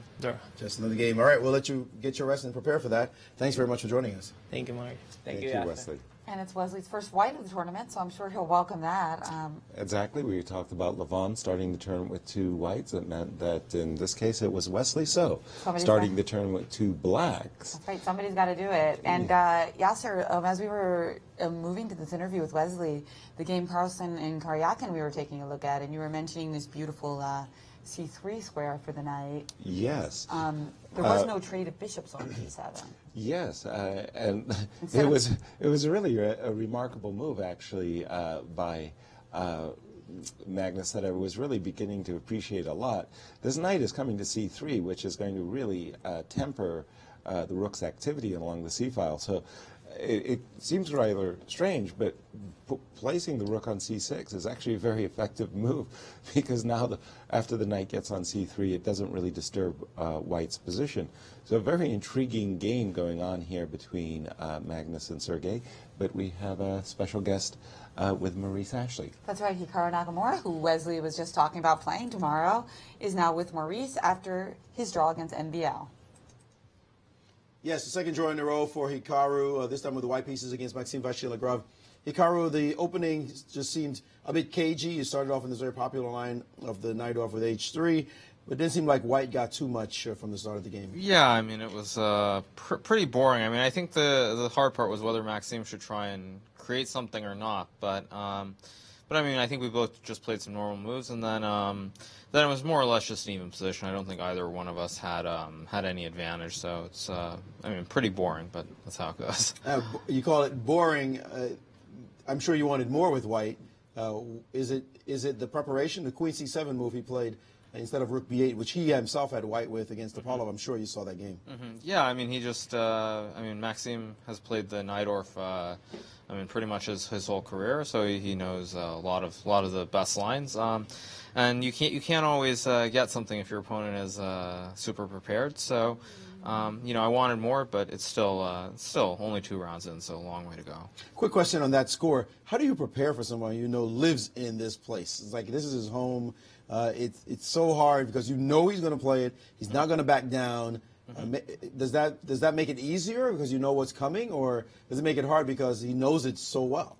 I mean, I think it's a mix of both. I mean, I think it's easier in a sense because you don't have to spend your time looking at a whole bunch of openings, but finding ideas is a lot harder. So it's a bit of both. But I mean, I think it's quite amazing the way that Maxime plays because most other players play several different systems, and he sticks to one system, and I mean, he does quite well. So it certainly works for him. One more question. Your thoughts on your game tomorrow against Wesley? Both of you at 50%. Both of you also have a pretty similar score against each other. He's only got 1 game on you in Classical, but 10 draws. It looks like you guys pretty evenly matched whenever you play. Yeah, I actually didn't know I was playing Wesley tomorrow, so that's good to know. Yeah, I mean, Wesley, of course, has been playing quite well over the last year or so, and so obviously it'll be an interesting game. Just try and play good chess is really all that I'm going to do. All right, well, thank you very much, and good luck in the rest of the tournament. Sure. Thank you, Maurice. Thank you, Maurice. Thank you, Hikaru. And where would you like to go, Jennifer? Let's take a look and see if Fabiano Caruana is making anything of that advantage we saw against He Levon. was in the isolated queen pawn And the pawns position. have left the board, which usually should not be good news for Fabiano's advantage. Well, let's see. We left it just around these parts after b3, knight f5. There was a trade. And Levon got in this move d5, but doesn't that throw that away? really is a kind of an equalizer. But except that if black can get his bishop to c5, and he's got a nibble over here where the queen takes g3, thieving upon. That's right. So there's some very temporary activity. So still Fabi with a pull, I would feel at this moment. All But right. we have another guest. Yes, Maxime Vachier-Lagrave, currently leading the tournament. He's with Maurice.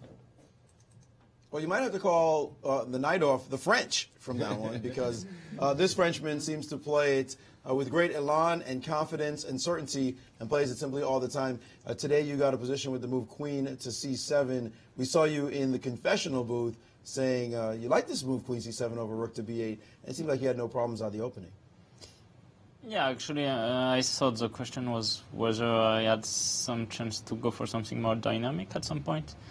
And there are a couple of positions where I can just do that, but it doesn't seem to make sense. So I was maybe a bit lazy also. I was not calculating lines as deeply as I should, and just was a little bit too happy about my position, and let Chikau, get a very solid position where actually only I can be in some trouble. But in any case, I mean, after the game, we saw that, I mean, any of my attempts is probably misguided. So, I mean, all in all, it's not like I missed something, but I still probably should have used more time in the opening. Tell me, Hikaru made a point that most other players try to play a couple of other things and surprise people in the opening. But you just stick to the night off. It's like, this is your bread and butter, and you tell them, come hell or high water, come try to break me in this night off. That seems like it's been a conscious effort in your part. You don't play anything else. Yeah, I've not played anything else for a while. I played the Caro-Kann at some point. I can't even see you in a Caro-Kann. I did. I really did. And some other Sicilians, of course. But I even played g4 in e5, I think, one time. I mean, in a classical game. So, but yeah, it's I feel so confident in this kind of positions, and of course, there's some risk of getting out prepared, and this is what happened to me a few times this last year against these guys. But somehow, I consolidated a bit these things. I tried to be more focused, and then, I'm confident that I can answer any question over the board, because, I have a great deal of experience, of course, in these positions, and I know also where to look for the dynamics. I mean, there's, of course, still a lot that I can improve in this opening, because I'm far from playing it perfectly, but this is a kind of position nobody plays perfectly. You play Peter Spidler tomorrow. What can we expect from you in that game? Well, of course, anytime I'm white, I'm gonna want to press, and I don't even know myself what I will play tomorrow, so I don't know if I will try to find something sharp, or if I will just go the way more or less I went against Wesley, trying to put pressure and to play solid. So we'll see. There's a lot depends on my mood tomorrow, and also on Peter's mood, because he doesn't shy away from complications from time to time. You just said something that fascinates me. At this level, you know who you're going to play in this tournament. You knew before the tournament started. You knew you could only have either white or have black.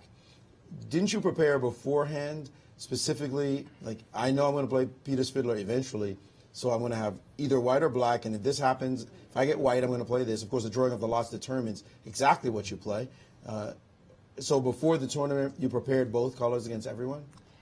I mean, ideally that should be the case, and well, actually, I mean, also I know Peter quite well. I know what he plays because I've played him and every other player out here at least a dozen times, and probably even more. But at the same time, you know, first of all, they can prepare some surprise, specifically for this tournament. I mean, not really Peter, but sometimes this happens. There can be, I mean, some very good idea launched by another player in an earlier round, which changes everything. And, you know, I mean, it's a lot of energy for something that's, you know, only hypothetical, I think. So how many hours would we expect you to prepare per game? Once you now know the pairings, you know you have white against them, how long will we expect you to prepare? Would it be tonight and tomorrow, or like, how do you do that? Well, first of all, I mean, I'm not the only one, of course, preparing for my games, and I'm probably not the one, you know, working the most on this game, because, I mean, I need to refresh my memory, of course, before the game, and I mean, I need, of course, to give some directions and everything, but yeah, I mean, most of the ungrateful work looking at lines with computer, I actually don't do, because it's a lot of energy, and so you're saying your second does it for you? Yes, basically. And also the thing is, when you look at the computer, too much, somehow your brain adjusts, and then during the game you don't think by yourself as clearly as you should. Your shots are a bit polluted with the computer, and I mean, even in the positions you looked at, somehow it's good also to have a fresh eye and not just think about the computer lines. Very fascinating stuff. Mind and laboratory of a top grandmaster. Thank you very much for sharing those thoughts, and good luck in your preparations for tomorrow. Thank you, Maurice. Thank you, Maxime. And just, I love your confessions, by the way. Keep it up. But where do we stand, Jennifer? Yeah, I love that interview. I really learned something there about not polluting your brain with computer lines right before the game. Really well said, Maxime. And where do we stand now? Well, by my count, Maxime Vachier-Lagrave is currently leading the tournament with 1.5 out of 2, while Avicii Anand, after drawing against Fiddler, still on even Steven.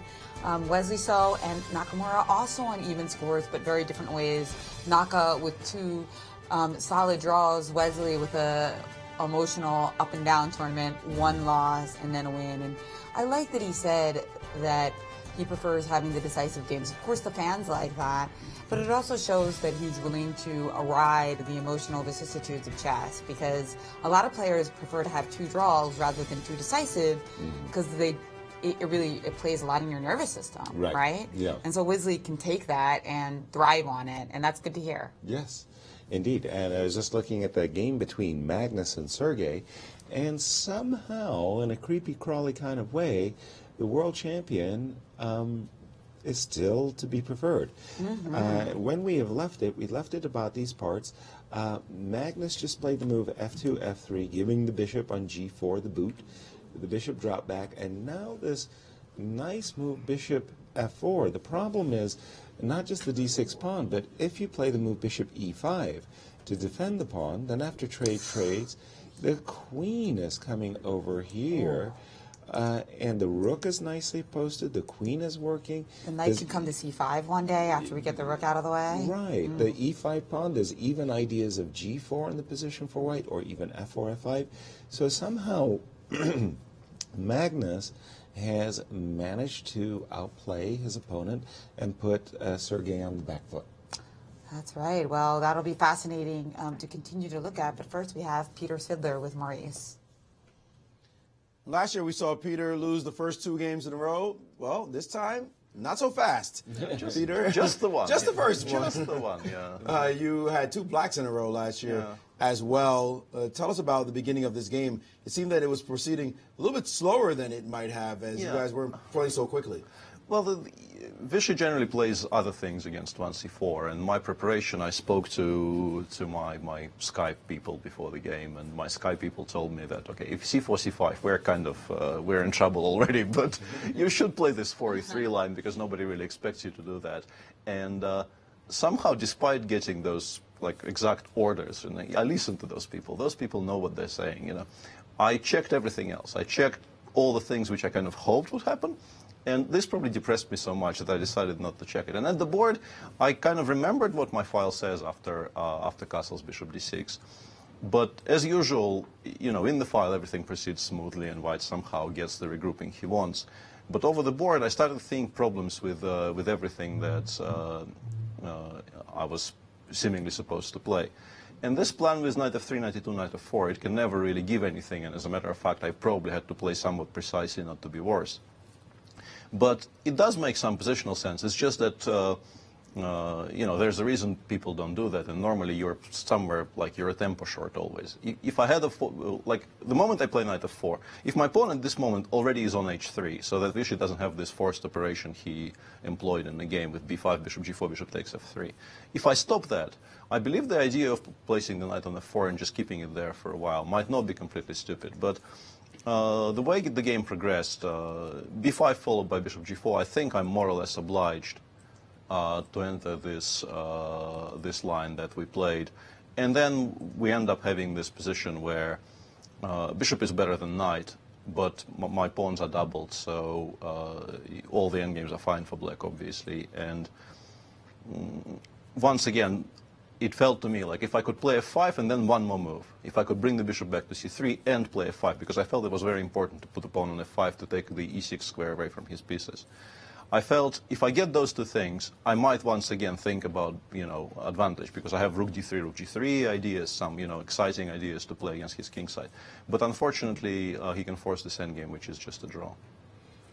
Well, you are playing Vichy Anand, and he notices Tempe moves, yeah, for sure.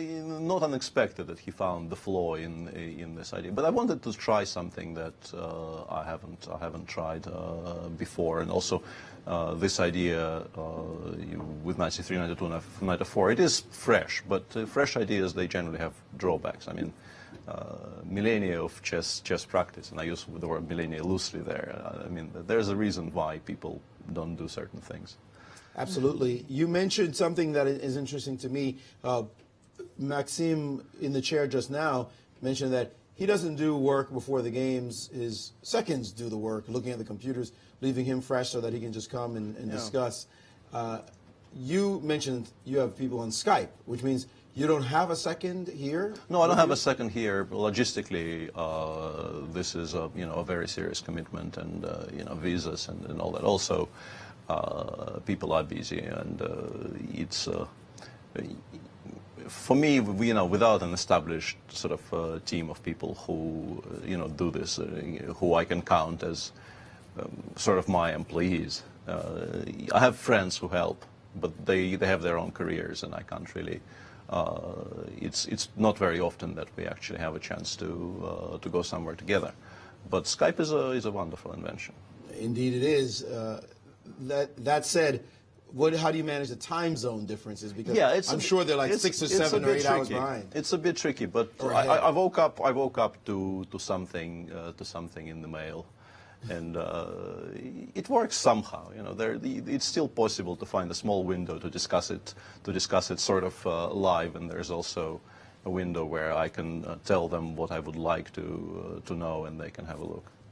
Well, very interesting. The modern age of the age of the modern grandmaster, having computer preparation and Skype calls and the like. I try not. Yeah, I would concur with what Maxime said. These days, I don't really work particularly hard during tournaments. I feel that keeping the freshness is a lot more important than you know, studying in depth something, which in my case most likely will not happen on the board. It's been a while since I guessed something correctly, so yeah, I keep as fresh as possible. And if I honestly don't know what to do at all, I will ask people, and they will, you know, give me at least like pointers. And you know, my pointers, if I could be bothered to develop my own pointers, probably wouldn't have been much worse. But it's nice to just kind of trust in the outside in the outside force and just leave it completely to chance.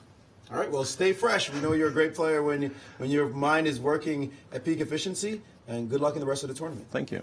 That's right, the 7-time Russian champion. Thank you, Peter. Extolling some wisdoms. And let's take a look at Magnus Carlsen's game against Karyakin, because exactly. He did play a different move. We did see the move Bishop E5. There was the capture. And then the immediate F4 here. Right. He's going after those dark squares. Right. I thought that Queen G5 was on Magnus's agenda to put the pawn on E5 under pressure, follow it with F4, F5. But F4 was Magnus's approach. And again, I see this move F5 as really, really annoying threat. The idea of F5 being that after captures, the queen can immediately charge in either to G5 or H6, picking up tempi. After captures, recapture, I've been looking at this move Queen D8 going after H4. So maybe take with the queen. Maybe taking with the queen instead. But then you kind of think to yourself, well, boy, I sure would have liked to have that pawn back on F3. And this is, well, I don't know. This is still a full-fledged game.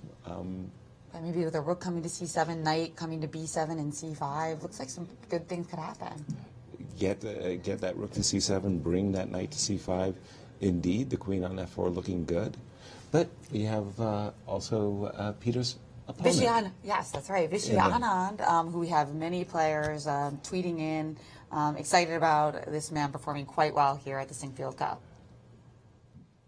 Yes, Vishy Anand, who's doing double duty as far as the interviews are concerned. He's one of the few players here who speaks Spanish fluently as well. So he had to go over in the Spanish broadcast. So if you do speak Spanish, you want to make sure you're following that broadcast as you get a taste of Vishy Anand after the game. And now coming to join us. Thank you very much for doing that, Vishy. Today's game against Peter was a very solid game on his part. He took a long time in the opening in a position that seemed like it was a pretty well-known space. Were you surprised by that, especially before he played knight F3?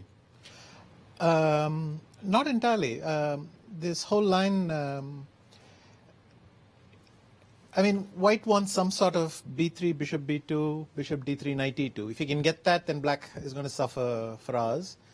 And if black, and so there's quite a battle going on where white is trying to get his ideal setup and black isn't. And this wasn't the line I had focused on in my prep. And Peter said he hadn't checked it with as carefully as he should have. So we were both just trying to remember a lot of the precision that you're supposed to know. And there were difficult moments. But I thought we were both spending quite some time in, as you say, it's easy to drift if you're happy to be slightly worse. But if you want to equalize, then you need to be a bit more exact here. Now, there were a couple of moments in this game, you played a very concrete maneuver. We've seen you do it often in terms of bishops trade for knights. And I say it somewhat tongue-in-cheek, but it does seem as though you prefer knights to bishops. Is that just the truth? Quite a few people have said that of me. Yeah, I think it is true. Quite a few people have made that observation, and even I noticed that more often my bishops are gone, but my knights are still there. So I think I somehow contrived to keep the knights rather than the bishops. Yeah, I see it in your games, and clearly you handle. I mean, clearly Vladdy or Magnus, they're all bishops, but. Yeah, even in your World Championship match, I was shocked because I didn't realize this before, and then I did a count against Gelfand. I'm talking about since you've had so many of those matches. But against Gelfand, you must have played bishop takes knight. 75 to 80% of the time, you were the one who played bishop takes knight. Well, to be fair, if you play the Nimzo Indian, the Rosolimo, you're going to end up with the knight against the bishop. But there it was dictated by the opening. But perhaps the choice of the opening itself indicates that that's the way I go. Tell me something, because we've been talking about preparation, and you're someone who has been using computers for a very long time. In some cases, almost as when some of these guys were 2 years old. You were playing. You were on the forefront of computer preparation. Sure. What do you feel about preparing during a tournament? I know you have seconds, as they all do. How much work do you do on computers while you're in the tournament itself? A considerable amount, because you end up having to go over lots of stuff. The thing is, many moves are unplayable unless you're going to play them accurately till the end. And even in, I mean, you've seen the Italian opening.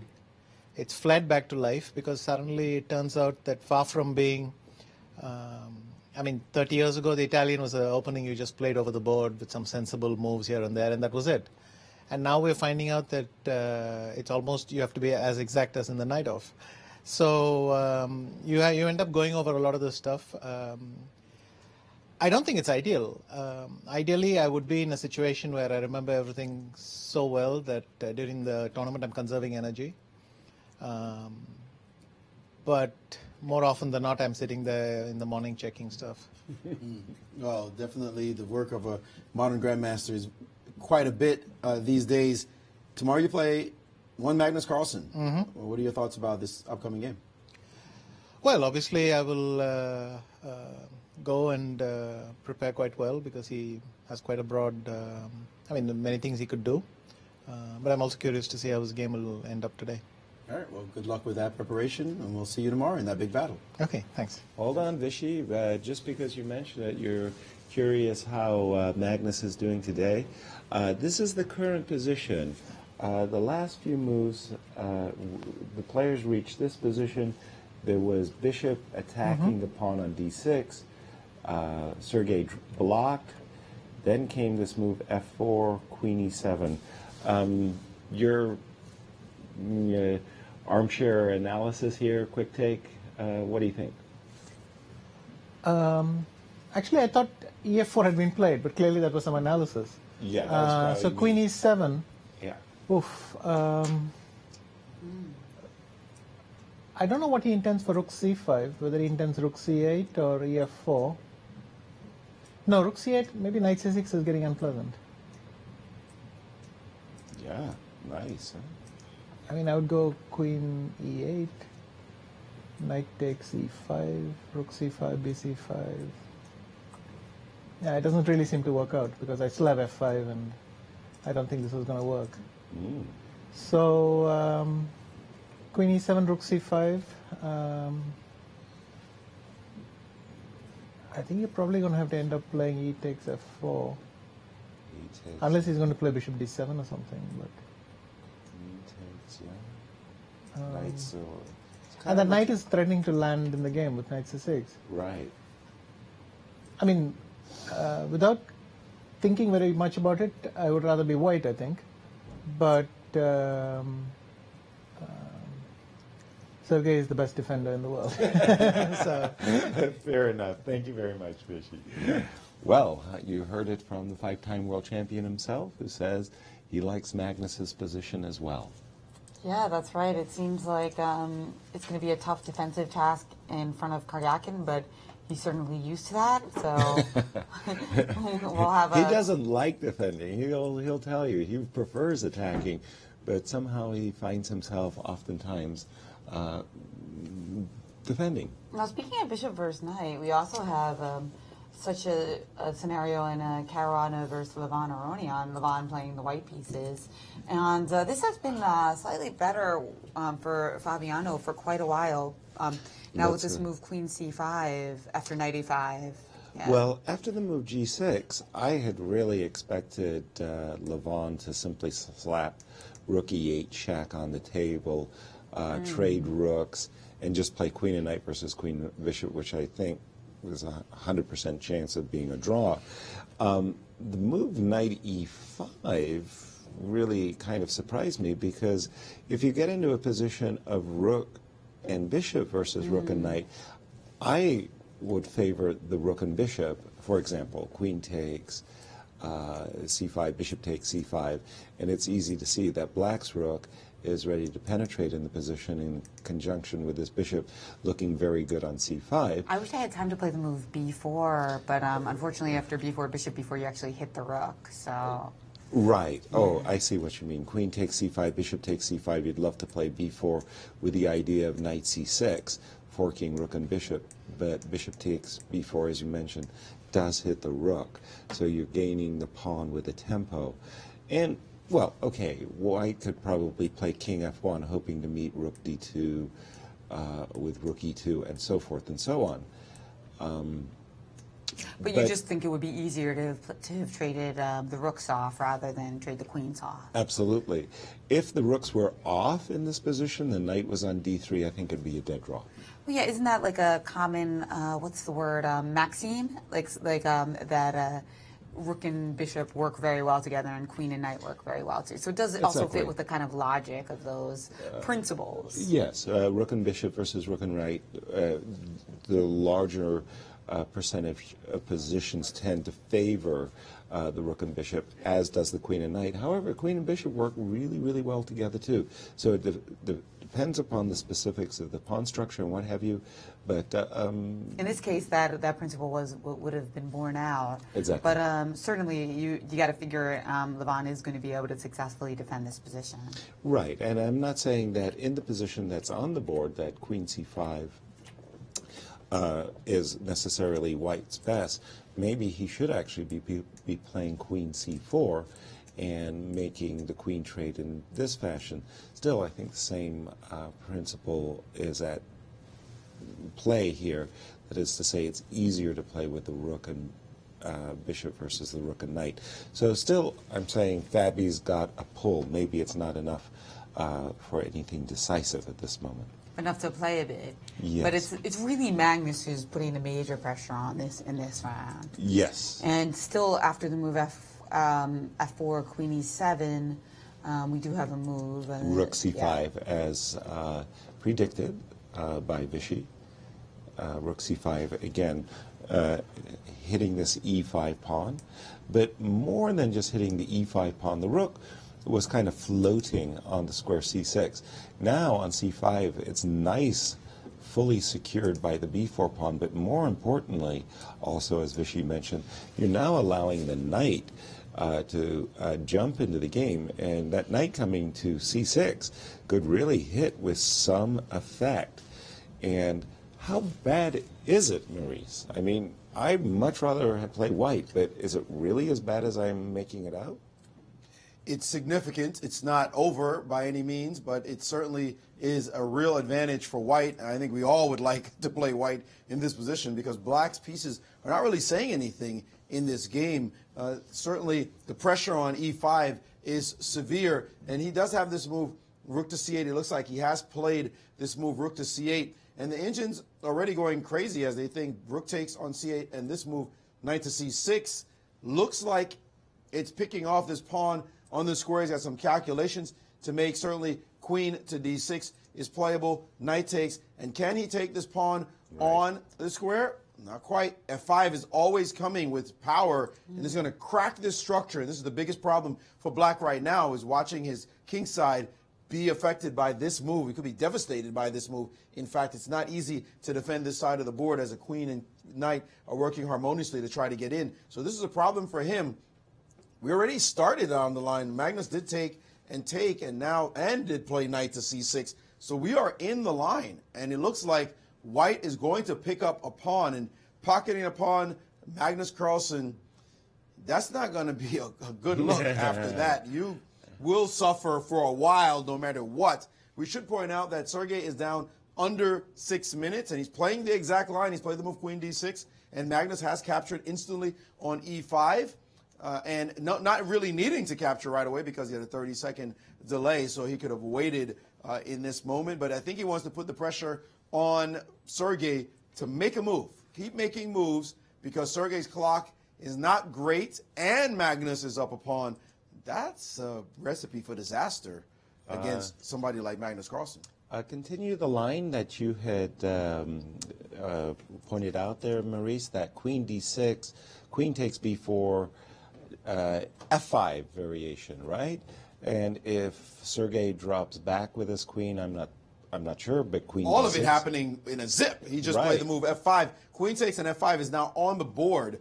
And which move did you want to play? I'm guessing queen d6, just coming back to protect the pawn on g6, attack the knight on e5. Yes, queen d6. And now the engine's really going crazy after the move knight to f3, which seems a bit counterintuitive. But the point of bringing the knight back is to eyeball this pawn. So white is seeking this pawn. Black, though, does have some Right. counterplay with this pawn. This is not easy to assess to the naked eye Right. to tell you. But you also have to note that there are threats of the queen showing up here and knight coming to g5. That's another thing that mating patterns like mating that. patterns start to occur in this position. b4 is certainly playable. Also, this move, the engine's giving queen g5. I mean, amazing that this is happening while this b pawn is rushing down the board. Incredible move. This move. Let's actually see what happens if you play this move here. Then e5 is what the engines give, and suddenly your queen is funny trying to deal with these pawns. Queen f8 can now be met by fg6. So what to do here if you try to defend everything with this move? Then suddenly queen h6 and the knight g5 idea starts to pop up, and your queen cannot get back to f6. But we have some big news in the other game. Also mentioning e5, e6 as well. But yes, sorry. We have some big Which news news? in the other game. It seems like there could be some problems here for Levon. He's played this move king e2 with, I think, the idea that rook e8 was no big deal because you could just play king f1. Oops, no, Oh. I'm on the wrong here. That one, yeah. Yes. So this move king e2 has been met by bishop b4. It isn't like after. Okay, so there was a trade on c5, c5, yeah, and then king f1, so to meet rook d2 with rook e2, Exactly. king g7. And now king e2. That's just a blunder. Bishop b4 was played with the idea. I think he didn't see bishop b4, because the idea is if you play rook e8 immediately, you can just go back. You can just move the king, right? Oh my word. It's just a To blunder. f1, and then Oh, it's just my you're word. repeating the position because the rook doesn't really do much on e8, right? f6 Right. just knight So goes away. Levon But the problem is anticipated that king e2, rook e8, he'd be able to move his king, as you've been mentioning. Maybe to f3 too, by the way, because he'll have Because knight there's d3. knight d3, exactly. But this move order trick, bishop b4. Now what? Now what is a piece? That's what that is. That's a piece. resigned. Rook e8's coming, and you just blundered in one move. Oh my And goodness. there's no knight c6 check because you have the in-between. There's no knight c6. You have just the in-between move, rook e8, forcing immediate resignation. Right. So this bishop b4 in such a simple position is Levon. very devastating. You know, I remember Levon also had like a similar blunder in round 1 of the Sinquefield Cup a few years ago. It's Right. such deep calculations and complex situations, And but just- then the guard is let down in such a simple position. Right, exactly. I'm sure he felt that the game was heading towards a draw and that all roads lead to a draw. But no way, this move king e2 loses on the spot. This is a Simply bishop nightmare. b4. This is a major blunder. Major blunder. Full disaster. And this will put Fabiano Caruana in the leader circle. Yes, with +1. And two of the strongest players in the competition. Right. Having, Magnus Carlsen, obviously, and then Levon. I mean, that's a beautiful situation for Fabiano. The new number 2 player in the world. And by the I was way, about to after say the rating. Wesley lost, Wesley won, so I think he's leapfrogged. He should have leapfrogged Fabi again, but a win by Fabi will once again put him at number 2. After yesterday, Wesley had lost his game and dropped back. So, and again, that's an important subplot for the whole candidates World Championship cycle stuff. Absolutely. Yeah. This is a big miss, elementary miss. And Levon there knowing it, looking desperately for an option. You see, this is the picture all you need to see. Yeah. Very confident. Suffering. Very confident Fabiano Caruana, and now this move, rook to c1, that doesn't stop anything. No, it does not. I mean, rook e8 is coming. Rook e8, f4, there is one small thing he's trying to do with this line, is to be able to play the move rook, after f6 to play the rook to c7 with check, and hope this does something, but driving the king to the back rank, trying to grab some pawns, hoping to get in a rook and bishop versus rook drawn position. That's not deterring Fabi at all. No. Give me the piece. Well, yeah, I'll take the piece and you figure out how you're going to make a fortress out of it. I don't see that happening. But what a big blunder. I didn't see that coming at all. Yeah, I mean, who could have? I mean, after that spectacular round 1 performance. Yes. We King e2. And he has gone King e2 just totally missing bishop b4. That clearly, is that was a blind spot. All the bishop advocates will say, see, I told you bishops are better than knights. Well, in this case. Good luck against Anand. Yes. Maybe I actually don't have. Well, actually, I'm oscillating here. Maybe I should play King H8 instead of the move King G. I played just King G8 to just show that you are winning a piece.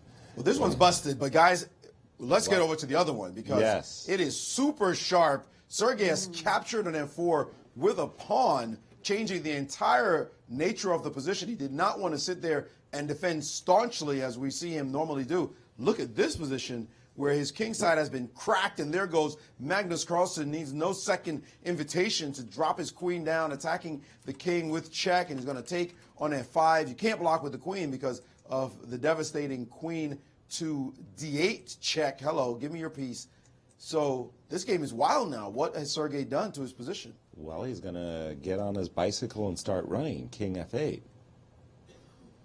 So King F8. Do we want to take on F5 or E5? No. I'm having a trouble. Do I want to? I want to do everything. I want to take the pawn on F5. I want to take the pawn on H5, and I want to play Queen H8 check so that I can play Knight takes D4. My spidey sense says just take this pawn so I can set up F6, Queen G7 type of ideas. Also, Knight E2 is always something you have to watch out for. For black to play Knight E2. Yes, but I think that if you take on H5, Knight E2 might be able to be met by E5 first. So that may not be a problem in that line. If you back up 1 second. Sure. To this position. So after King F8. Oops, excuse me. Not that one, but King F8. Yes. If Queen takes H5. You're saying Knight E2. Knight E2, but I think Knight E2 can be met by E5.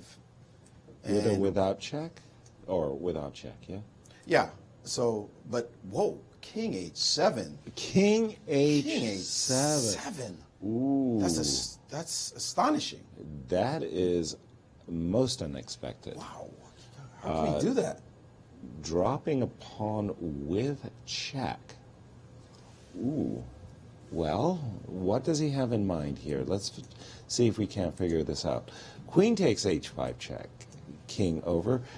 You don't want to interpose with your queen because that's another pawn that's going, and also there's a Knight G5 check. So King G7 forced. And what does he have in mind after, well, here I've also got Knight G5. Too many tempting choices, but okay. It's just winning. It's just winning. It's just winning. It's just winning. It's just busted. There's no way. And actually, the Indians are giving E takes F5 immediately. Also, as even more devastating, because all the threats are still in the position, and you can't stop what's coming at you directly. Knight D. So Queen H6 could be met. Oh, pardon me. Queen E7 is also very Queen strong E7 is answer. crushing. Everything is. So E takes F5 also stops the queen from coming to G6 and allows us to play F6. I'm sorry. Well, I thought Black had to get on his bicycle with King F8, ditch the H pawn, play King F8, F6, and B4, and hope that you've got counterplay over there. But this looks too easy somehow. And White played a different move. It looks like White played actually E5. E5. So after I'm having a hard time guessing. So E5 with the idea of meeting Queen G6 with Queen E7, perhaps? Or Queen D8, maybe? Or Queen D8, maybe? Yeah, with the tempo. Oh, there's a nice point there, Jen. After Queen D8, you get to go Queen, and Knight G5 is landing with a thud.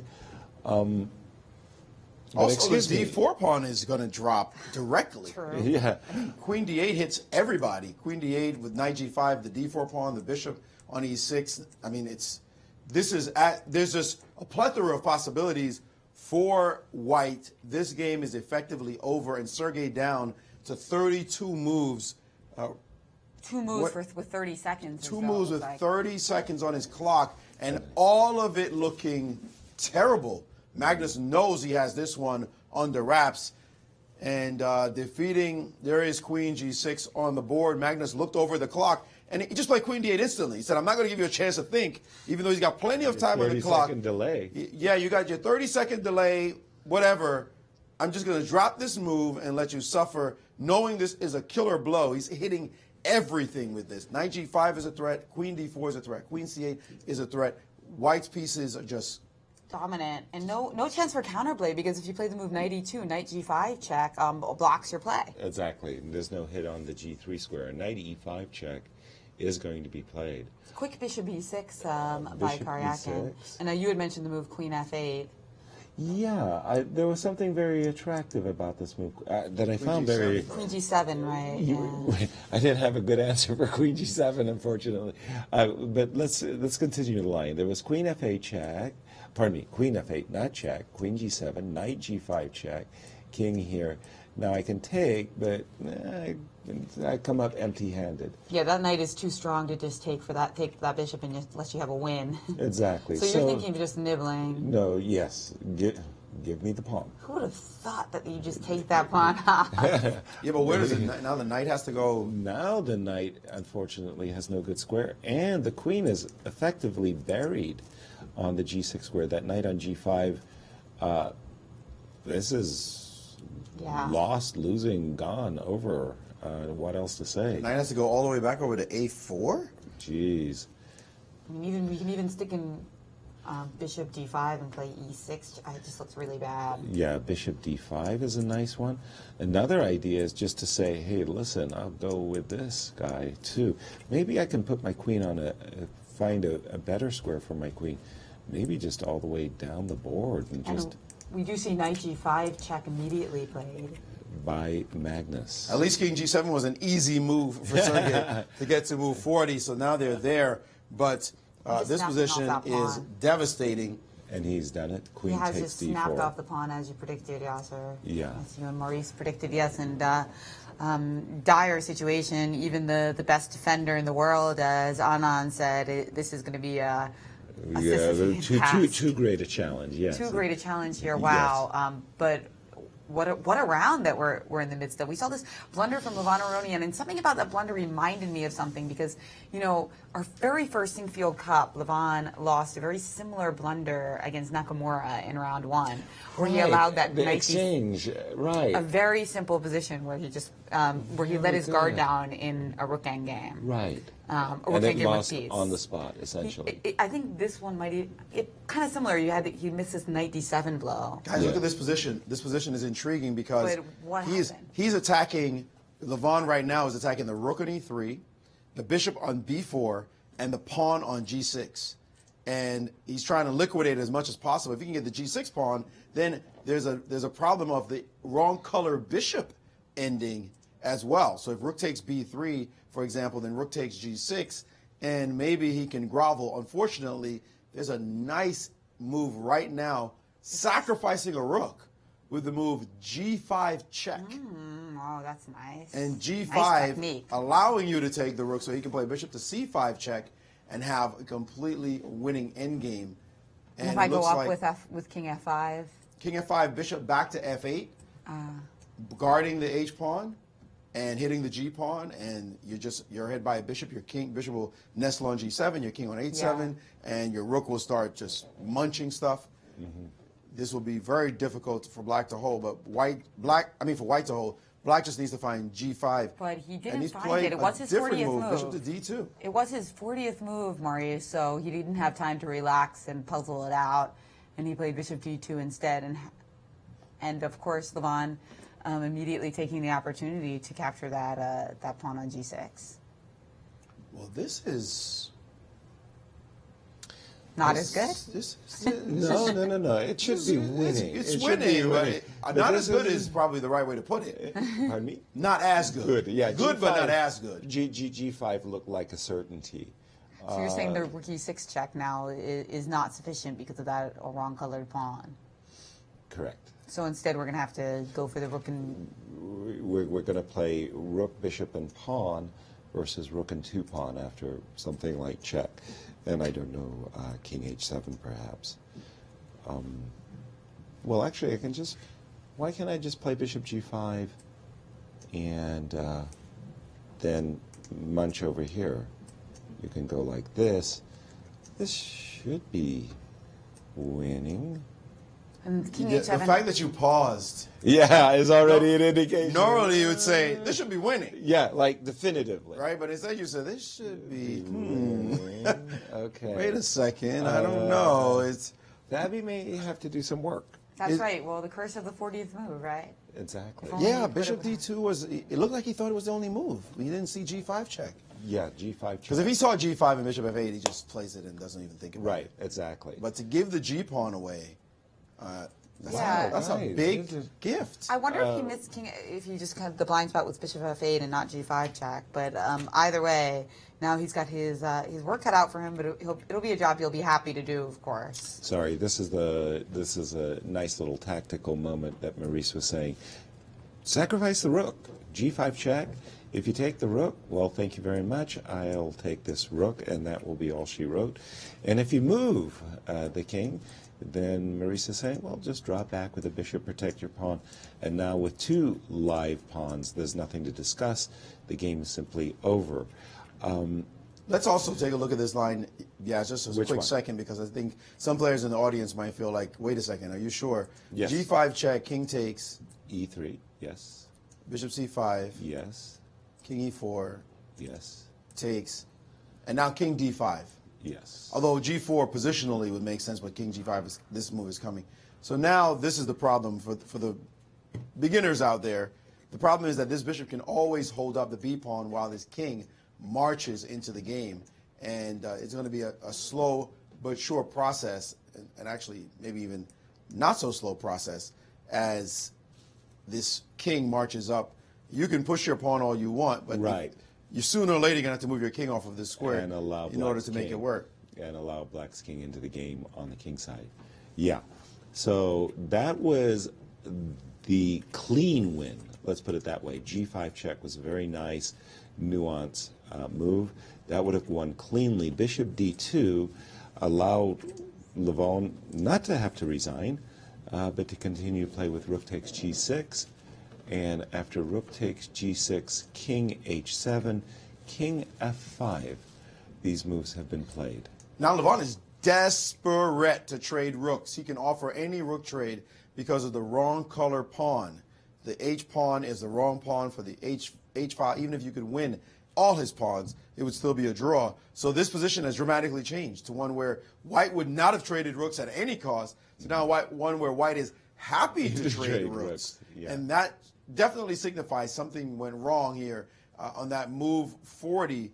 And I don't know if Fabiano is going to think it through, but there is Levon like, man, I might have dodged the bullet. Maybe I'm still lost, but it's not as bad as it used to be. Right. It's one of those things that you think to yourself, I'm sure Levon was contemplating resigns after the move Bishop B4. Like, he realized he's busted. And now, but then he saw that idea with gobbling all the pawns. With check and rook C6, that maybe he didn't have to resign on the spot. And now he's actually thinking, my God, if I get out of this one, this could be my tournament. I mean, a turnaround from a loss to a draw can really put a wind in your sails. This would be a shock to me because, by the way, we mentioned that Wesley is really a fantastic killer when he has a winning position. Fabi has great technique, too. I mean, he didn't become #2 player in the world because he let people slip away. This would be a shock. There's some, when you let something like this slip, let's be clear, he was up a piece. Yes. He was up a piece. May not a full piece, but it was a piece. Yes. And that's when you're up a piece at any of the levels, all the way down to 1,400, 1,200, all of us feel like, I'm up a piece. I'm supposed to win. Exactly. If you don't win and you're 2,800 up a piece, whew, I mean, the feeling you have going back to your hotel room, the disgust in yourself, a point you just threw away in a simple end game where you're just up a piece. Yeah. That's going to really, really sting. And it's not easy to come back, no matter who you are, from a game that you're just supposed to win and miss a simple tactical idea. And for that guy, it's a completely simple tactical idea. Yeah, it's shattering, no question about it. Well, Fabiano, he had worse days in chess this year. Remember the maiden 2 versus Varusian? Oh my And then he went on word. to win the next 2 games. Oh, what? And wishing that there was like another round or 2 in the tournament. Exactly. So I believe that even was if he just doesn't extraordinary. manage to win this game, he knows how to deal with disappointment in chess, no doubt. Well, that's a part of being a professional chess player. You're going to have setbacks, as Wesley was saying. You know, you play chess. You're going to win some, you're going to lose some, and you're going to draw a lot. But you've got to be prepared to accept those losses and bounce back. But sometimes it's the how do you say the potency of the loss. I'm missing the word, but there are losses that are good losses where you're kind of proud about the game you played. Your opponent won a brilliancy and had to play brilliantly. And it's over. Sergei Karyakin has, after this beautiful final move by Magnus Carlsen. You're going to like that, Yasser. We were looking at a few different moves here, and I love this final move by Magnus. Knight to h3, because guess what? The knight's coming to f4, and the bishop's backing it up on f3, and that pawn on h5 is dead.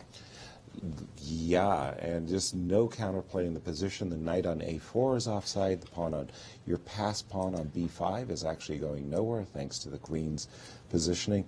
Nice, really nice move. I mean, high class. Not very often h3. that white plays knight h3 and their opponent resigns, right? I mean, that's that's a really pretty one. Yeah. And Magnus Carlsen, after drawing his first game, now stands with 1.5 points up there with Maxime Vachier-Lagrave, which is the 2 co-leaders that we have right now with 1 game pending. And of course, with if the pending game, Levon at +1. One of these players will join them. Because yes. No, they has to. Right. Yeah, Levon's not going to win. Either right? Levon, exactly. Yeah, either Levon's going to win and Levon will catch them, or Fabiano will win and catch them. Precisely. So, world champion Magnus Carlsen with a splendid victory against a player who really took his measure in the World Championship match. So, doubtless Magnus will be feeling very, very good about his play today and the result of the game. And bringing Karyakin back down to earth as well, because he started with a win, and now he's on an even score. Right. So Karyakin and Wesley So both having those 2 decisive games to bring them to even. Well, dramatic Sinquefield Cup so far. Oh, indeed. We have to, catch the results because, we're really being fated and treated when we have three decisive games out of 5. And are we on track for the same thing? Well, again? Fabiano Caruana fans would say so. Yes, right. If Caruana manages to win this game, there will be 3 decisive games in both rounds 1 and round 2. Wow. But that game, as we said, it's not a... It's not a done deal yet. Yeah, yes. It's so 60% decisive results in such a field. Very, very, very rare to see so many decisive games. Let's keep it up, guys. Yeah, well, definitely the players, they bring it for the Sinquefield Cup. And here we see where we stand after 2 rounds with just 1 game pending. Magnus Carlsen has won his game, as has Wesley So. So the world's number 1 and 2. Continuing their winning ways so far in the Sinquefield Cup. Of course, Wesley is now on 50% after losing the first game. Another player who's had a topsy-turvy tournament so far is with Maurice. Yeah, so we're with the challenger from the World Championship match last year, Sergei Karyakin, who won yesterday, but today had a tough loss. Sergei, this game, it was so complex. It didn't seem like one of those easy positions to play. What were your thoughts when you were in the middle of the game? Yeah, I think it was completely unclear position and anything could happen. But at some point I played badly, and probably my biggest mistake was when I exchanged rooks. When I played rook c8 and takes and knight c6, knight e5, and I underestimated that he has this play with f5 and it's very strong, and probably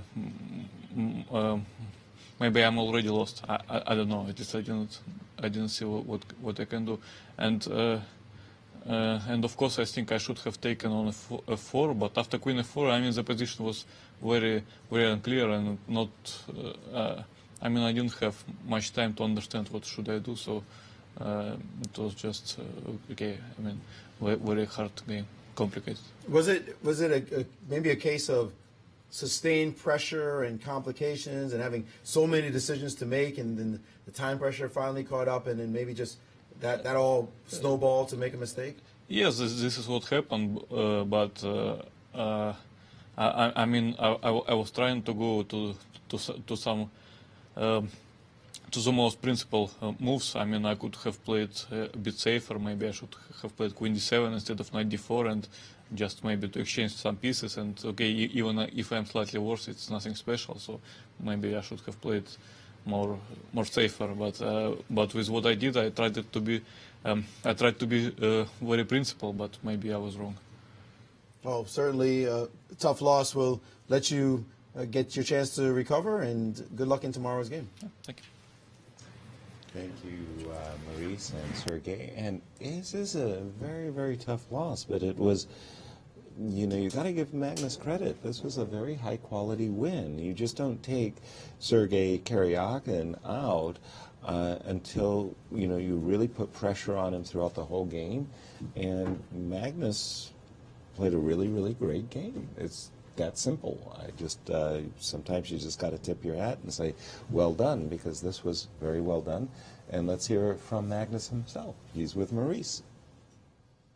We are with the world champion, Magnus Carlsen, after his first win of this event. Of course, he had a good draw yesterday, so good to get out with the white pieces. Magnus, this game seems so complex. The pawn formation, nobody was touching anyone. It's just a little bit at a time, and we were trying to get grips on what the heck was going on ourselves. Take us through the opening and what you were thinking when the game was going on.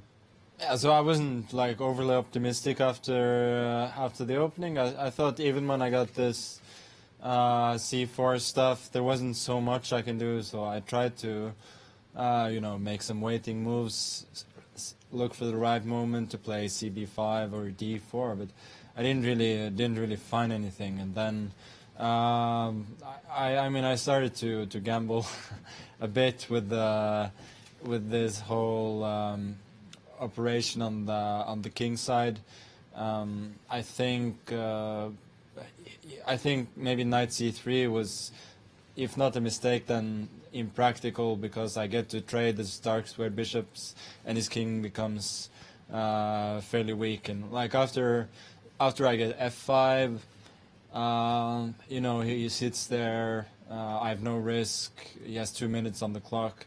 I mean, I'm sure there's a defense, but at that point, I'd firmly taken the initiative. So he should have done something different earlier on.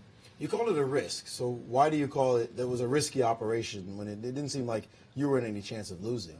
Well, I think like, I mean, if he gets the knight to C3, I mean, my knight on A5 is a little bit funny. I mean, in general, if I cannot, you know, do anything immediately there, I'm just worse. So that's why, I mean, but I was counting on all the time this active play with Rook C6 and so on. For Rook C8, maybe to go Rook A6 and, you know, see what happens. But I wasn't 100% convinced, I have to admit. When he pointed out that Rook C8 might have been his error, and that he should have taken on F4. What were your thoughts about that position instead? I mean, I was fine with him taking on F4. I thought Queen F4, and I have the initiative, so I wasn't really asking for more than that. I think what he did at that point was actually okay, but it was, you know, harder to defend the king than it looked, and when the way he chose to defend the king, then just everything else fell apart. Absolutely, dominant finish. Let me ask you something that we've been asking all the other players, because the topic came up about preparing during the tournament. Some players have their seconds, most players do, some players don't. How much do you actually look at a computer, like just looking at lines, while you're in the tournament itself? Obviously, your second gets a lot of the work done. But how do you feel about it? How it affects your thinking process? It depends. It changes, you know, from game to game. Sometimes I'll look a lot. Sometimes less. I mean, sometimes I feel like there's stuff I need to check with the computer, otherwise, other times not. So it's there really isn't a definite answer, but yeah, I mean, I guess my second does more work on the computer during the tournament than I do. That's for sure. But I mean, for instance, today I just wanted to get the game, so not too much. Tomorrow you play against someone who is legendary for his computer preparation, Viswanathan Anand. What are your thoughts about going into that game? I haven't really thought about that yet at all, so we'll see. Good start to the 2017 campaign? Yeah. On the other hand, I had the same, result, and against the same players in Norway chess. I drew with Fabiano in a quiet game with black, and then beat Sergei in a chaotic game with white. So I have to do better against the rest. All right. Well, good luck with that. Best of luck with your preparation. We look forward to seeing you in tomorrow's game. Thank you. Magnus, quick question for you here, if I can pick your brain. Levon blundered terribly, lost a piece. Yeah, what happened? I didn't see exactly how. He managed to get to this. King E2, Bishop B4, that's nasty. Right. Now, Levon didn't seem himself the whole game, actually. He looked a little bit off. Now, you made a classical comment that you don't believe in fortresses, and I must say I don't believe in that white has a fortress here, but on a good day, white could put his rook on f3 and make pretensions with his king on h3. You see this as 95% sure victory for black, for Fabi, or how would you evaluate this ending? Probably a lot less than that. A lot less? Okay. Yeah. Ooh. I mean, I'm sure it's winning, but I'm actually not sure, like, how. You don't know. I mean, he cannot exchange rooks, I guess. Right.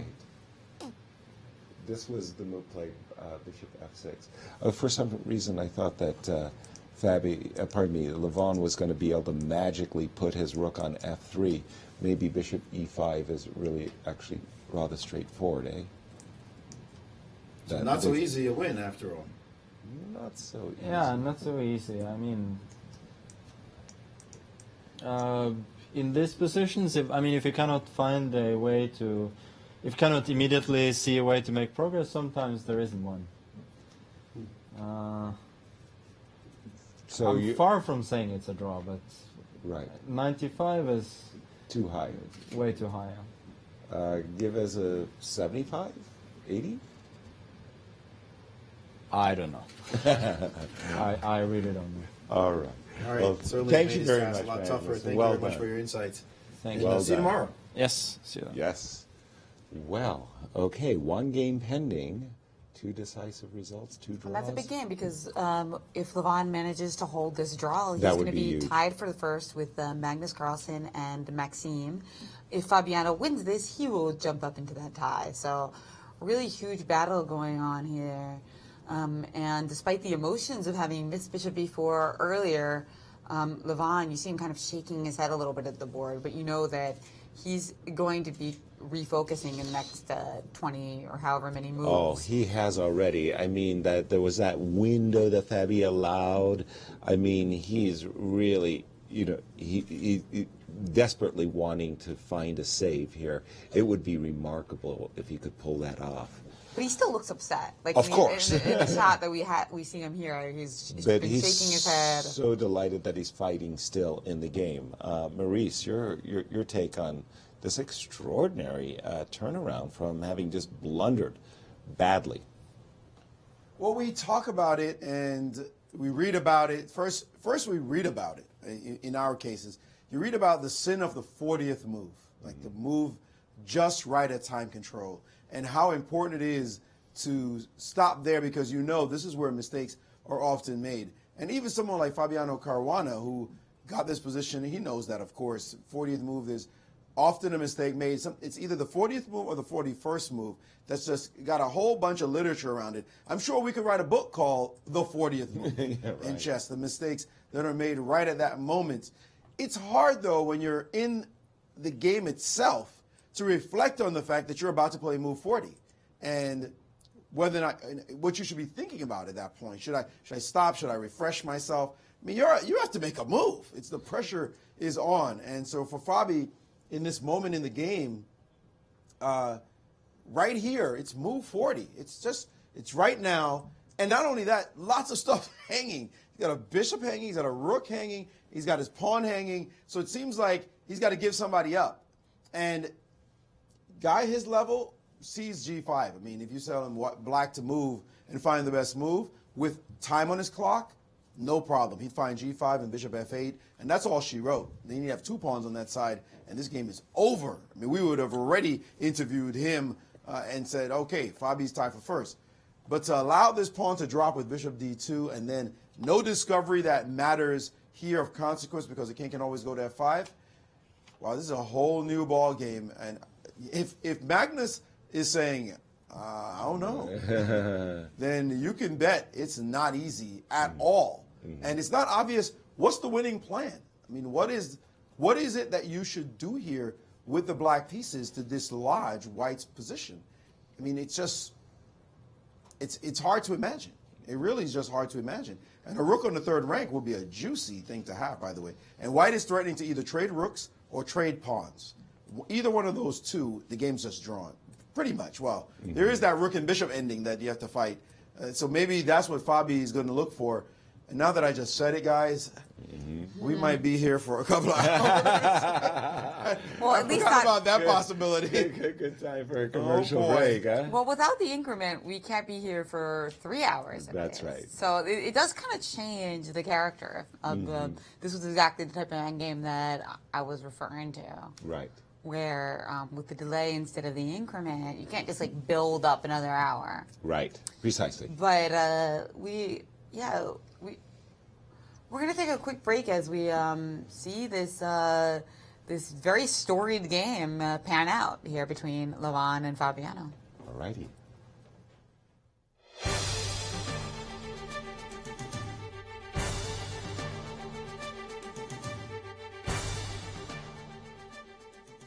There's a weekend vacation, a one-tank trip in a nearby city you won't want to skip. St. Louis is the stop for non-stop fun. So much fun for your family, infinity plus a ton. There's museums full of art and super fun slides. Upside-down concretes, twisty, turny rides. Houses full of magic, some with butterflies. Gardens growing flowers, parks with giant eyes. St. Louis is the stop for non-stop fun. So much fun for your family, infinity plus a ton.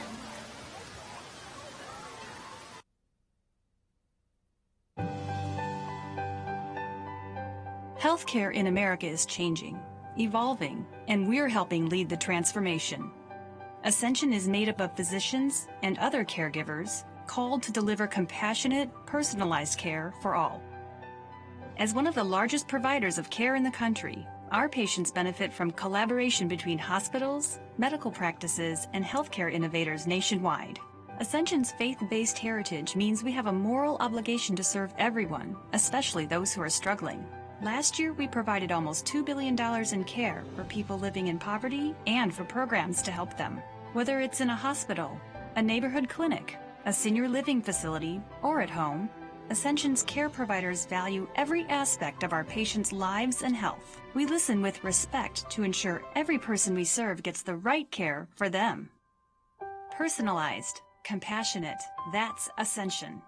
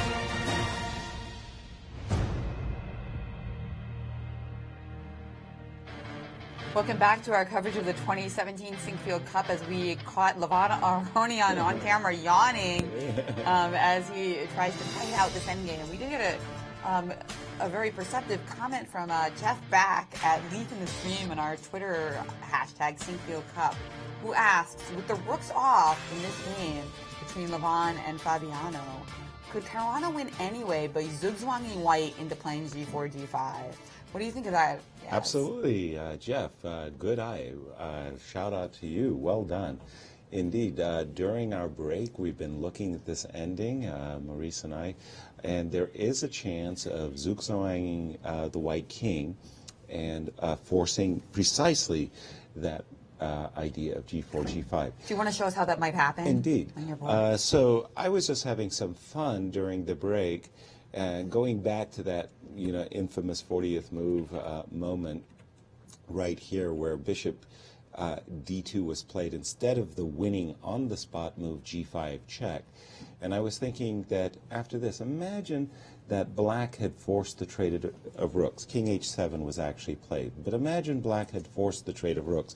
You would have to be supremely confident of that idea, which we're about to see here. So we get this position, and you think, okay, this is an easy draw. Wrong. If it wasn't for the fact that white has these pawns on G3 and G2, it would be an easy draw. The white king would just safely make it to the H1 square. But here we see, for example, after King H7, if you get back, Maurice had actually put the zugzwang that you had imagined, Jeff, on the board. So white's feeling all nice and comfy until you get all the way, all the way down here to this moment, and king up, bishop up. Now you don't want to go king h3 because king g1, and I'll end up capturing the g2 pawn, capturing the g3 pawn, and your king will not be able to get back to h1, so you have to go down here. And now I'll play the move bishop g1, right, forcing you to play g4, and we get a position, let's say, like this, and similar to the last moment. And once again, I'll force you to make a pawn move.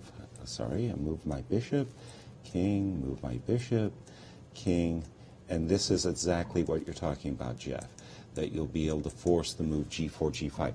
So if the rooks come off the board, it's actually a win, and that's really bad news for the defender, in this case, Levon Aronian. And let's take a look at the current position, because that bishop ending has not yet appeared on the board, and this is our current position. Certainly, from Fabi's point of view, he wants to win it with the rooks on the board because he is fearful, or mindful at least, that there are decent drawing chances, and we've just seen the move king e4. Since, of course, king g6 is rather unadvisable. Well, we got to show that one. That's actually a pretty cute checkmate on the spot, isn't it? Right? You don't see every day. Yes. Very efficient checkmate there. But king e4 was played, and now we would expect that Fabi will try to bring his bishop and his king so that his king's off the back rank and check and keep driving white's king backwards.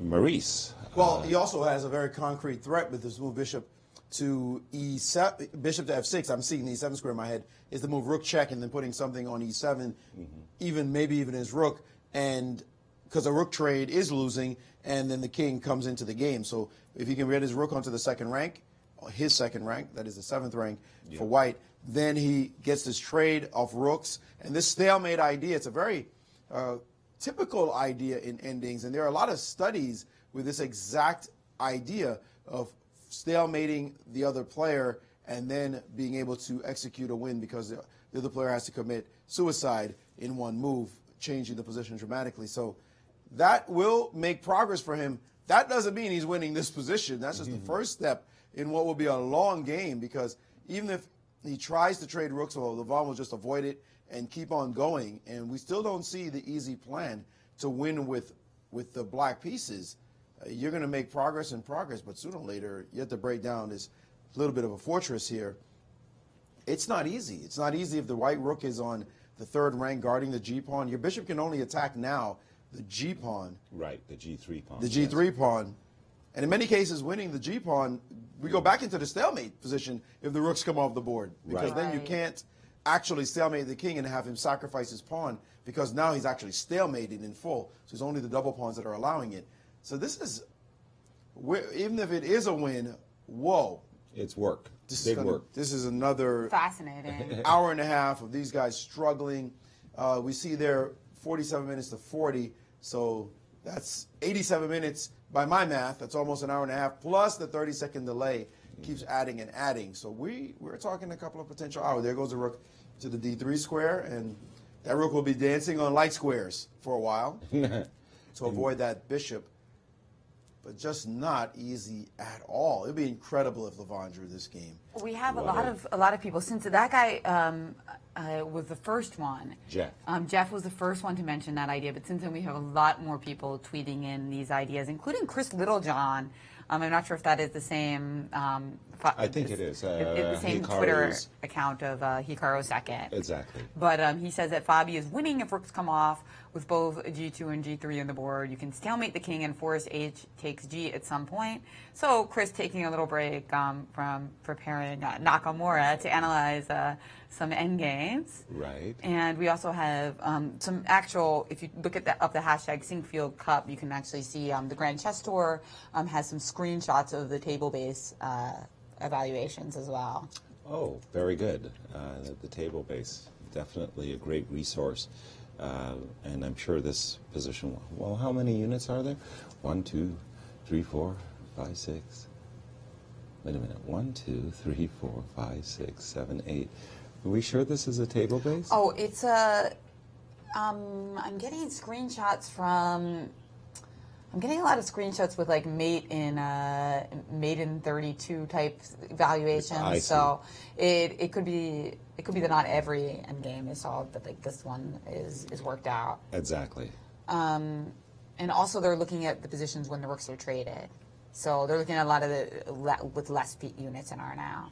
Yeah. Gotcha. So basically the stuff that you were kind of setting up to demonstrate the ideas with the stalemate. Right. So that's very instructive and really interesting. And, you know, who would crack open a book and look at that if it wasn't for watching the Sinquefield Cup, right? Yes. But let's take very motivated. And Maurice with some more thoughts on this fascinating endgame. Well, actually, remember writing a chapter in a future book that I plan to write because on this exact topic. I actually was going over some endgames with this idea of stalemate, and these tricks are so nasty, and the top composers around the world from the past have made exactly these types of endgames where it looks just like it's impossible to win the game, and instead they come up with these cute ideas. And the thing is that one thing that a lot of players don't realize is how much top players look at studies. Now, a lot of people think, you know, problem chess, mate in threes with a lot of pieces on the board, or even these esoteric studies that look like they may or may not happen in a game, but why do I need to study that? Maybe I should get an actual end game book instead of going over studies. You don't realize how guys like Garry Kasparov, the top players to a person, know these types of studies. They go over these unusual maneuvers. Now, it's extremely hard to solve these studies, which may be why a lot of players shy away from them. But I would guarantee that these two players have seen a position like that before. There's no question that they know that. That's why they're 2800s. They look at all kinds of esoteric stuff that the average grandmaster may decide, I'm not going to bother with that. Exactly, and just to your point, exactly. It was during the U.S. Championship. I was having dinner with Fabi and Rustam Kazimjanov II, and I said, "Okay, guys, what did you do today?" And I'm expecting, you know, we're looking at Rui Lopez's and Joko pianos until our fingers were bleeding, and they said, "No, we had to study." It's queen versus two bishops. And of course, the bishops dominate the queen in the most incredible way. And I said, oh, wow, what a study. Oh, And they're looking at a study that featured a queen versus two bishops. Correct.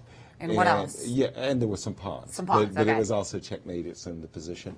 And so Fabi showed me a smartphone, and I was looking at it, and it was like a 25 mover. So they got the first 10 moves for like an hour, hour and a half. Then they took a walk. During the walk, they picked up another 5 moves. They came back, they studied it for a little bit more. And it took them 3 hours to analyze this game. And it was a test of their calculative powers, their understanding, and I was really, really taken aback. Who studies this esoteric stuff? Well, I'll tell you who does. It's the 2800s. Top players, absolutely. Yeah. Studies are incredible. Studies like Kasparian's book on domination, for example. Beautiful book. Oh, man, what a great book. If you haven't gotten it, I'm plugging it right now. Kasparian's book on domination in the endgame is just a classic. And those studies, it not only is it about calculation and creativity, it's also about understanding Zugzwang primarily. I mean, a lot of what it's about is knowing that you don't necessarily win, your opponent has to lose. It's all about giving your opponent the move.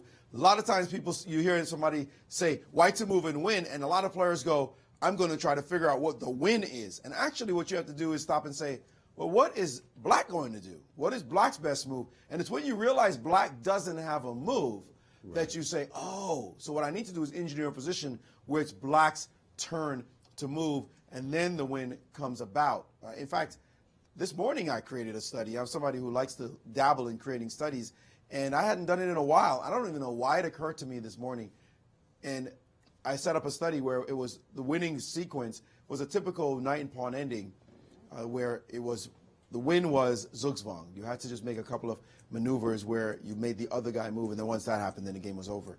So it's a common theme, and it allows you to think a bit differently about the chess, a game of chess, and to realize just how many techniques there are to winning. And one of them, one of the major ones that grandmasters hold in their repertoire is that ability to understand it's not about me winning, it's the opponent losing. That's right. Zugzwang's one of the most beautiful concepts in chess. And actually, if you have a friend who's an intellectual but they don't play chess yet, start explaining to them Zugzwang, and they're going to be like, oh my God, I need to play chess. That's deep. That's deep. Yeah. Speaking of deep, we've arrived at this position, and I was a little bit surprised by this move, Rook D5, and I'd like to just pick your brains here about this move, Rook D5.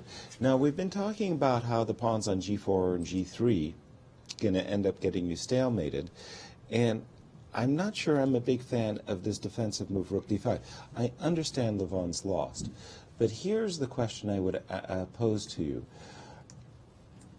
Do you like the move King G2, voluntarily giving up the G4 pawn for this opportunity of maybe hiding your king on the H3 square, or do you like Levon's move Rook D5? Would you voluntarily give up your pawn? Maurice? No. Jennifer? I'll go with Levon. No. The reason I ask is, suppose in this position I now play the move Rook B2 to cut off your king so that you're not going to be allowed this idea of King G2 and King H3. And my idea, of course, is I want to bring my king, if I can draw an arrow, all the way to the E1 or F1 square. Wow, that's a good knight.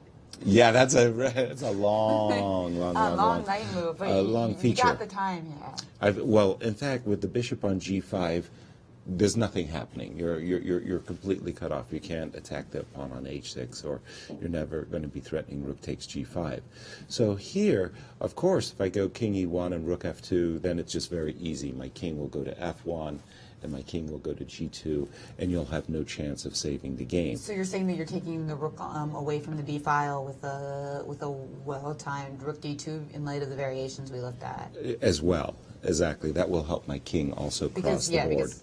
After you place the king on E6, you do still need to get rid of the rook from the D file. Indeed. It's a lot of work.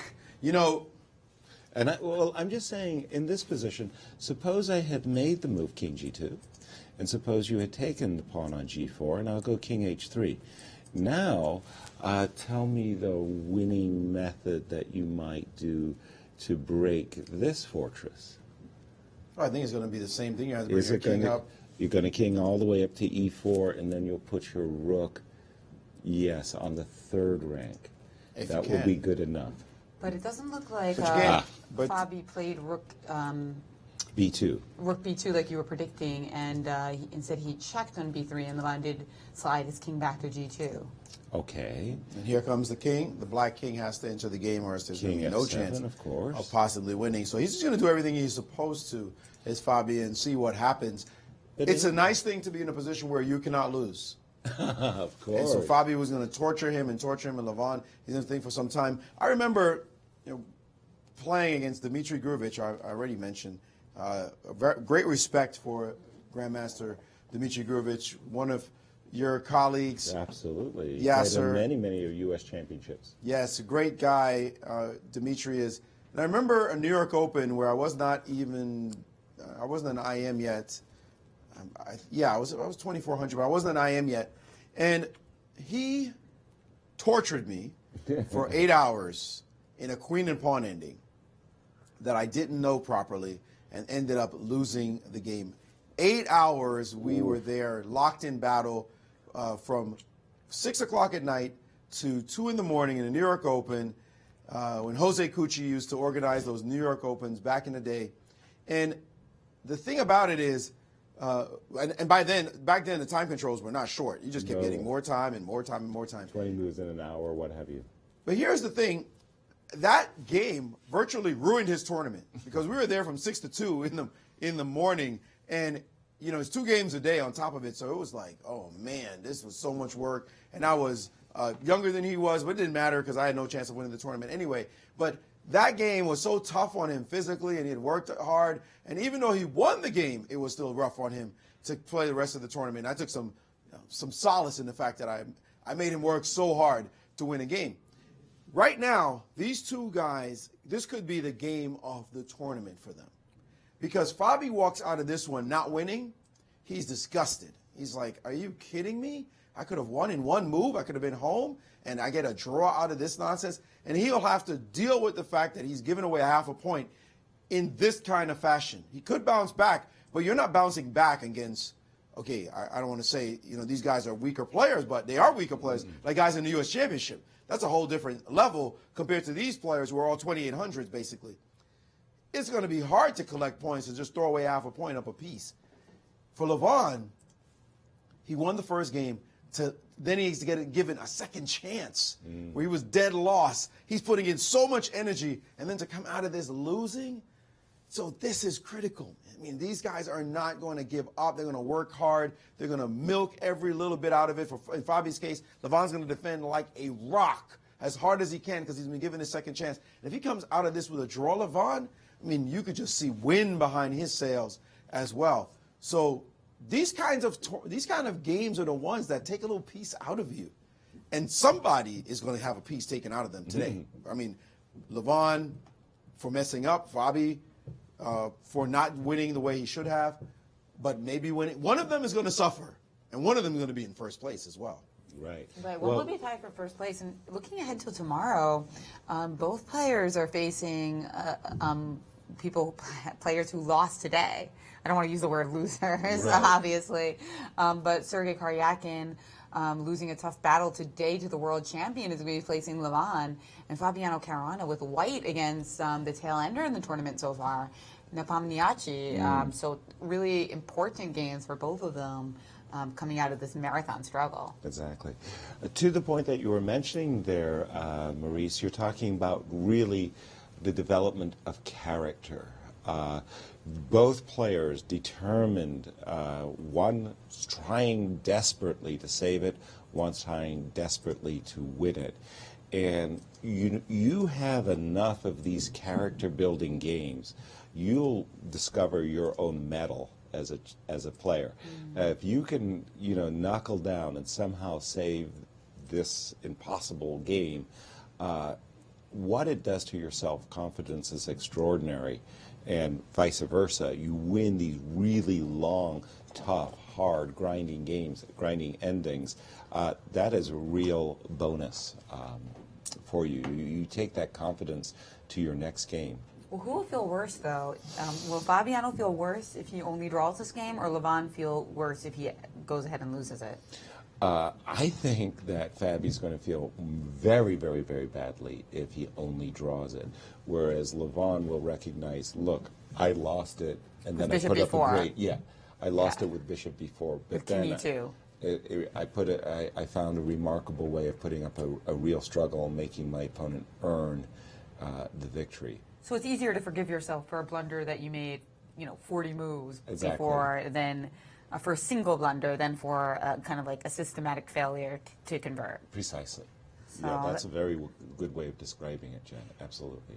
And because, of course, we only have one game going on now, you have a better chance of getting through if you tweet us at our hashtag Sinquefield Cup, or if you give us a call. A lot of times during the game, we're so busy, we can't take all your calls and your tweets. So those of you who are still with us for this very important game, now is really your chance to be heard. Exactly. And then just to take I'm not seeing so very well the times, but it looks like 35 minutes to 40 minutes. That's what I'm seeing on my monitor. Is that? Yeah, that seems it's pretty balanced at the moment. Right. With both players. But just take at the position at hand. After this move, King G2, you guys just do see that it's much more awkward with the king getting to the H3 square to win it, because now you'd have to bring your king to G1 instead of to E1.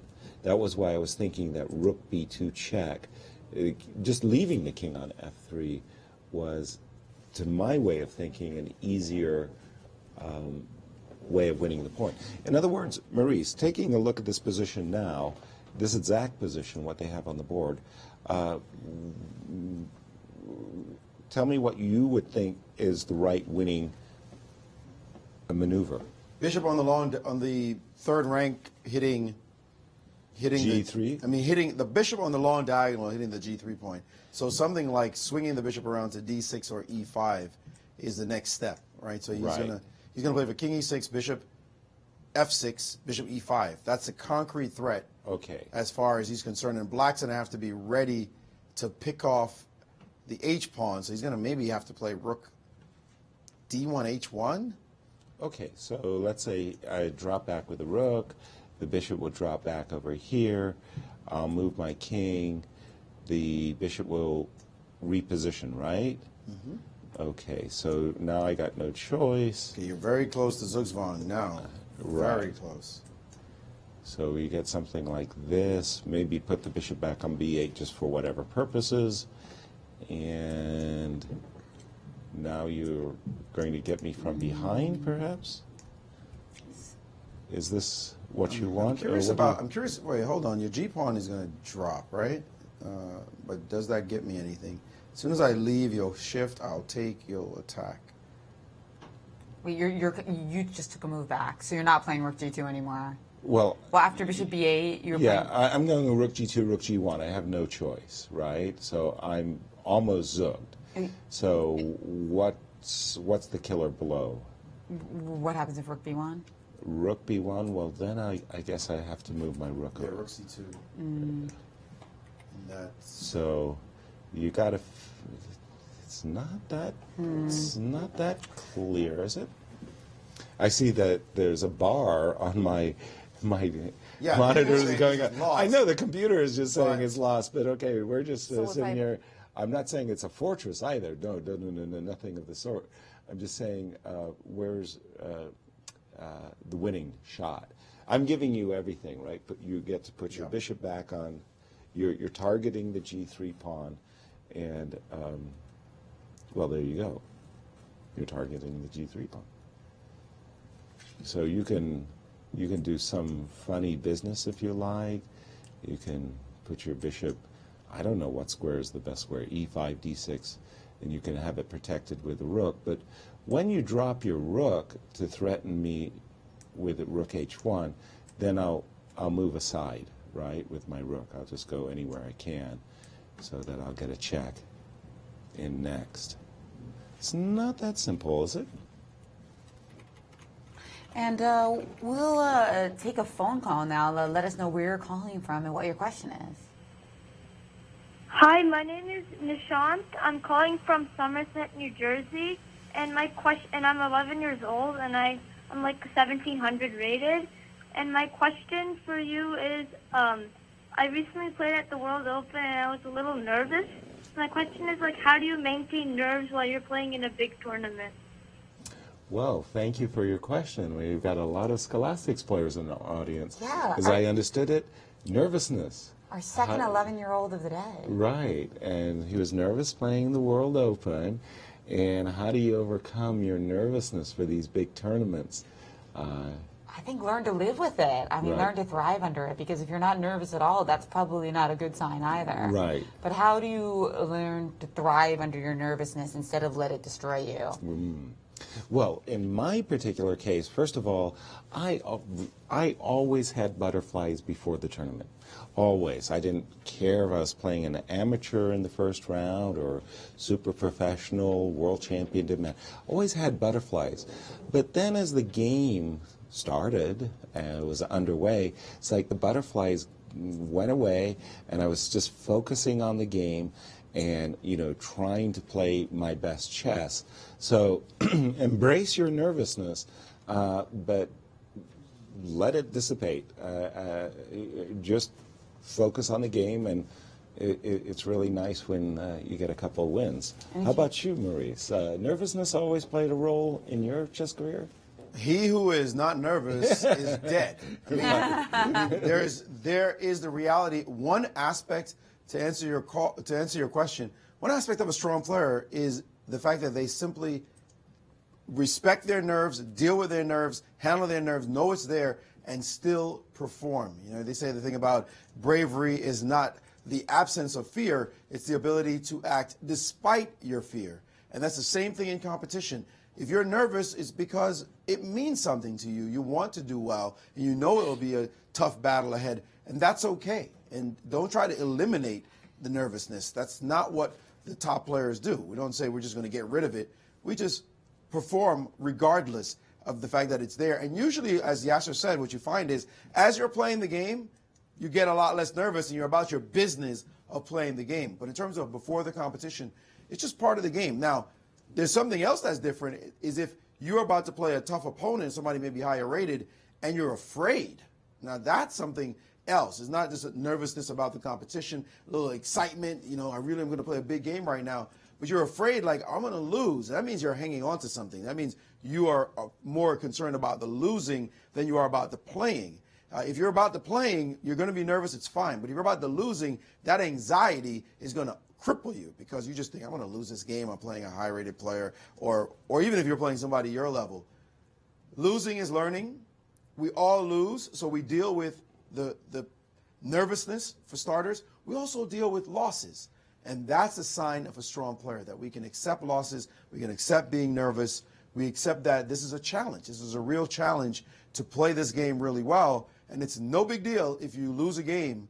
Even critical games, they teach you so much for the next time. So you just have to have the right attitude about all these emotions that you're going to have as a competitor.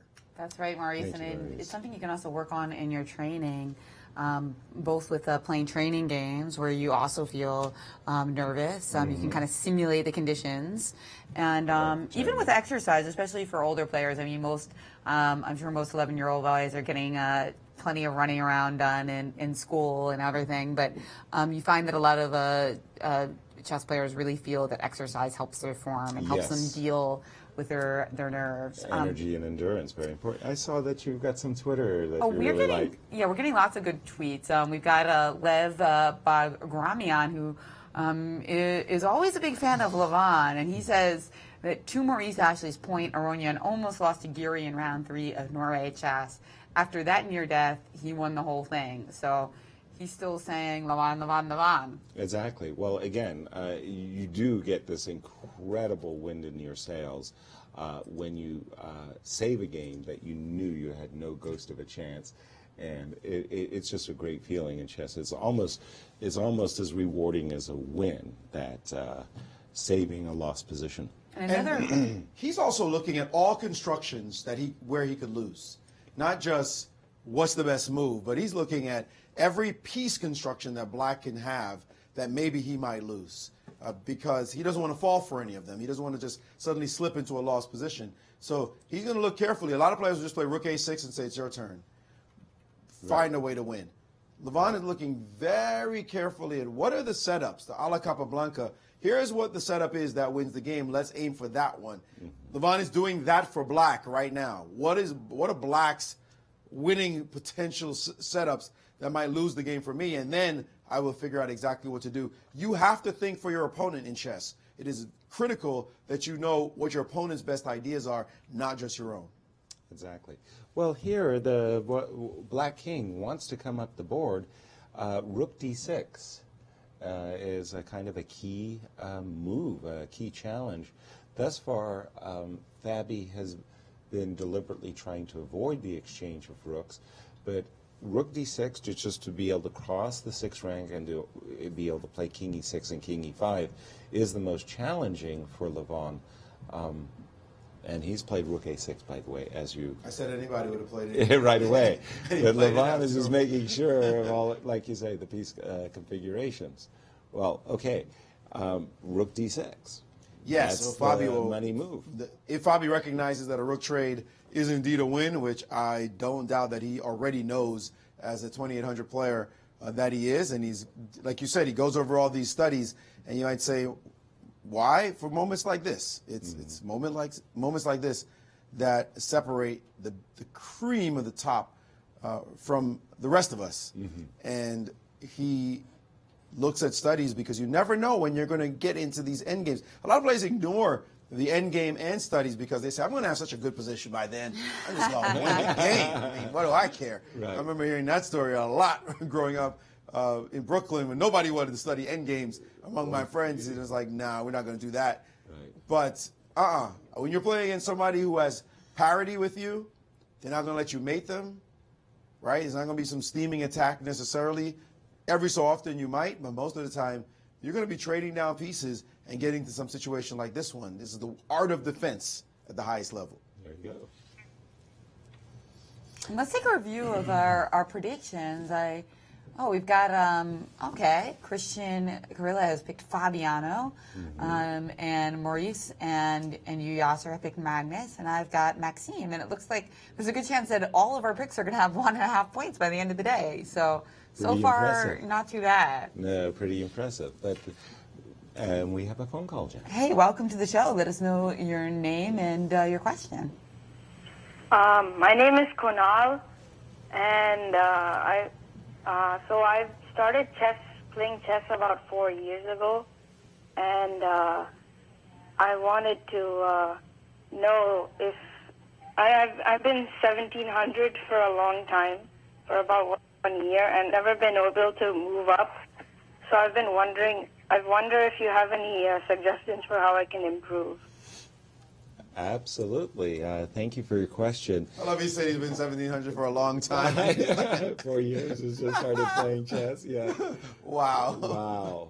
Yeah. No, it's been a while. Speaking for myself personally, there were times in my career that I would plateau at a specific rating, but it wasn't just the rating that was bothersome to me. It was like I didn't have a greater awareness or understanding of chess. And I found that for myself, it was time to change openings, to mix things up, to broaden my understanding, broaden my scope by playing different openings. And maybe you should just take a look at your openings and compare your results against the results that you want. So sometimes you got to mix it up. Maurice? Well, first of all, he hasn't plateaued for a long time because he's too young to be talking like that. He's in a slump. Yeah, he's slump. Listen, it is one of the best books I've ever read in my life. I think I've mentioned this on the show a few times. Is a book called Mastery by George Leonard.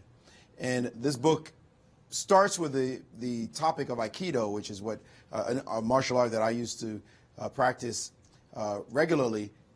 He talks about that idea of plateauing in the martial arts, but then he talks about the idea of plateauing in daily life. And it's a fantastic, very small book, simple read, but he talks about loving the plateau and recognizing that that's how growth works. In chess is not a straight line this way. This is not growth at all in chess. Chess is you go this way and then you stop like this and then you jump.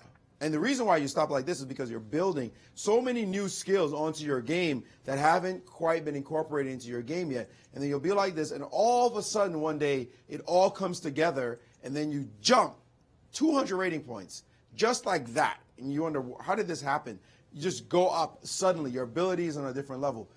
What you have to do is just keep on working on your game. Keep on working on the art of this game of chess. Keep studying. Keep improving areas where you're weak, these end games. If you're weak in the end games, make sure you stop and look at those end games. I remember Joel Benjamin, another colleague of yours, Yasser, saying once he got out the Rook and Pawn endgame book and worked on it all summer, and he was 50 points stronger after working on those Rook and Pawn endings, getting himself tough and refined in those endings. Find the weaknesses in your game, work on them. As Yasser said, don't get stuck in openings, but there's so many middle game positions you don't know. There's so many classical games to go over of all the great players. It's a long road to the Grandmaster title. 4 years, you got so much time ahead. Don't worry, don't rush. Do what you're supposed to do, and you'll get there. Yes, and you mentioned Joel Benjamin. He's currently battling it out in the U.S. Open, along with Alexander Shabalov, who's actually won the last 2 U.S. Opens, each time earning a ticket to the U.S. Championship here in St. Louis, which is quite extraordinary. And a player who did really well in this year's U.S. Championship is also playing Yaro Jarabuk, who goes to SLU. So last time he got the wild card, maybe he thinks he's not likely to get it again, but he really enjoyed playing that tournament. He did. And I don't blame him because he had the gem of the tournament against Fabiano. Absolutely, winning a crushing game with Whiteside, a flawless model against the Rui Lopez. Against this man right here, and right. That's quite remarkable, talking about the number 2 player in the world, number 3, depending on the result of this game, no doubt. Right. We have gotten a lot more tweets to our hashtag Sinquefield Cup. This one from Andrew Voss. He says, if it gets to time trouble and Fabi blunders the bishop, can he still hold? It's not going to happen. It's not going to happen. They do have, when you speak of time pressure, don't forget that there is no increment, but there is a delay. 30-second delay. So this is not the type of position. Yes, Fabiano made a huge blunder in the U.S. Championship against Firouzja Nakobian, but that was a position with a lot more pieces on the board. And that's just not a realistic occurrence. And I'm happy to hear that questions like this from people, because it means we have some newcomers tuning into the show. So don't be shy, whatever your question is. Or maybe he just has some kind of like wager on the game, and it's all about like Fabi not losing. Yes, you can cash that ticket in now. Right. Fabiano is not losing this game. Right. King F3. By the way, Rook D6, the challenge was met. Levon dropped back with the Rook, as both players now have a clear awareness that trading Rooks would lose thanks to the Zugzwangs we pointed out as we came back on the show. And King E6 and King F3 by Levon. He felt that the king needs to be on F3. I was suggesting that maybe the king on H3 was more of a challenge, but King F3 was his choice.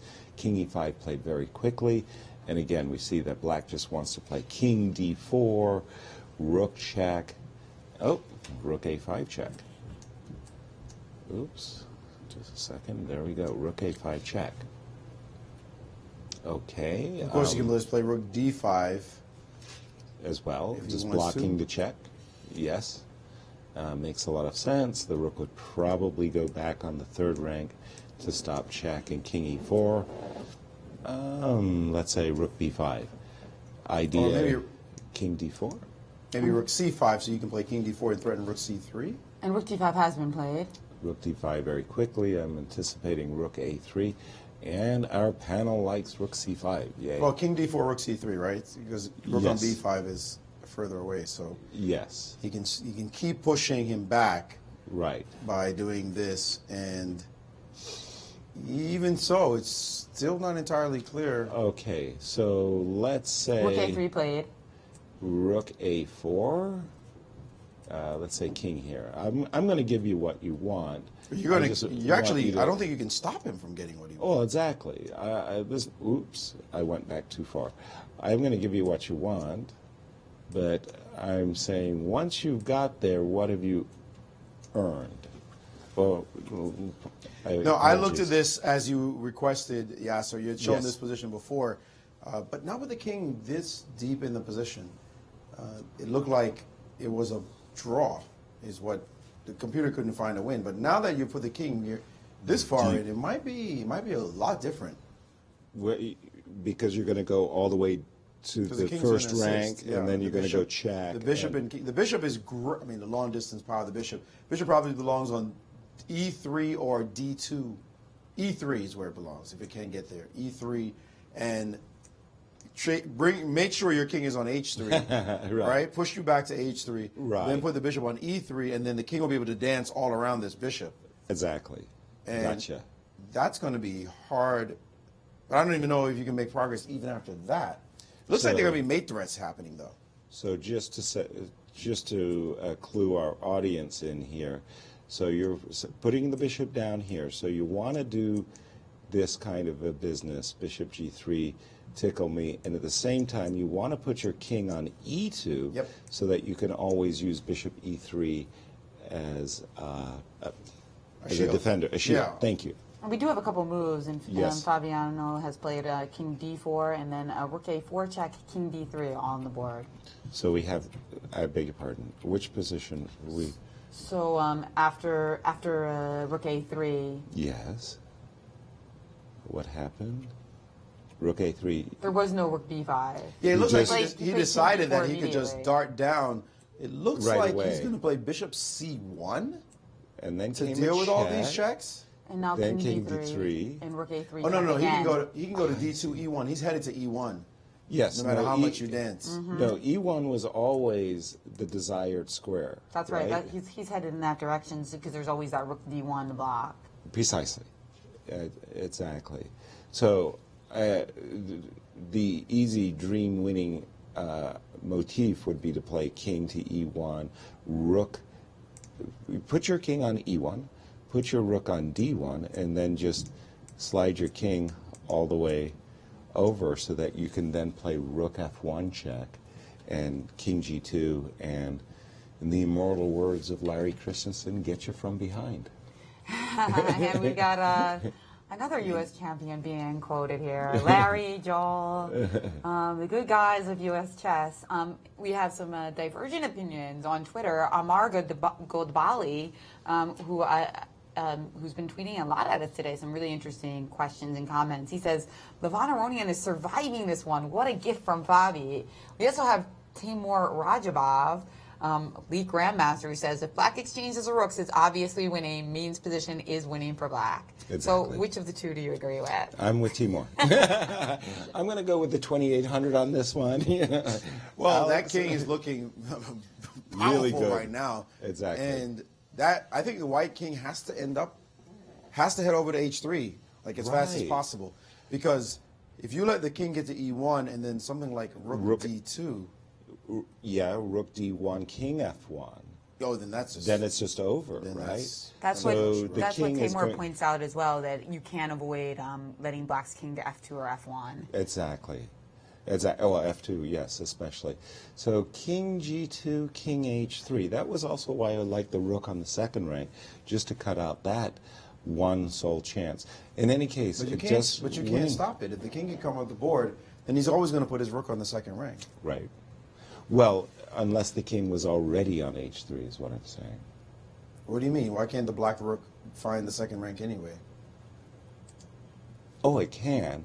I'm just saying, I think it's easier to win with the king on F3 than it Oh is yeah, on H3. no doubt about that. His king is going, but he can't stop him from putting his king back on H3. So all of it's going to happen. The question is it winning when he gets there? And well, what is interesting, of course, is that now that both players do recognize that trading rooks would give black a decisive advantage, if you go back to that moment that I had mentioned way back here. No. That was the discover check on move 40. Remember, was no. It was right here. King H7. It was exactly at this moment that rook E6 check would have forced the trade of rooks, and then you would No, get. but this is a draw. Why is this a draw? This is the same. No, because This is the Zugzwang. My king is just coming. King. Like B4. Can we play G4 and B4 in time? No, you can't actually. Because I'm in the square of the B pawn. Yeah, you're right. Yeah. So he could have forced the trade of rooks way back when. Right. But you'd have to be supremely confident, because that was just at the time control, that you would end up winning that True, game. but you did need an hour. He did have an hour at that point. But yeah, it was after the time control. It was right after it. So. Yes. But it just it didn't really occur to him yet. He needed some time to sink into the position. Precisely. It was not like he wanted to burn 30 minutes in his first move. And your first gut fear is Yeah. you've got the wrong pawn, the H6 pawn, the wrong color pawn. Your first fear is that you can't trade the rooks, and then you realize, oh, you can use your rook to just barge your way up the board, and then it slowly dawns on you, hey, I've got a Zugzwang to win the game. That's right. So what if we? So can you show that one more time? So if we play G4 right away. Oh, I'm sorry. So you're that saying, to move yeah, 50 or 41? Because that's just Yes. like so. Sure. So interesting to me.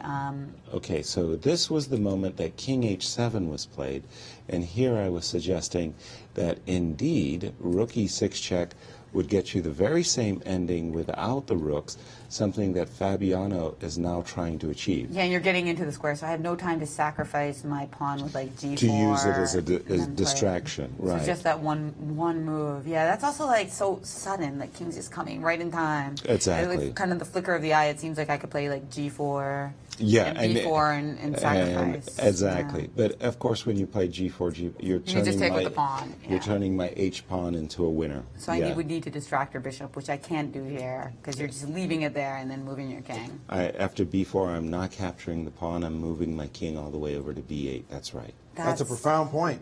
Great. So actually, Fabiano basically missed 2 easy wins then around move 40 and move 42. Way to make a guy feel good about himself.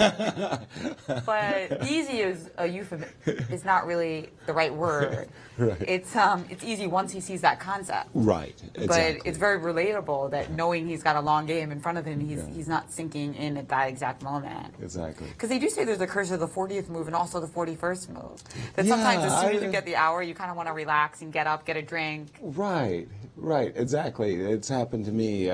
I've been very proud about my 40th move, and then something my 41st is like, face plant. But at least it's better than not making the time control. Remember the famous story of Hikaru Nakamura it was the Bilbao Masters, I believe. He turned to the arbiter and said, "That's time control, right?"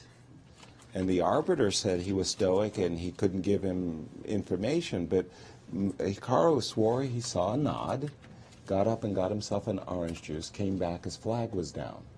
Or Magnus Carlsen in this very tour. Well, that was in Stavanger. Yeah. Because that was also in Leuven, you mean? I mean, the first Grand Chess Tour when we had Norway as part of the tour. Right. You remember? That was where he did it. Yeah. And inquiring minds want to know, of course. So I asked Hikaru how the orange juice tasted. Was it really worth the 40,000 euros?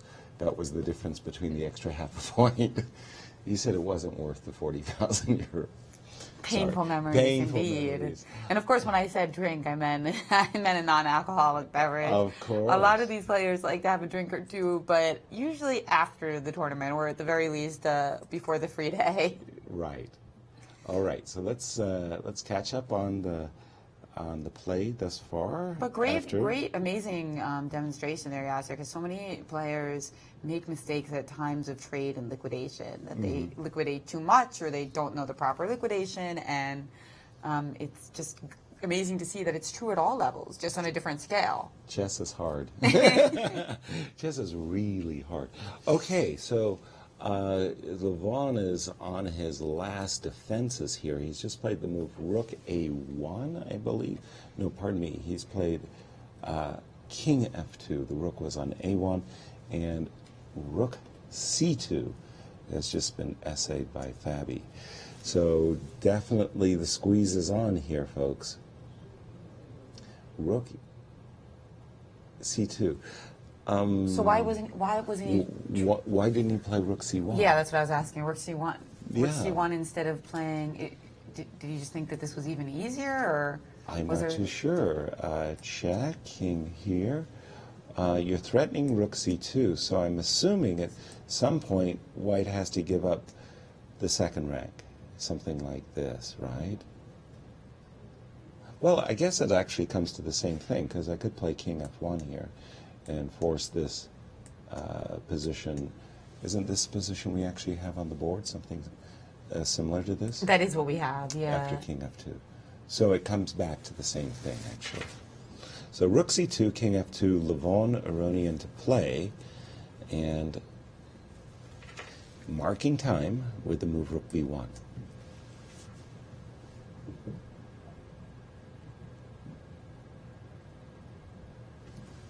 We're all just getting the... Okay, let me refresh my board.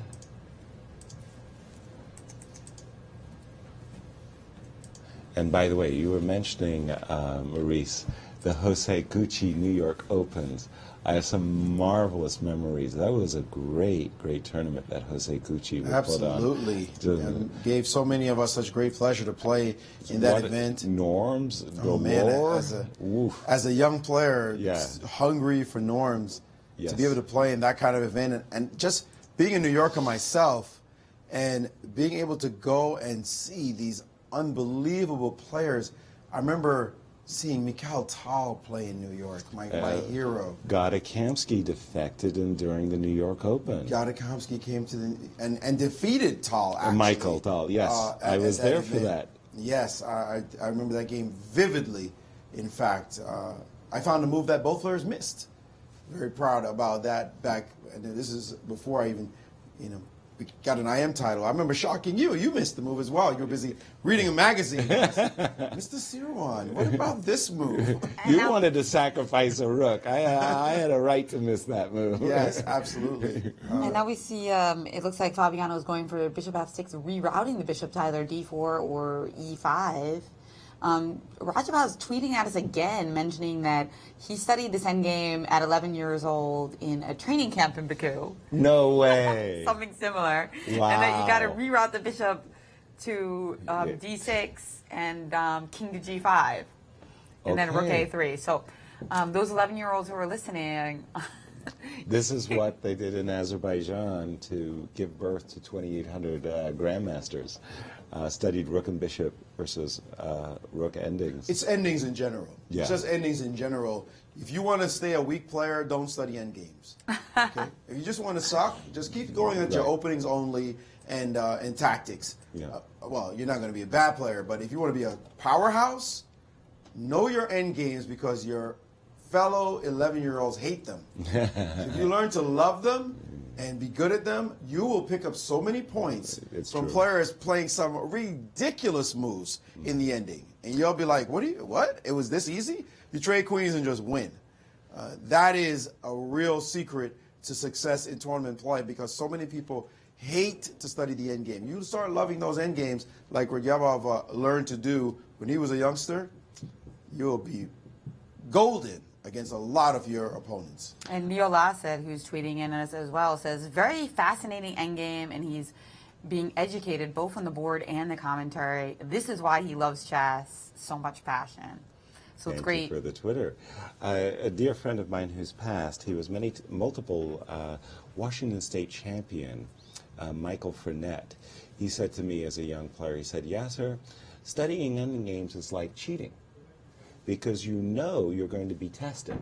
So prepare yourself for the exam. And he was right. And actually, I prided myself as being a good endgame player. And we do have a move, King G2 by Levon.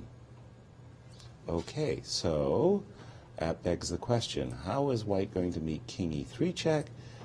How else but with King F3? King H3, pardon me? Is that right? Sure. Okay, now I was going to go King. I had better be careful.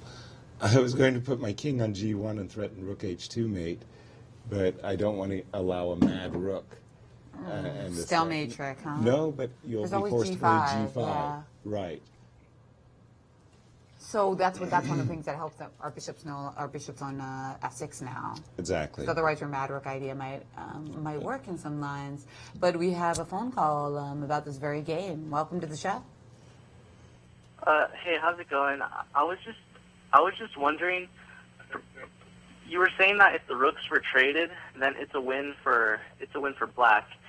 And I know that if white didn't have his pawns and he can get his king on H1, then it would be a draw because the bishop's the wrong color. So I was wondering how the pawns made it so that black is winning, and if you can show me the exact configuration of how black wins after the rooks are traded.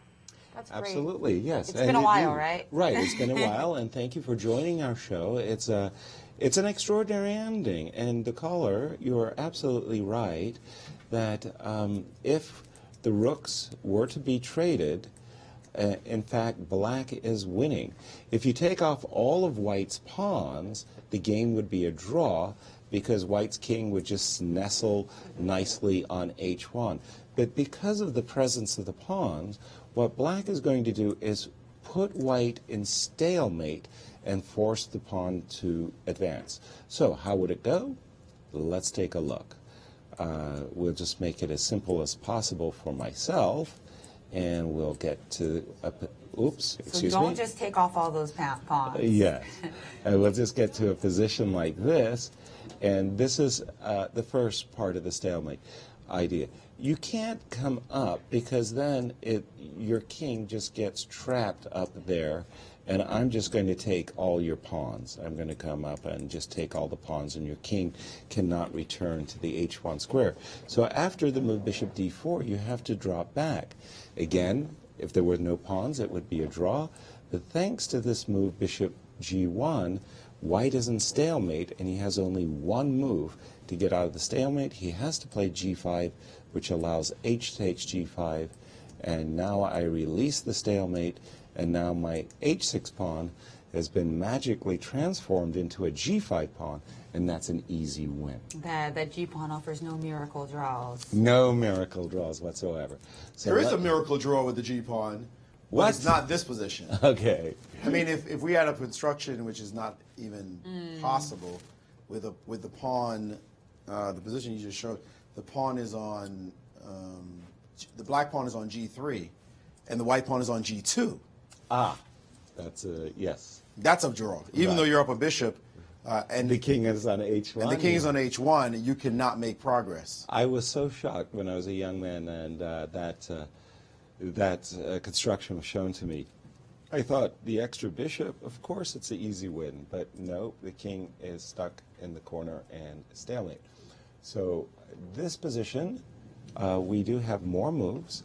Let me see what was played after, pardon me, bishop f6, king g2. Check was played, and king f2 immediately? Yes. This seems to be the current position. Well, this is the progress that I thought was unstoppable, and I thought this is where, unfortunately for Levon, he comes to a dead end. Just to show what I was talking about just a second ago, another one of those draws. This one is a draw. In fact, there's no way to get this king out of this corner. It's just going to shuffle back and forth. Everything you do leads to a stalemate. So we have the same thing, the G pawn and the G2 pawn, except in this position with Levon and Fabi, they're up the board. So there's nothing to worry about. The king just grabs the pawn. In this case, this king cannot ever get this pawn. In the other position, it's very easy to pull off, and you just take the pawn through simple Zugzwang eventually. So this is another one of those draws where you're up material, you think, I should be winning, and then you look and go, the guy is actually drawing this one, and you cannot make a win happen in the game. And conversely, if this was a light square bishop, I think it's still a draw, right? I think it's still a draw because you can't take this pawn. There's no way to approach this guy. I think I could set that position up for you. But you can't approach this guy, and you can't play a move like bishop h3 and try to win because he has king g1 as a defense. So that's also a draw, isn't it? I think it's a win.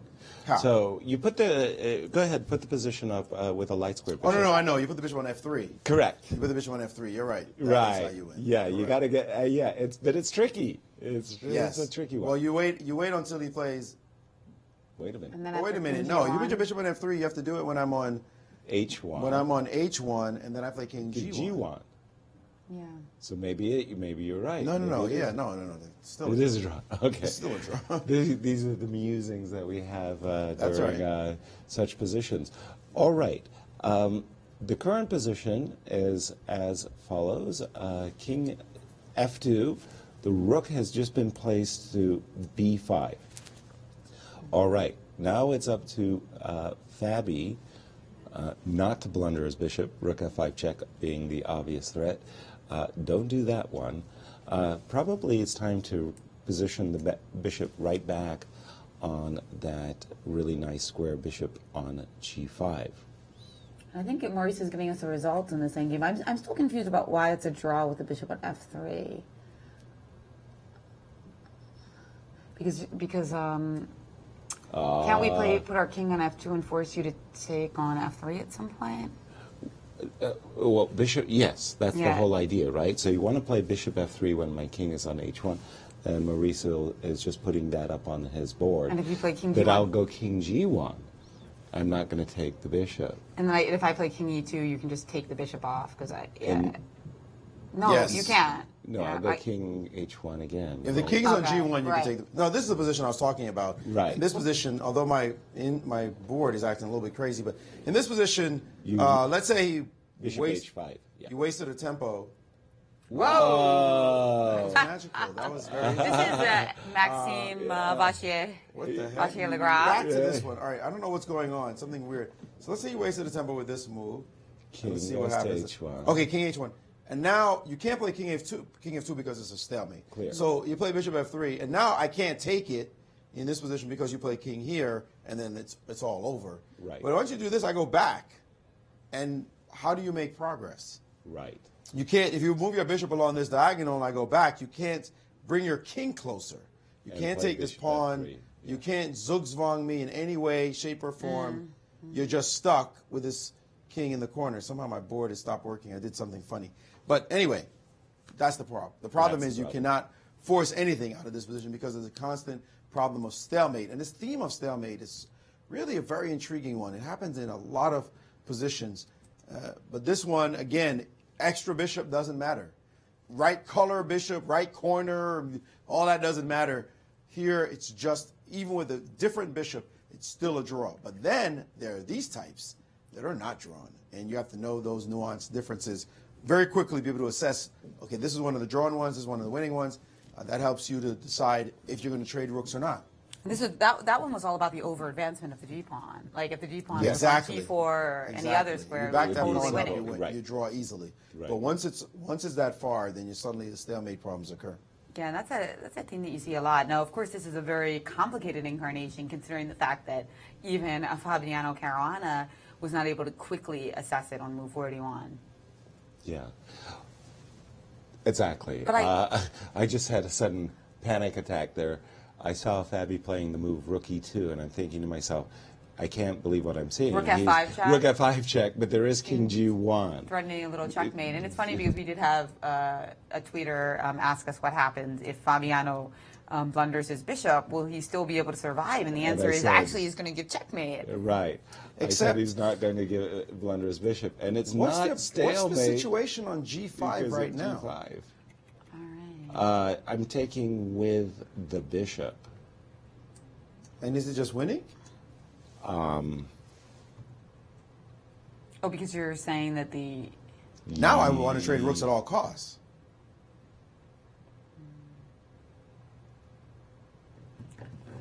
So... Do you?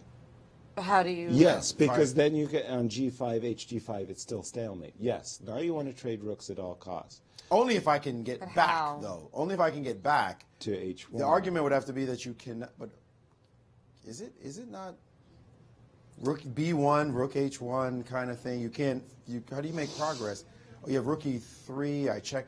How is Rook G5? B1. Is G5? I think G5 is your best shot. I was trying to give away the G4 pawn earlier. Remember, Yes, I was saying yes. King G2. I'm just curious if that would have simplified his life. Do you want to show why the bishop and pawn is no longer winning? Oh, yes. Well, first of all, HG, of course, there's no checkmate anymore. Right. And the problem is the king can simply just go up the board thanks to the fact that after rook H2, the G4 pawn has been given away. After bishop takes G5, bishop takes G5, the problem is that, let's say, rook here, you think you're in the same ending? Well, actually you're not. Because in this case, excuse me, I'm just doing this. You'll recognize the situation. Remember, a moment ago I had 2 G pawns. Now I only have 1. Why is that important? Well, you're about to find out. Oops, I did it wrong. Do a different Bishop tempo, F2, sorry. Bishop F2. Assuming he has to go back. Bishop G1. Now after the move G5, you can't take it. Because there's no second G-pawn. There's no second G-pawn. This, in fact, would be a stalemate. So after giving away the G5 pawn, the G4 pawn, White's opportunity, he's making it much, much harder. But if I see the current,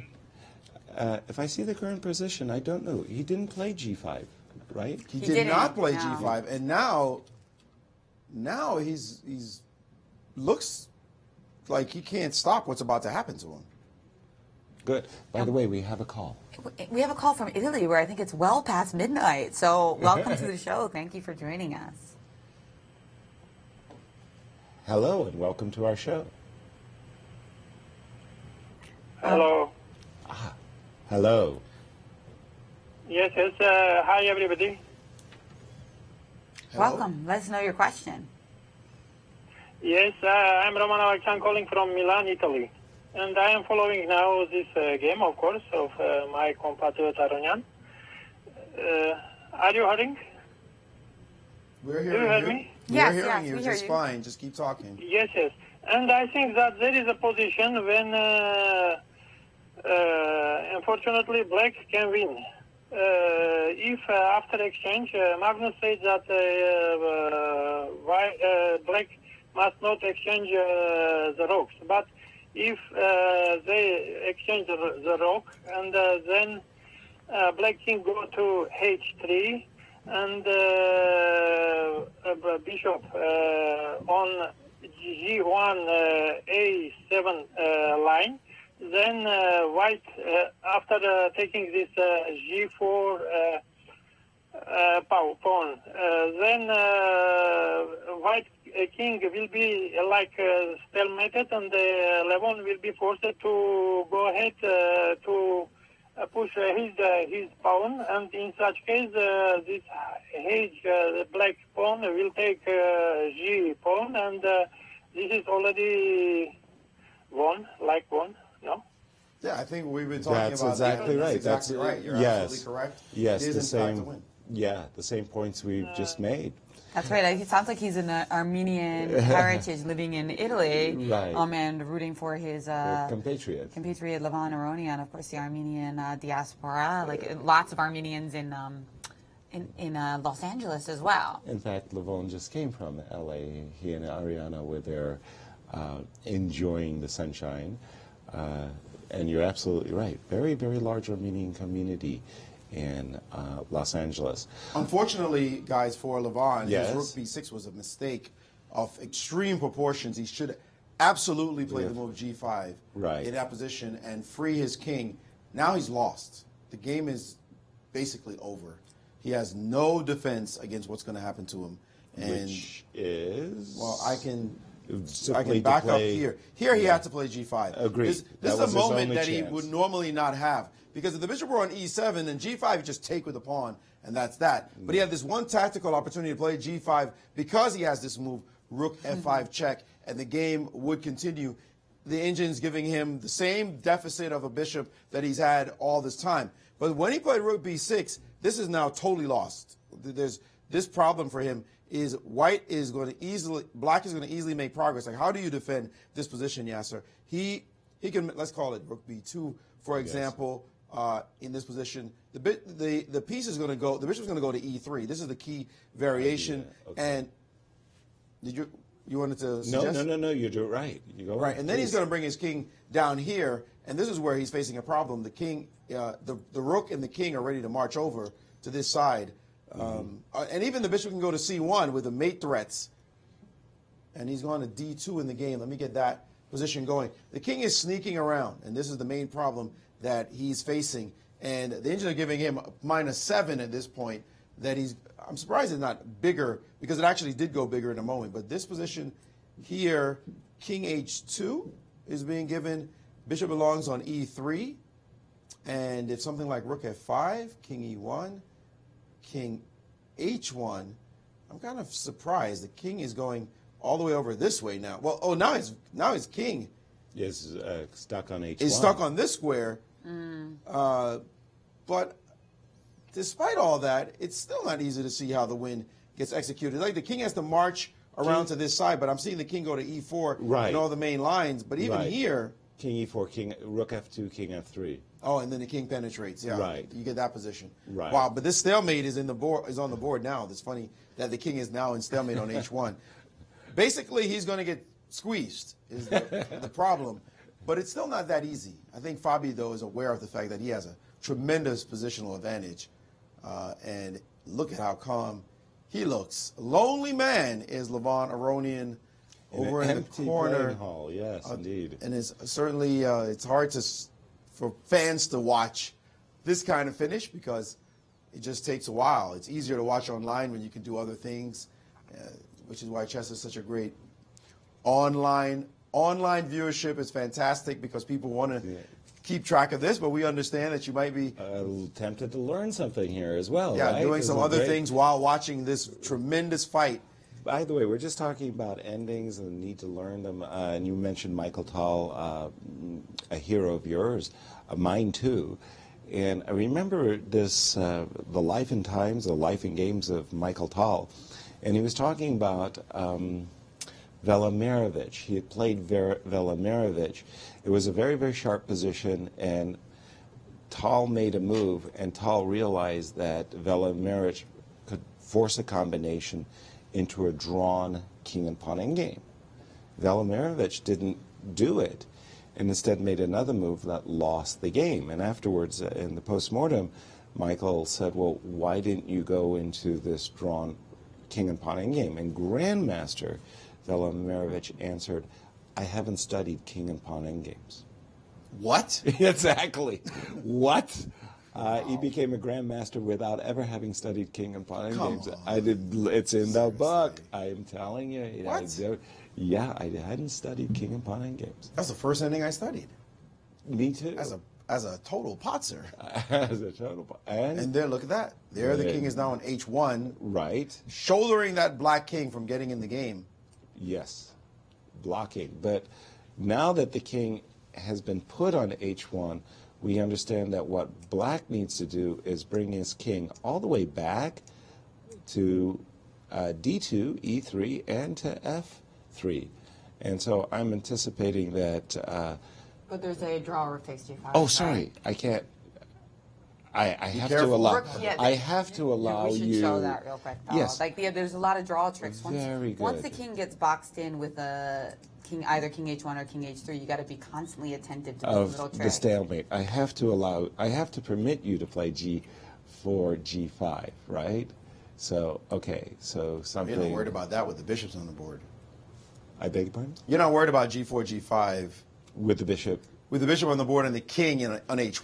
You're going to be worried about it with the king on H3, but you're just going to bring... If you take with the pawn now after G4, you play pawn takes, you just bring your king around and then pick off the G pawn. The last The only reason G5 worked in that other variation was because the bishop was on this odd square F6. Right. Yeah. Yeah. Right. You're happy to capture with the pawn now, so that's nothing. But exactly. Many endgame grueling marathon like this has ended in like some kind of crazy stalemate trick because you wear your opponent down and they're tired. But both players are hyper aware, I'm sure, of the little tricks here. I remember in the candidates tournament in Montpellier where I was playing, Spassky was dead busted, like dead busted to Zoltan Ribley in a queen and pawn endgame, and there was a stalemate trick, and Spassky found it, and Zoltan was just completely crushed. I mean, because he had this winning position for like 90 moves or however long it was, and Spassky got away with a draw. It was really... That's the other reason you want to. Yeah. That's the all other reason you really need to improve your endgame play, because that is the worst feeling. I mean, these guys have been at it since 1 o'clock. 1 o'clock. All right? We've been at it a while, too, guys. Wait a minute. Where's my union rep? Are we getting overtime? We're getting overtime. No, but they've been at it since 1 o'clock. To mess up to some ridiculous trick after all that work, it's so deflating. It is a horrible feeling. Heartbreak. You have to keep your focus all the way through. We take breaks. We get a little bit of a break. We go snack on something. Not these guys. You know, we get to relax. We get to talk about the position. These guys are under the gun. There are machine guns everywhere that Fabi's pulling out. It's like, make a mistake so I can kill you. And it looks like... Rook E4 has been played on the board. That's an interesting move. What's up with that one? I actually like the rook on E2. I thought the king was going to just simply march around to the F3 square. But rook E4 was his choice. And Fabi is gunning to take the G4 pawn, which, in a funny way, gets to that same position that I was talking about some time ago. Rook F5 check, king E2, and I guess you just have to let the G4 pawn go. Is this winning? That's the thing. I'm thinking that if I'm black, I'd like white to keep both of the G pawns. Yeah, it's already... I wouldn't be gunning for the G pawn myself. I would be like, okay, I need to just bring my king around. That was the whole point of the F3 maneuver, square. to get the king to go to H1 so your king can come back on the other side. That's right. Yeah, so I was thinking that, okay. Unless I can't. Let's say I play a move like bishop G with the idea of rook here and king E2 and king F3 as my intent. But anyway, rook E4 was played. Hold on. Let me just, sorry, I'm going to update really my sophisticated. board. I beg your pardon? Well, again, the players have been at it for quite some time, and Fabi, you know, all you need is one win per game.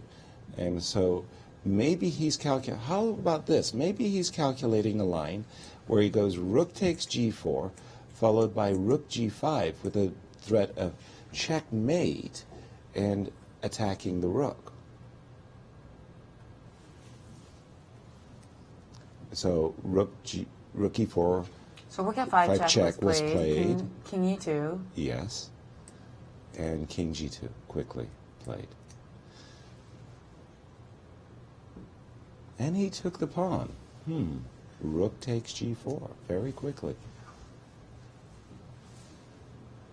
Well, has Levon chances improved significantly?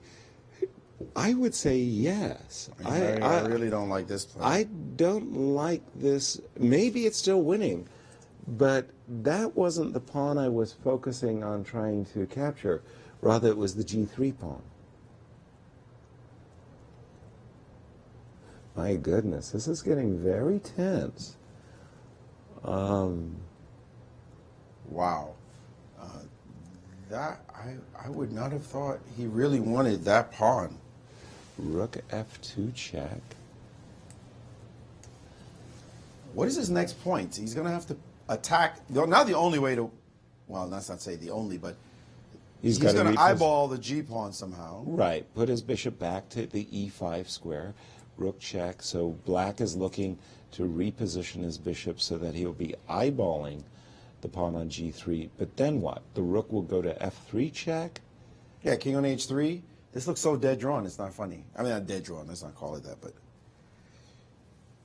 wow. What does he see? I'm just saying that capturing the G4 pawn, I think, made White's life a lot easier. That G4 pawn, that was why you played G5 10, 15 minutes ago, to get rid of that G4 yeah, who cares? pawn. That pawn is a pain in the neck. Exactly. Yeah, because it wasn't just like those lines with the pure bishop versus pawn endgame, but it was also some lines with like little mating tricks where you couldn't have the G4 square. Exactly. So there were like a couple of issues with it. Right. And the G4 pawn just wasn't an important pawn to win. And Levon made that last move, Rook F6, with some alacrity. It looked like he felt like he got a new life. Yeah. Get this pawn he would have begged black to take under the right circumstances. And this seems like just a circumstance. What do you do there? All the stalemating ideas, the pushing of the pawn, the trading of rooks now? Well, now the problem is you can't trade rooks if you're black. Exactly. After bishop G5, rook check, you can't go in for this because this is just That's a draw on the spot. The moment the king comes back to H1, you can't force the transformation of the H6 pawn into a G5 pawn. So capturing the G4 pawn has really made White's life a great deal easier. Wow. Wow. Wow. Yeah. Yowza. And before the engines were giving mate in 51. Okay. Which is ridiculous. Okay.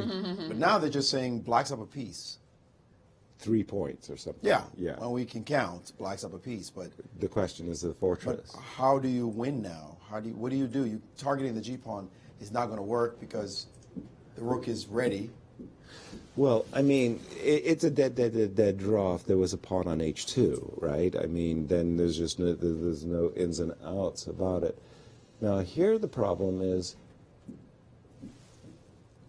We have one tweeter wondering if Caruana was worried about the 50 move rule. That's interesting. No, they're nowhere near. So what was the last capture? The last capture was rook takes B3, round move 40 or so? Yes, 42. move 42. Rook takes B3. He had lots of moves left. He gets to go to move 92. Yeah, and they're currently only on 79. So, no, that wasn't a factor at that moment. But now I'm beginning to have some doubts because the way you've got to win the current position is you've got to bring your rook from G4 all the way back to the second rank check, but then I will offer a trade of rooks. I don't know, guys. This is beginning to feel real fortress-like. Absolutely. Absolutely. And the body language shifted in Levon. Before, he perked up. You could feel his tension. Right. Now it's like he just dropped back and said, wait a minute. And maybe he's still lost, but... Well, like I said, Fabi's going to have to shift his rook back to the second rank, and to the G2 square is obviously ideal, right? So I'll play king F3 just to be my most annoying best as to how you're going to reposition, and then I'll drop back to G2 when I have to. Yeah, this is a long game ahead still. Although I will say, Fabi will still be playing the rook and bishop versus rook ending. Should he ever get it? Should he ever get to that point? He can get it. He can just trade off the H pawn, right? Probably. I mean, it looks like he can play H4 eventually and get that position. So he'll be playing that too. So we'll be here a while still. I mean, even down to that, he will still be here. All right. Well, after you said we're going to be here a while, let's take our break for a moment. But keep your Twitters alive, your telephone calls, and we'll be back for the exciting conclusion of what an ending.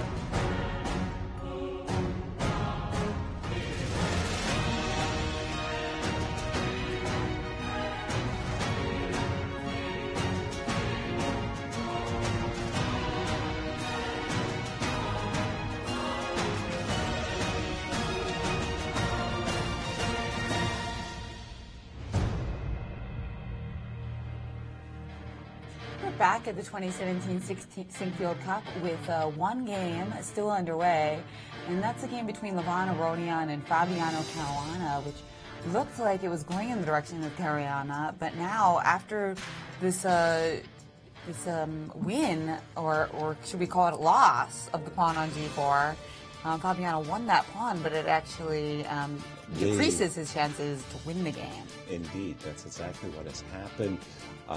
40 moves ago, essentially, Levon blundered a piece and has been fighting with all of his salt, all that he is worth, to get to a position that we have on the board. And he's really, really close to drawing. The over and under is we're probably going to see a rook and bishop, a straight rook and bishop versus rook, because I didn't see how Fabiano, now that he won the extra g4 pawn, was going to win the game. So we may still be here for another epic rook and bishop versus rook battle. What we are forcibly recalling the U.S. Women's Championship in a game between Naji and Anna Zatansky, that Anna won at like move 48 in this rook and bishop versus rook. So we're been following this game for some time, and I'm thinking that Levon's chances of drawing at this exact moment are better than Fabi's chances of winning, despite what your chess engines are saying.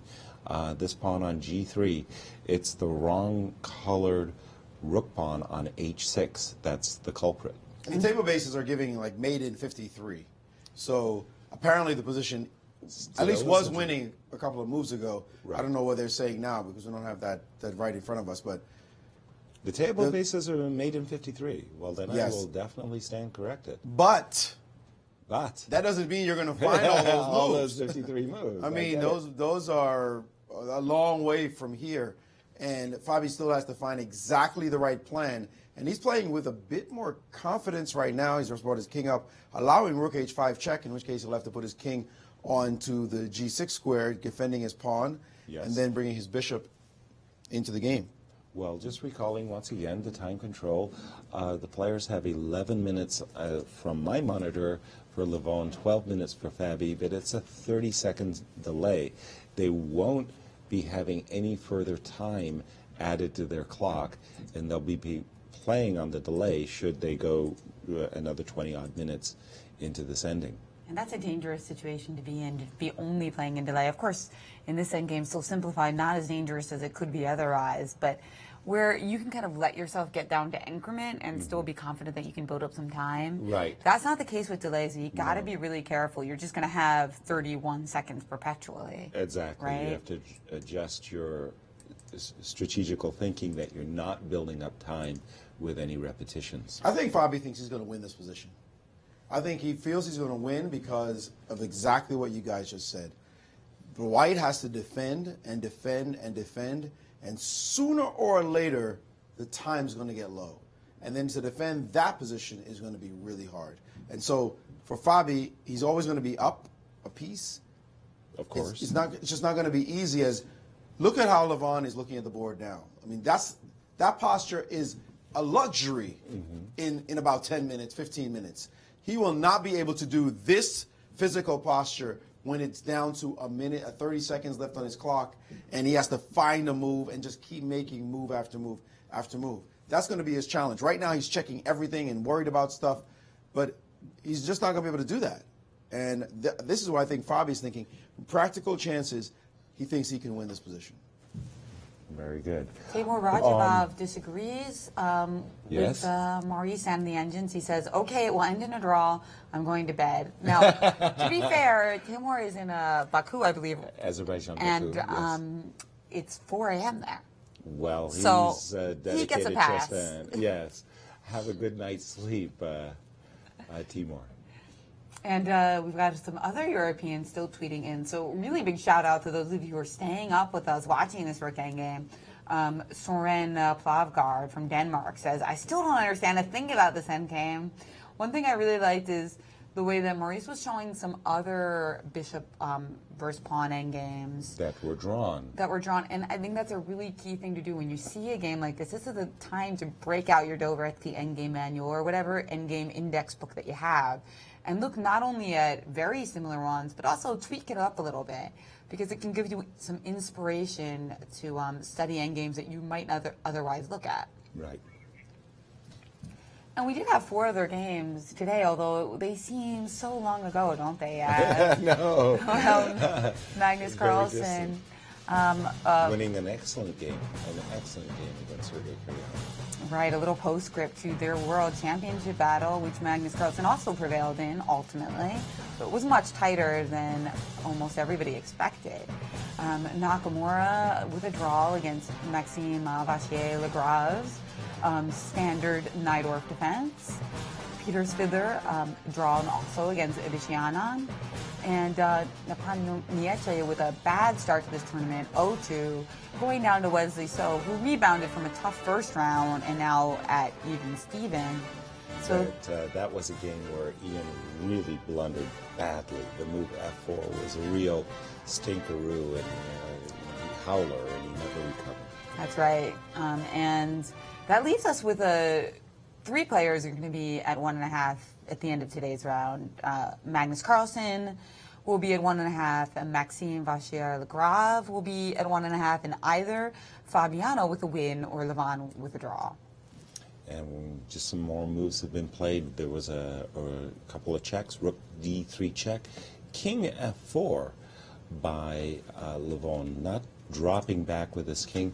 Played the move King F4, encouraging the move Bishop D6 check, as Levon intends to meet the move Bishop D6 check with King E4 attacking the rook, and after the rook drops back, I believe his intention is to keep his pawn on G3 and drop back with his king. Bishop D6 check indeed happened, King E4, and now we are expecting Rook D1 as played. You see there on your webcam, and now in view of King G5, King G4, I think White has to step back with his king, King F3.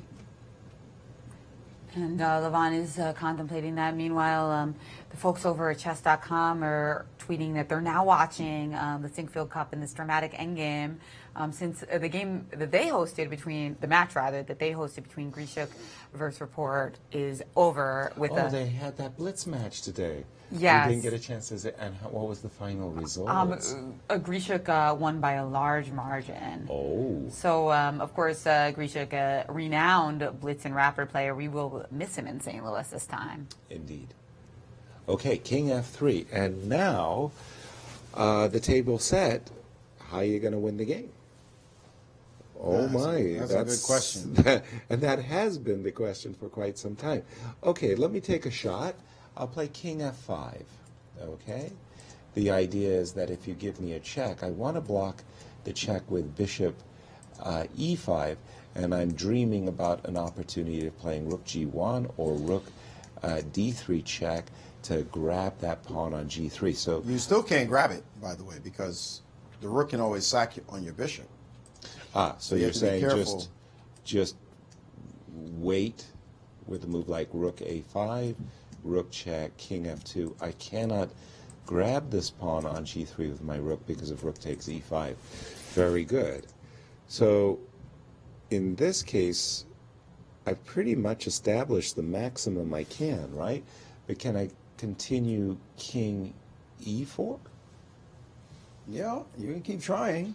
But now I'm threatening to take with the pawn with a check. Big difference. Bishop takes G3 is on the agenda. So check is forced. Check is forced. Bishop, King G2. Check. King up. King here. Again, I feel that Fabi has achieved the maximum he can. Exactly here.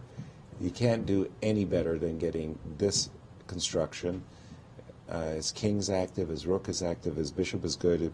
Maybe the bishop is perfect on E3, I'm not sure. Well, rook A5 now. Right, just simply waiting. I might even think about rook A6, as a matter of fact, chase down your H-pawn. But yeah, rook f6 is also possible. Or rook a6, sorry. Rook a6. Just to be more direct. Yeah, I'm going to have to play bishop e3 anyway, keeping my pawn protected. And now check, chasing your king? Chasing my king away from the juicy square. Ah, gosh darn it. I guess it's going to be king e2. I'm getting closer and closer to Timur, who's sound asleep at this point. As we all want to be right about now. We'd rather get away and say, you guys figure it out. You guys figure Is it a out. draw? Is it a win? It's up Right. to, well, whatever the result. Man, chess just shows itself. You know, we often talk about physical fitness in chess. And we all know the value of it to these chess players, that you have to have tremendous stamina. Sometimes you lose a lot of weight playing in a chess tournament because you're burning so much energy, working so hard at the board. And the brain is one of, the worst organ. You play working so hard, trying to think about this position, that position, that position. And man, you are eating up fuel in your body dramatically. And it's easy to be a computer. I guess it's easy to be a computer.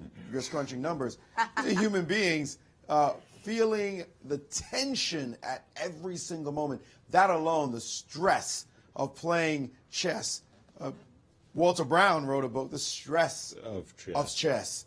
And look at Levon. He's got to stretch. He's got to get his body right. What to do now with only minutes left on his clock. He doesn't want to lose this game. He feels he probably has a draw. Everything about this moment, these players showing what incredible fighting spirit they have. And this is what they live for. This is why they are who they are and why they've reached this point. Is because they can keep fighting move after move after move. That's right. And almost all of these top players, they do have fitness regimes that they follow, particularly before the tournament. Sometimes during the tournaments, they kind of halt on the fitness and just do walks before or after the game. Right. On the day of the opening ceremony, I actually ran into Levon. I wasn't doing the running, he was. He was all tracked up with his running shorts and shirt and sneakers, and he had put in some serious miles. It was very, very warm outside. He takes his fitness very seriously. And so does Fabiano. But I do think one of the reasons the players don't work out extensively during the games is because of what Maurice was saying. You burn so much calories, and when you work out a lot, you have to eat so much. Right. And you're already burning so much from playing, and there's just not a lot of time to eat during a chess game. Exactly. So I think that's why it's kind of like try to taper it down during the tournament itself, which I think makes a lot of sense. Well, in those rare occasions of today where you do have a 6-hour or perhaps a 7-hour game, were you reluctant to eat, let's say, a hefty sandwich, a Philly cheesesteak during the game, out of fear that all the blood was going to rush out of your head and into your tummy? Philly cheesesteak? Oh, I'm telling you, those are good. Those are good. Did you eat during the game? Usually just like if it was a situation like this, the chess club provides the players with like things like energy bars and catered food. And fruits I would and what have usually you. choose something like that. Like Something lighter fruit rather than something heavy? Yeah, exactly. Absolutely. You don't want to get drained. And just something to get you a few more calories for that second time control. Chocolate? That was me. I ate a lot Energy of bar, dark chocolate. Yeah. Those seem like good choices. Yeah. The pawn has moved to h5. So that means Levon has to stop again and add 50 moves from this moment. Oh, no. He can't worry about 50 move rule. Reset after h5. So luckily, it's only 8 minutes plus on his clock and 9 minutes on Fabi's. I say luckily for us, that is, but not for them. Time is going to pass by very quickly, and Levon needing to keep defending. And he has now attacked that pawn that has made it to h5, forcing black to defend it. Only one move, king g5, now played. And he will swing his rook and try to harass black setup as much as possible. Well, again, rook d3 check could now be potentially on tap because king e4, rook takes g3. You might end up in a situation where you're losing the king and pawn endgame. So that was why he played rook pardon me, just for the audience, what I was saying is if the rook had moved all the way over to a6, rook e6 was Levon's choice, it's quite possible that this is a situation where your king just happens to be too far and the king can, you may end up winning a king and rook ending. But rook e6 was a draw. But you can throw in a rook e3 check before taking g3, maybe? Yes, yes. But rook e6 was the choice, nonetheless. So rook e6, I'm assuming bishop d6. Just bishop d6 at rook e3. And yes, rook e3. Very, very reasonable. Now, can I set up some mating ideas with rook d2, bishop c5, rook f2? Some ideas like this. I am assuming the bishop rook is c5. He's going to play check and chase you back. Yeah. I'm assuming something like this. Here I've got, once again, this idea of a check going back to c2. Wow. What is the current position? I'm sorry. He just moved bishop d6. He did play bishop d6, as expected. And this is where we're anticipating rook e3 now by Levon. The only way for him to win, I think, is... By the way, there's a threat of rook d3 check. You can't play rook e3. Why not? Take, king g4, king... No, you're in time. Sorry. Yeah, you get the I point. apologize. No, I was but... thinking the king gets to h2 before you get to f2, but no. Black's whole world now is king g4. Absolutely. If that move happens, the game's over. Yes. If it happens without a check, that can happen. Black the game should be over. To push White's king away from the f3 square so that the king can march up the board and capture this pawn on g3. So what does Black do to stop both threats? Well, where we're looking at rook e3, right? So that after a maneuver like this is where we were heading. But is there a better move than rook e3? Is this move affordable? Well, the king will end up on f5, so rook check on d3, no? Rook check on d3, rook e3. I'm still trying to trade rooks and hide my king on the h1 square. No, you're right. That's nothing. Oh, what about king? I want to play king f5 right now, but He did play rook e8, by the way. Rook e8 was Levon's choice. Rick Nichols says, I can't imagine playing one game for 6+ hours. The mental, physical endurance needed is impressive. And indeed, these players are absolute gladiators. And you really see it in a game like this where, yes, sure, there were a lot of mistakes throughout the game, but they're really keeping their cool and always trying to reset, even if they realize that they made a mistake. I'm sure that Fabiano, it might have crossed his mind that the fact that he could have traded rooks by fours earlier in the time control, but you know, the past is the past. Right. And you got to focus on what you have in front of you, and these guys are, of course, elite at that. Fisher Random also... Still very, very hard to do. I mean, you're always carrying that baggage of a missed win earlier, and it's very, very hard to release that and just say, okay, here is the present. Sorry, you were saying we have another tweet. Oh, another tweet, just Fisher Random at Andrea says, he thanks us for the awesome commentary on the games. He's loving every second of it. And he also points out this move, 40 G5 check. Maybe he wasn't there when we did cover that part of the broadcast, but absolutely, if Fabiano had played 40 G5 check, we'd be at dinner.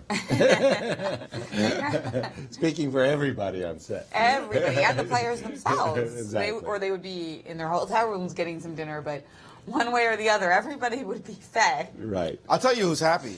Who's happy? The rest of the players in this tournament. Yes. Particularly the two people who play them tomorrow. They're thinking, keep playing, keep playing, keep suffering. Milk the position. Yeah, just keep trying, because I'm right now sitting up, watching some TV or Netflix, relaxing, studying for you. Right. In the meantime, you're suffering, and we'll have a headache after this game and not want to look at anything for tomorrow's game. So They are the two opponents in particular playing, the two of them tomorrow, are the ones who are thrilled right now to see them hard at work at the board.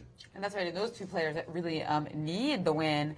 Fabiano plays the tail ender, Nepomniachtchi, and meanwhile Sergei Karyakin plays Levan Aronian with the white pieces. Right. So both playing against guys who are kind of down in a way, and will be, as Maurice said, grateful to play against tired opponents at a time when they really need a victory. You know, I really was impressed by Nepo's attitude. He seemed like, even though he lost his first two games, that he was pretty optimistic and just excited to be here and excited about the chess. And of course, somebody of that level is going to be very disappointed to lose two games in a row. But in a way, it's better to save that disappointment for after the tournament and try to keep your attitude positive. I love the way you're always positive, Jen. You know, it's sunshine in the middle of the storm. Right. That guy's upset right now. Right. Though everyone in this tournament is smelling blood. You just lost two games like that? Please do that with me. And you know, we've seen it happen in this event. I remember Topalov just losing game after game after game. You can keep your spirits up if you want to. Your brain better start working. Because if it's not working and you're making simple mistakes, I mean, he played F4 in the game against Wesley So and didn't realize that G3 was still hanging when he allowed Bishop C3 in that position. That's not supposed to happen to that guy. Right. That's not supposed to happen. And he's got to be in a little bit of a crisis when you think, what do I do about that? His trainers can't tell him what to do. He's not supposed to do that. Nobody's thinking you're going to just blunder a one mover where your pawn is hanging. No. Nobody's thinking that. And so everybody's just like, shrug it off. Don't worry about it. But it's possible your brain's not working right now. Right. And you're going to lose a bunch more games. So he has to get something right in his head so that he can play up to the standards that he's used to playing. Indeed.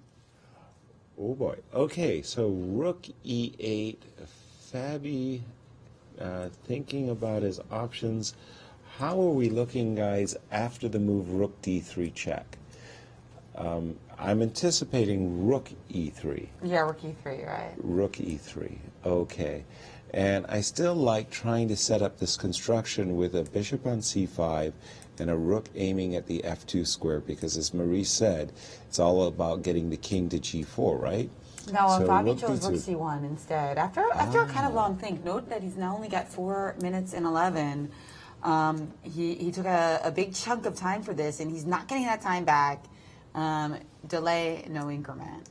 So he's setting up for rook c1, bishop c5, and rook c3 is what he wants. So to keep the bishop on a square where it's protected by the rook. Right. And stop that rook e3 idea of yours. And just to make sure that everybody's on the same page as ourselves, after, bishop, rook e8, you can't trade rooks as black and enter with the king because white is just in time to skedaddle over here to the h1 square, and that would be a draw.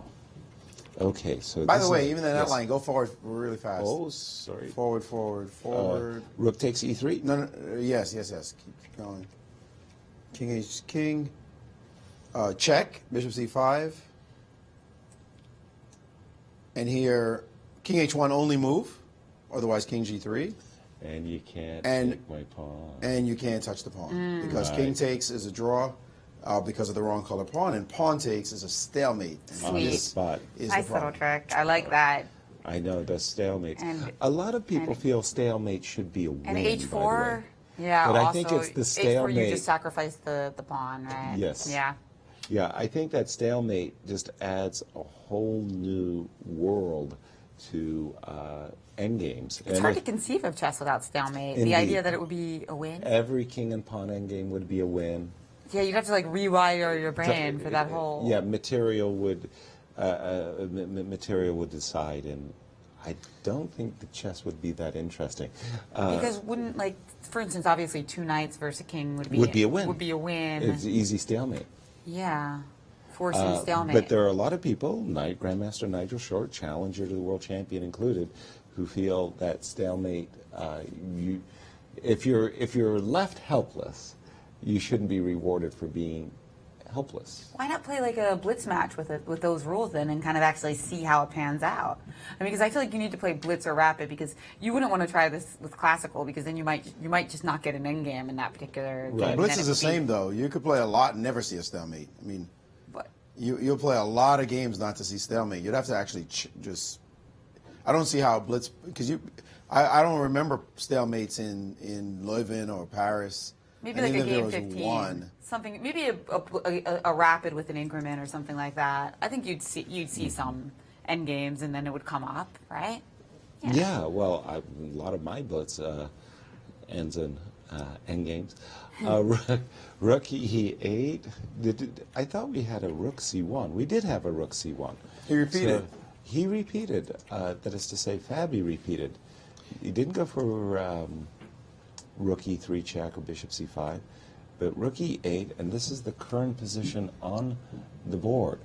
So what devious schemes can Fabi come up with to bamboozle Levon? By the way, 6 minutes for Levon, 3 minutes 10 seconds for Fabi, and again, there is no increment. It's all about delay. Fabi's clock will never, there will be no time added to either player's clock. And still having to write down the moves. Because of the 30-second delay, so this you're is like obliged. his last, basically his last chance to think. I mean, he's got 3 minutes and 13 seconds now. Rook G1. By the way, the engines are giving mate. Mate in 39 moves. Oh, show us all 39 moves. Yeah, just give us an example. I'm going to give you an example. Yeah. Where am I? I have to get all the way back to here. Did he play Rook E6? He's still thinking. All right, take a look at this line. Rook check, Rook E3, and Rook B5. This particular line. He wants to.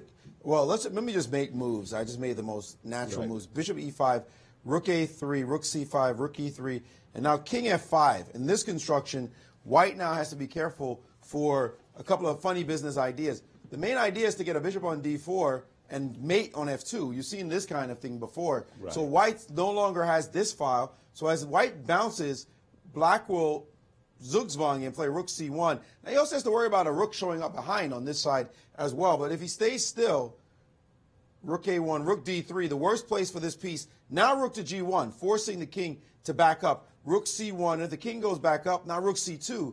And suddenly, there's a little bit of zugzwang happening. There's a lot of zugzwang really happening because this rook is frozen. This king can't move. If the king moves over, then we just pick off this pawn. So you can't do that. This construction, if the rook leaves and goes this way, then bishop here, and the mate threat here doesn't get stopped by this move because of bishop C5. And suddenly you're frozen. You have to play G4 and get out, and you have to get out of that one. So suddenly he's in zugzwang in this position. He's in zugzwang. He can't leave the file because of this move. He can't leave this file because of bishop D4. And if he stays on the file, then he runs into this move. And after king F2, this tenderoni move. That's why the king wants the rook closer, so he doesn't have any checks on this side. And then he's going to pick off this pawn and win the game. Can he get that construction? According to the engines, he can. But look how many moves we played to get there. We're here right now. Speaking of moves played, we do have several moves, and we officially have our first 100 move plus game of the Sinquefield Cup. Right. Hello. Hopefully the last. Oh, guys, we love it. Come on. Yeah, we remember we were kind of complaining about it a little bit when it was Nazi Pikidzi versus Anna Zatansky, but we were so wonderfully rewarded by that study-like finish. Wow, that really does stand out as quite a challenging commentary, but you're right, there was an extraordinary reward. A huge rush at the end of the marathon, right. Exactly. He's doing it. He's doing it right now. King F5. He's getting that construction. He's going to put a bishop eventually. He's going to bring his rook back to C2 eventually. He's going to put his bishop on E5. That's going to be the key position, to get the bishop on E5 to limit White completely. Okay. And White's going to get in zugzwang because of that exact construction we just discussed. Mm-hmm. The white rook is not going to be able to do everything. If the rook is on c2 and the bishop ends on e5, the threat to play bishop d4, depending on where you stand. Look where his rook is. It's on a c file. He gets it because he's going to play the move bishop c5. That's the key. So if he can get bishop e5 and rook c2, the white rook won't know where to go. Right. And that's going to be a winning setup. Of course, he only has 2 minutes and 59 seconds to pull all that together. But rook e3 is falling into the scheme that you just outlined. And now bishop e5 is the key idea, although rook c2 you'd love to play, except he'll play rook e2 and force you to make another move. So it looks like bishop e5. Looks like bishop e5 to start it all off and get him into Zugzwang. Although they didn't just say rook c5 and rook c4. Rook c2 and rook c4 also works out as well. Bishop e5 apparently takes one more move to checkmate. Bishop e5 is made in 30 instead of made in 29. Okay. I don't know if I believe all that, but right. At any rate, this construction is winning. With the rook where it is, he's going to be able to force Zugzwang with bishop to e5, eventually put the rook on c2. Anything bishop e5, rook c2, it becomes pretty clear. He's played bishop c5 directly. Straight. That, his piece is protected on that square. So he's seeing the idea, but that's not as accurate apparently. Oh, it's not as accurate because the rook can go to d5 and chase your king away. Yeah, that was, oh no, that was a mistake on his part. This position with the rook being, the bishop was on e5, he ends up in Zugzwang. He's trying to directly win with bishop c5, but if the bishop on e5, not needing to directly win, then later he'll do it with the rook on the wrong side over here. Right. Right? With both ideas in mind. The rook is going to be on the wrong side, so this rook d5 would not be possible. So again, the bishop going to this diagonal, but forcing the rook to be away, and that would have been killer. Now it's hard, and Levon has found the move, rook d3, and bishop e5, bishop c5, letting it slip a little bit, this defense, rook d3, rook c2, rook d5 check, chasing this king backwards, and now this is no longer mate. And so we're back in a new position again. He's thrown away the tight construction he just had, and now is clocked down to under 2 minutes. He needs to get his bishop back on e5 somehow, because he's allowed this move, and now he's played king to e5. Also, wait a minute, g4 is not playable, right? g4 allows h4. There's a check. There's a check on f1, Mauricio, and you have to go king e2. Then I can check you on f2, and then pick up the pawn on g4. How? I play king g3. No, I'm sorry. If you play g4 immediately, there's rook f1 check. If you go king g3, I go rook g1 check. Correct. Right. That check is... Right. That's a key check. So no g4s, no sudden jumping out of the net. But here, as I understand Fabi, he simply wants to go rook c2 and rook f2 mate. Yeah, but now this looks very straightforward. If it works, king it's g2 great. now. King g2 now. This is a reset. It's like ring around the rosies or something. Well, don't play ring around the rosy too long, so you get to move 144. Right, right. We're even approaching that. Oh boy! He missed bishop e5. Bishop e5 was really a powerful move. Remember we talked about that, the art of Zugzwang, the art of letting your opponent kill himself. And the bishop c5 was so direct, and when you're getting down in time pressure, it's easy to start playing direct moves. That's it was right. so direct. I'm just going to refresh my And board now to make sure. Levon has played rook to d2. Rook to d2. Rook to d2. And the thing is about the bishop on c5 that's not as flexible as the bishop on e5 is that the g-pawn was hanging constantly. So moves like this, rook d2, were just not on the page. Right. You're going to lose. Now when you only have a mate threat involved and an idea with your mate threat, we're back to square one again. Right. And so Fabi has let this happen, and now he has to get that winning construction back, but I don't see exactly how to do it. Is g4 on top again? No, there's a rook c3 check now. Rook c3 checks. Okay, so can he get it back? Maybe.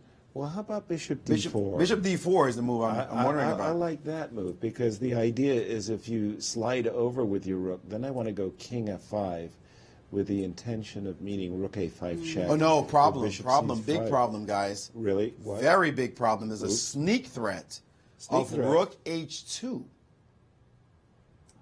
Oh, that is a sneaky idea. Actually, it looks like you have no. Looks like you have rook f1 and rook f5 in that position, but you just have to drop back rapidly, and that's not making any progress. 1 minute left for Fabiano, and that is going to be. He's played a rook c3 check. Now I think Fabiano really wishes that there were increment in this position. Yes. He's the one who wishes there was an increment. And now comes king g2 rather quickly by Levon. Now, the Indians are saying he can reset and play bishop back to d6. And putting the bishop back to e5. Right, so I guess it'll be bishop d6, king e6, bishop e5, king f5, and get that position. Which is what he wanted. But by switching and putting the bishop on c5, he just caused a lot of extra moves that he didn't need. And cost himself a lot of time. That's right. That was basically his last tag that he's going to get this right. game. But maybe by realizing that it wasn't working, he'll kind of figure out by process of elimination. That's not useful. He's got 40 seconds left on his clock. He had a lead before. Now he's down to 37, and this will never change. Right. This clock will never change. Even if he blitzes, it will be stuck there, and he can only go down on the clock. Oh wait, he just got back. Is this Fischer-Bronstein? Because it looks like it's Fischer-Bronstein. Yes. Is the delay where you get back the time that you spent? Because he went back to 57 seconds. Right. Which surprises me. Yeah. You don't get it, like basically it ticks down immediately and then it gets added once you make your move. So instead of, like, for instance, 30 seconds passing until the clock starts ticking down, the clock starts ticking down immediately, and then when you make your move, I see. The time gets added. added. So only after 31, then there's no time. No time gets added. No, you'll get your 30 seconds back, but you won't have the rest. It's kind of a weird thing, isn't it? Okay, but king e6. So I didn't realize they were using this one. I hate this one. Why? Because you see the time go up. Because you think it's confusing. Right. Yeah, instead of ticking down, you should freeze for 30 seconds. Right. Yeah, that's what I thought we were doing. Oops. Forgive me. All right. So, at any rate, it's a delay, not an increment. And the problem with this is it looks like an increment, and it also confuses the fans. If it's confusing us, it's confusing the fans. So that's why I don't like this time control. Okay, but Levon also down to his 2 minutes on the clock, and he's facing a very severe threat. Bishop d6, eyeballing the g3 pawn. And his rook has to get on the g file to protect this pawn. King h3, bishop d6, rook g2, or do you want to go rook d8 and rook g8? Hate being passive, but... Because that's a very big determination that he'll have to make exactly at this point. Should his rook be passive on g2 or active on g8?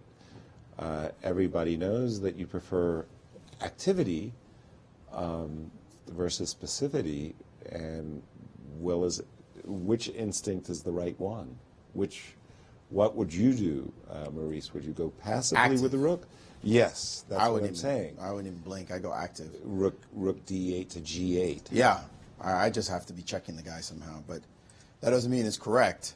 As Levon's time is now ticking down precipitously, and he is about to go sub 1 minute on his clock. Man, time evaporates quickly when you have to make complex decisions, and he's feeling the pressure right now. He can feel it. If he makes a mistake, he will lose. The guy has an extra bishop, and this is what Fabi was counting on. Look at Levon. Remember that posture I told you about before? Right. That solid, relaxed one. You can look and think. That's gone. He's looked at that clock about 4 or 5 times in the period since I've been talking, and it shows that he's extraordinarily nervous right now. He needs a move. and he can't calculate anymore. He's just got to make an instinctive move and go. Right. And he's now under Fabi in the clock as his time is ticked down to 22. I think he's going to gain 30 seconds on the move. Look, he just looked over at the clock and finally played King H3 and banged down. Now, he did not gain 30 seconds, so somebody's going to have to explain this clock to me because he wasn't down at 18, was he? I think he was. It was He was. 21. So he was at Yeah. 18. All right, And the way it works is that if the player used less time for the move than the delay time, the clock will jump back to the value. So as we see them go under 30 seconds, they won't lose on time even if they spend more than the 30 seconds. Yeah, They burn exactly. more than 30? Yeah, so what are you saying? If it goes triple zeros, they don't lose on time? They have to burn a minute? That doesn't make any sense. Burn 60 seconds? well, they're getting back the 30. They're getting back the 30 seconds after they make their move. I see. But they're not getting in. They're not getting 30 if they play less than 30. Right? They don't get back 30 if they play. They're supposed to get their full 30 seconds. What I'm saying is if you have 55 seconds on the clock now and you spend 2 seconds and you made a move, you're not going to go to, like, if you play 2 seconds and 53 seconds, you're not going to get 30 seconds. You're going to get back to 55. Right. Right? You're going to get back to where you were. If you play in less than 30 seconds, you're going to get back to Whoa. Bishop takes G3. We've got the famous rook and bishop versus rook. But Fabi apparently already figured out that this is a win. The king is already very, very badly placed on H5. As he confidently played this line. Yeah, and by the way, I think this is a win. I This think looks- this is a win. Absolutely. With the bishop coming to E5, blocking Yes, a rook this D5 is check. this is the technical win, and look, Fabi played it in a blink of an eye, and And you want to show us the variation you're talking about, Yasser? You're saying if rook to Sure. D5 check. Absolutely. Obviously, the only way to checkmate this king is is over. on the edge of the board, and the problem is with rook to D5 check, so you're hoping your king is going to get released. Bishop E5 sets up an instant checkmate, and you can't escape the checkmate thanks to the bishop on E5 controlling the G7 square. he's played King H4, which is leading into those winning end games. This is exactly the position you want, and these are table-based land now. He just played King to H4. We got this variation, so but this is King the H4 position instead of on the your King board. H6. Right. Now, the point is, sometimes you need this rook. Hold on, how are we best going to do this? So, for example, sometimes you need this rook to be just a little bit close. No, it's over. He had to resign. The game is over. Because- Rook C4 check is a devastating move because King H2 runs into Rook to C2 and you can't stop the mate. He had Thank literally was being forced back into the H5 death coffin, and Fabi, in a blink, all of a sudden, remember we said, do you go passive? Do you go active? He decided to go passive and lost very quickly. But this was the kind of ending it was difficult to hold. The guy's got an extra bishop. That's always going to be torture. And Fabiano pounced when he saw that transposition to the winning rook and bishop first rook. Well, that's an eagle eye right there, because that was something that you really your instincts tells you to avoid at all costs, because you know that rook and bishop versus rook is a draw, except for certain positions. when the king's And on the he side knew already. that. Yeah. And he knew that in a blink. Right. That's precisely right. Wow. Woo! Bravo to Fabiano Caruana winning a marathon game and now joining Magnus Carlsen, our world champion, and Maxime Vachier-Lagrave in the lead to the Sinquefield Cup. Absolutely. And here we have it. have the results. That's after right. 3 players, Carlsen, Caruana, and MVL, tied for first with 1.5 points. Plenty of players within striking distance, but many with topsy-turvy ways to 1 out of 2. I mean, who would have thought that 3 out of the 5 players who have 1 out of 2 got there by winning a game and losing a game? Exactly. A very bloody beginning to the Sinquefield Cup. 3 victories per round. It's been our average. That's right. So Levan Aronian, Sergei Karyakin, Hikaru Nakamura, Vishy Anand, and Wesley So, all with 1 out of 2. And only Nakamura and Anand getting there in the most peaceful way possible. Right.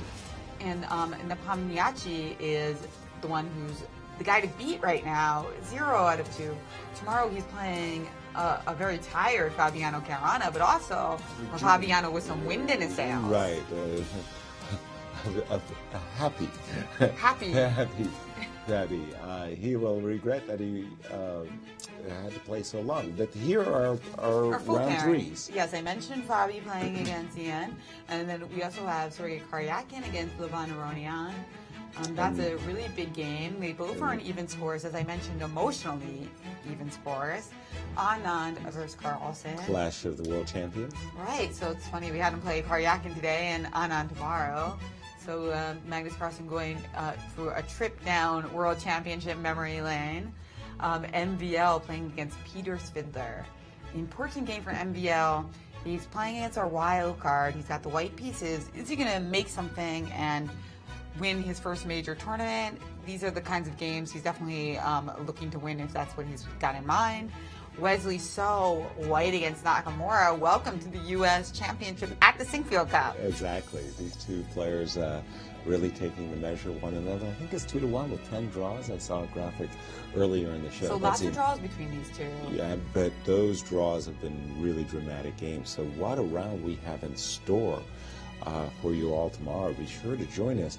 I think we're on pause hoping for players to join us. And indeed we have a player to join us. Yes.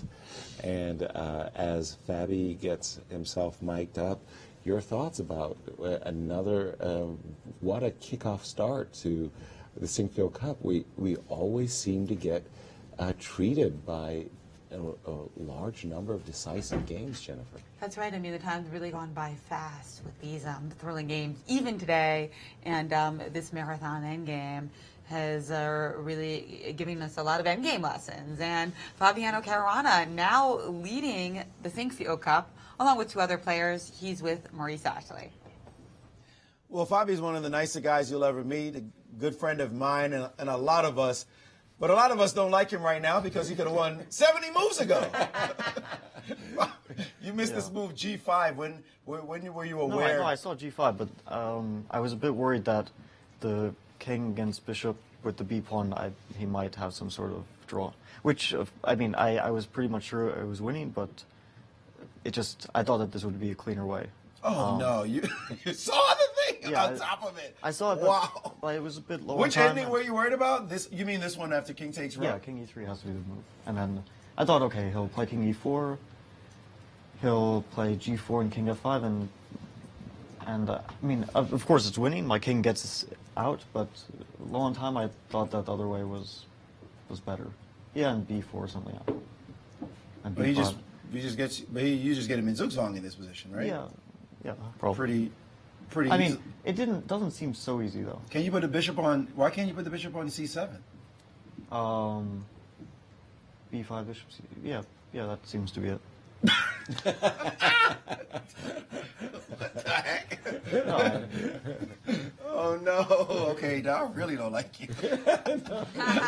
You saw G5. Wow, didn't do it. Oh, still didn't do it. Okay, it's a totally different thing. Well, this was a marathon game for real. You must have thought at some point maybe I won't win this thing, or did you always feel like he's going to suffer? I'm going to push him over the edge. I mean, from the start, I thought the endgame must be winning, and especially when I realized that I could actually trade rooks, because then it seemed like it should be easily winning. But actually, after I took the pawn on g4, things started to become more difficult. I'm not sure if I should have done that. Yeah, we didn't think you should have. But I didn't see what else to do, and I thought I would regret not taking it. And then it was, I was kind of surprised how difficult it was to do anything against. I mean, I'm up a full piece, but it's difficult to do anything. And I'm sure it's winning, but I had to sweat a bit and even go into, I mean, a pure rook and bishop against rook ending. But you pounced when you saw that. You knew that was just winning. Yeah, I mean, once I saw king f5, and I thought if I don't take this chance, then we'll start moving around for 20 more moves, and he'll claim, at some point, he'll claim the 50 move rule. I mean, I wasn't 100% sure, but I didn't see any move for white, and I didn't have enough time to doubt myself. Which is usually a good thing when we just have to make a instinctive decision that just works out, and that did work out for you. We were saying fatigue is going to be a factor after this game, no matter what happens. But is that fatigue irrelevant now that you won the game. Yeah, I would I would play 150 moves if it meant I win a game. I mean, I don't really care about the length of the game at this point. You know, a win with black is a phenomenal result. I couldn't really ask for more. And, you know, beating Levon doesn't happen very often, and especially with the black pieces. Definitely a big win for you, and you play Nepomniachtchi tomorrow. We were saying he's a tail ender, 2 losses, not playing great, but usually that's a dangerous person. You still have to keep your eye on such a strong player. I think last Sinquefield Cup I had the same situation. I was playing Peter in the 3rd round, and he had lost his first 2 games, and I almost lost that game in a rook ending. So it's clear that any game is dangerous. Although obviously he's must be very unhappy with his start. All right, well, we'll let you get your rest because we really want our rest. Thanks so much. And congratulations on winning a game, as you said, against such a fine player with the black pieces, and good luck in the rest of your games. Thank you. Bravo, Fabi. Wow, what a day we have. And tomorrow we're doing it all again at the same time. That's right, tomorrow at 12:50 here in St. Louis. That's 1:50 on the East Coast. We'll be at it again for round 3, and we've got some final thoughts from Maurice Ashley. Well, you see the fighting spirit of these players. Fabi said, I don't care if it takes 150 moves. A win is a win is a win, and that's what it takes. That's why these players keep themselves in physical shape, emotional shape. The tension is always high. One mistake, you lose the game, and they're like tigers. I mean, they pounce and get you. And this is only round 2. We've only played 2 rounds so far. Lots of wins in the books and some great names at the top. So this is already an exciting event, and I can't wait for tomorrow after I get some sleep. Well said. Well, we'll see you all tomorrow. As you all get some sleep as well, we will see you guys. Thanks for sticking with us through this exciting weekend game. Bye-bye. Good night.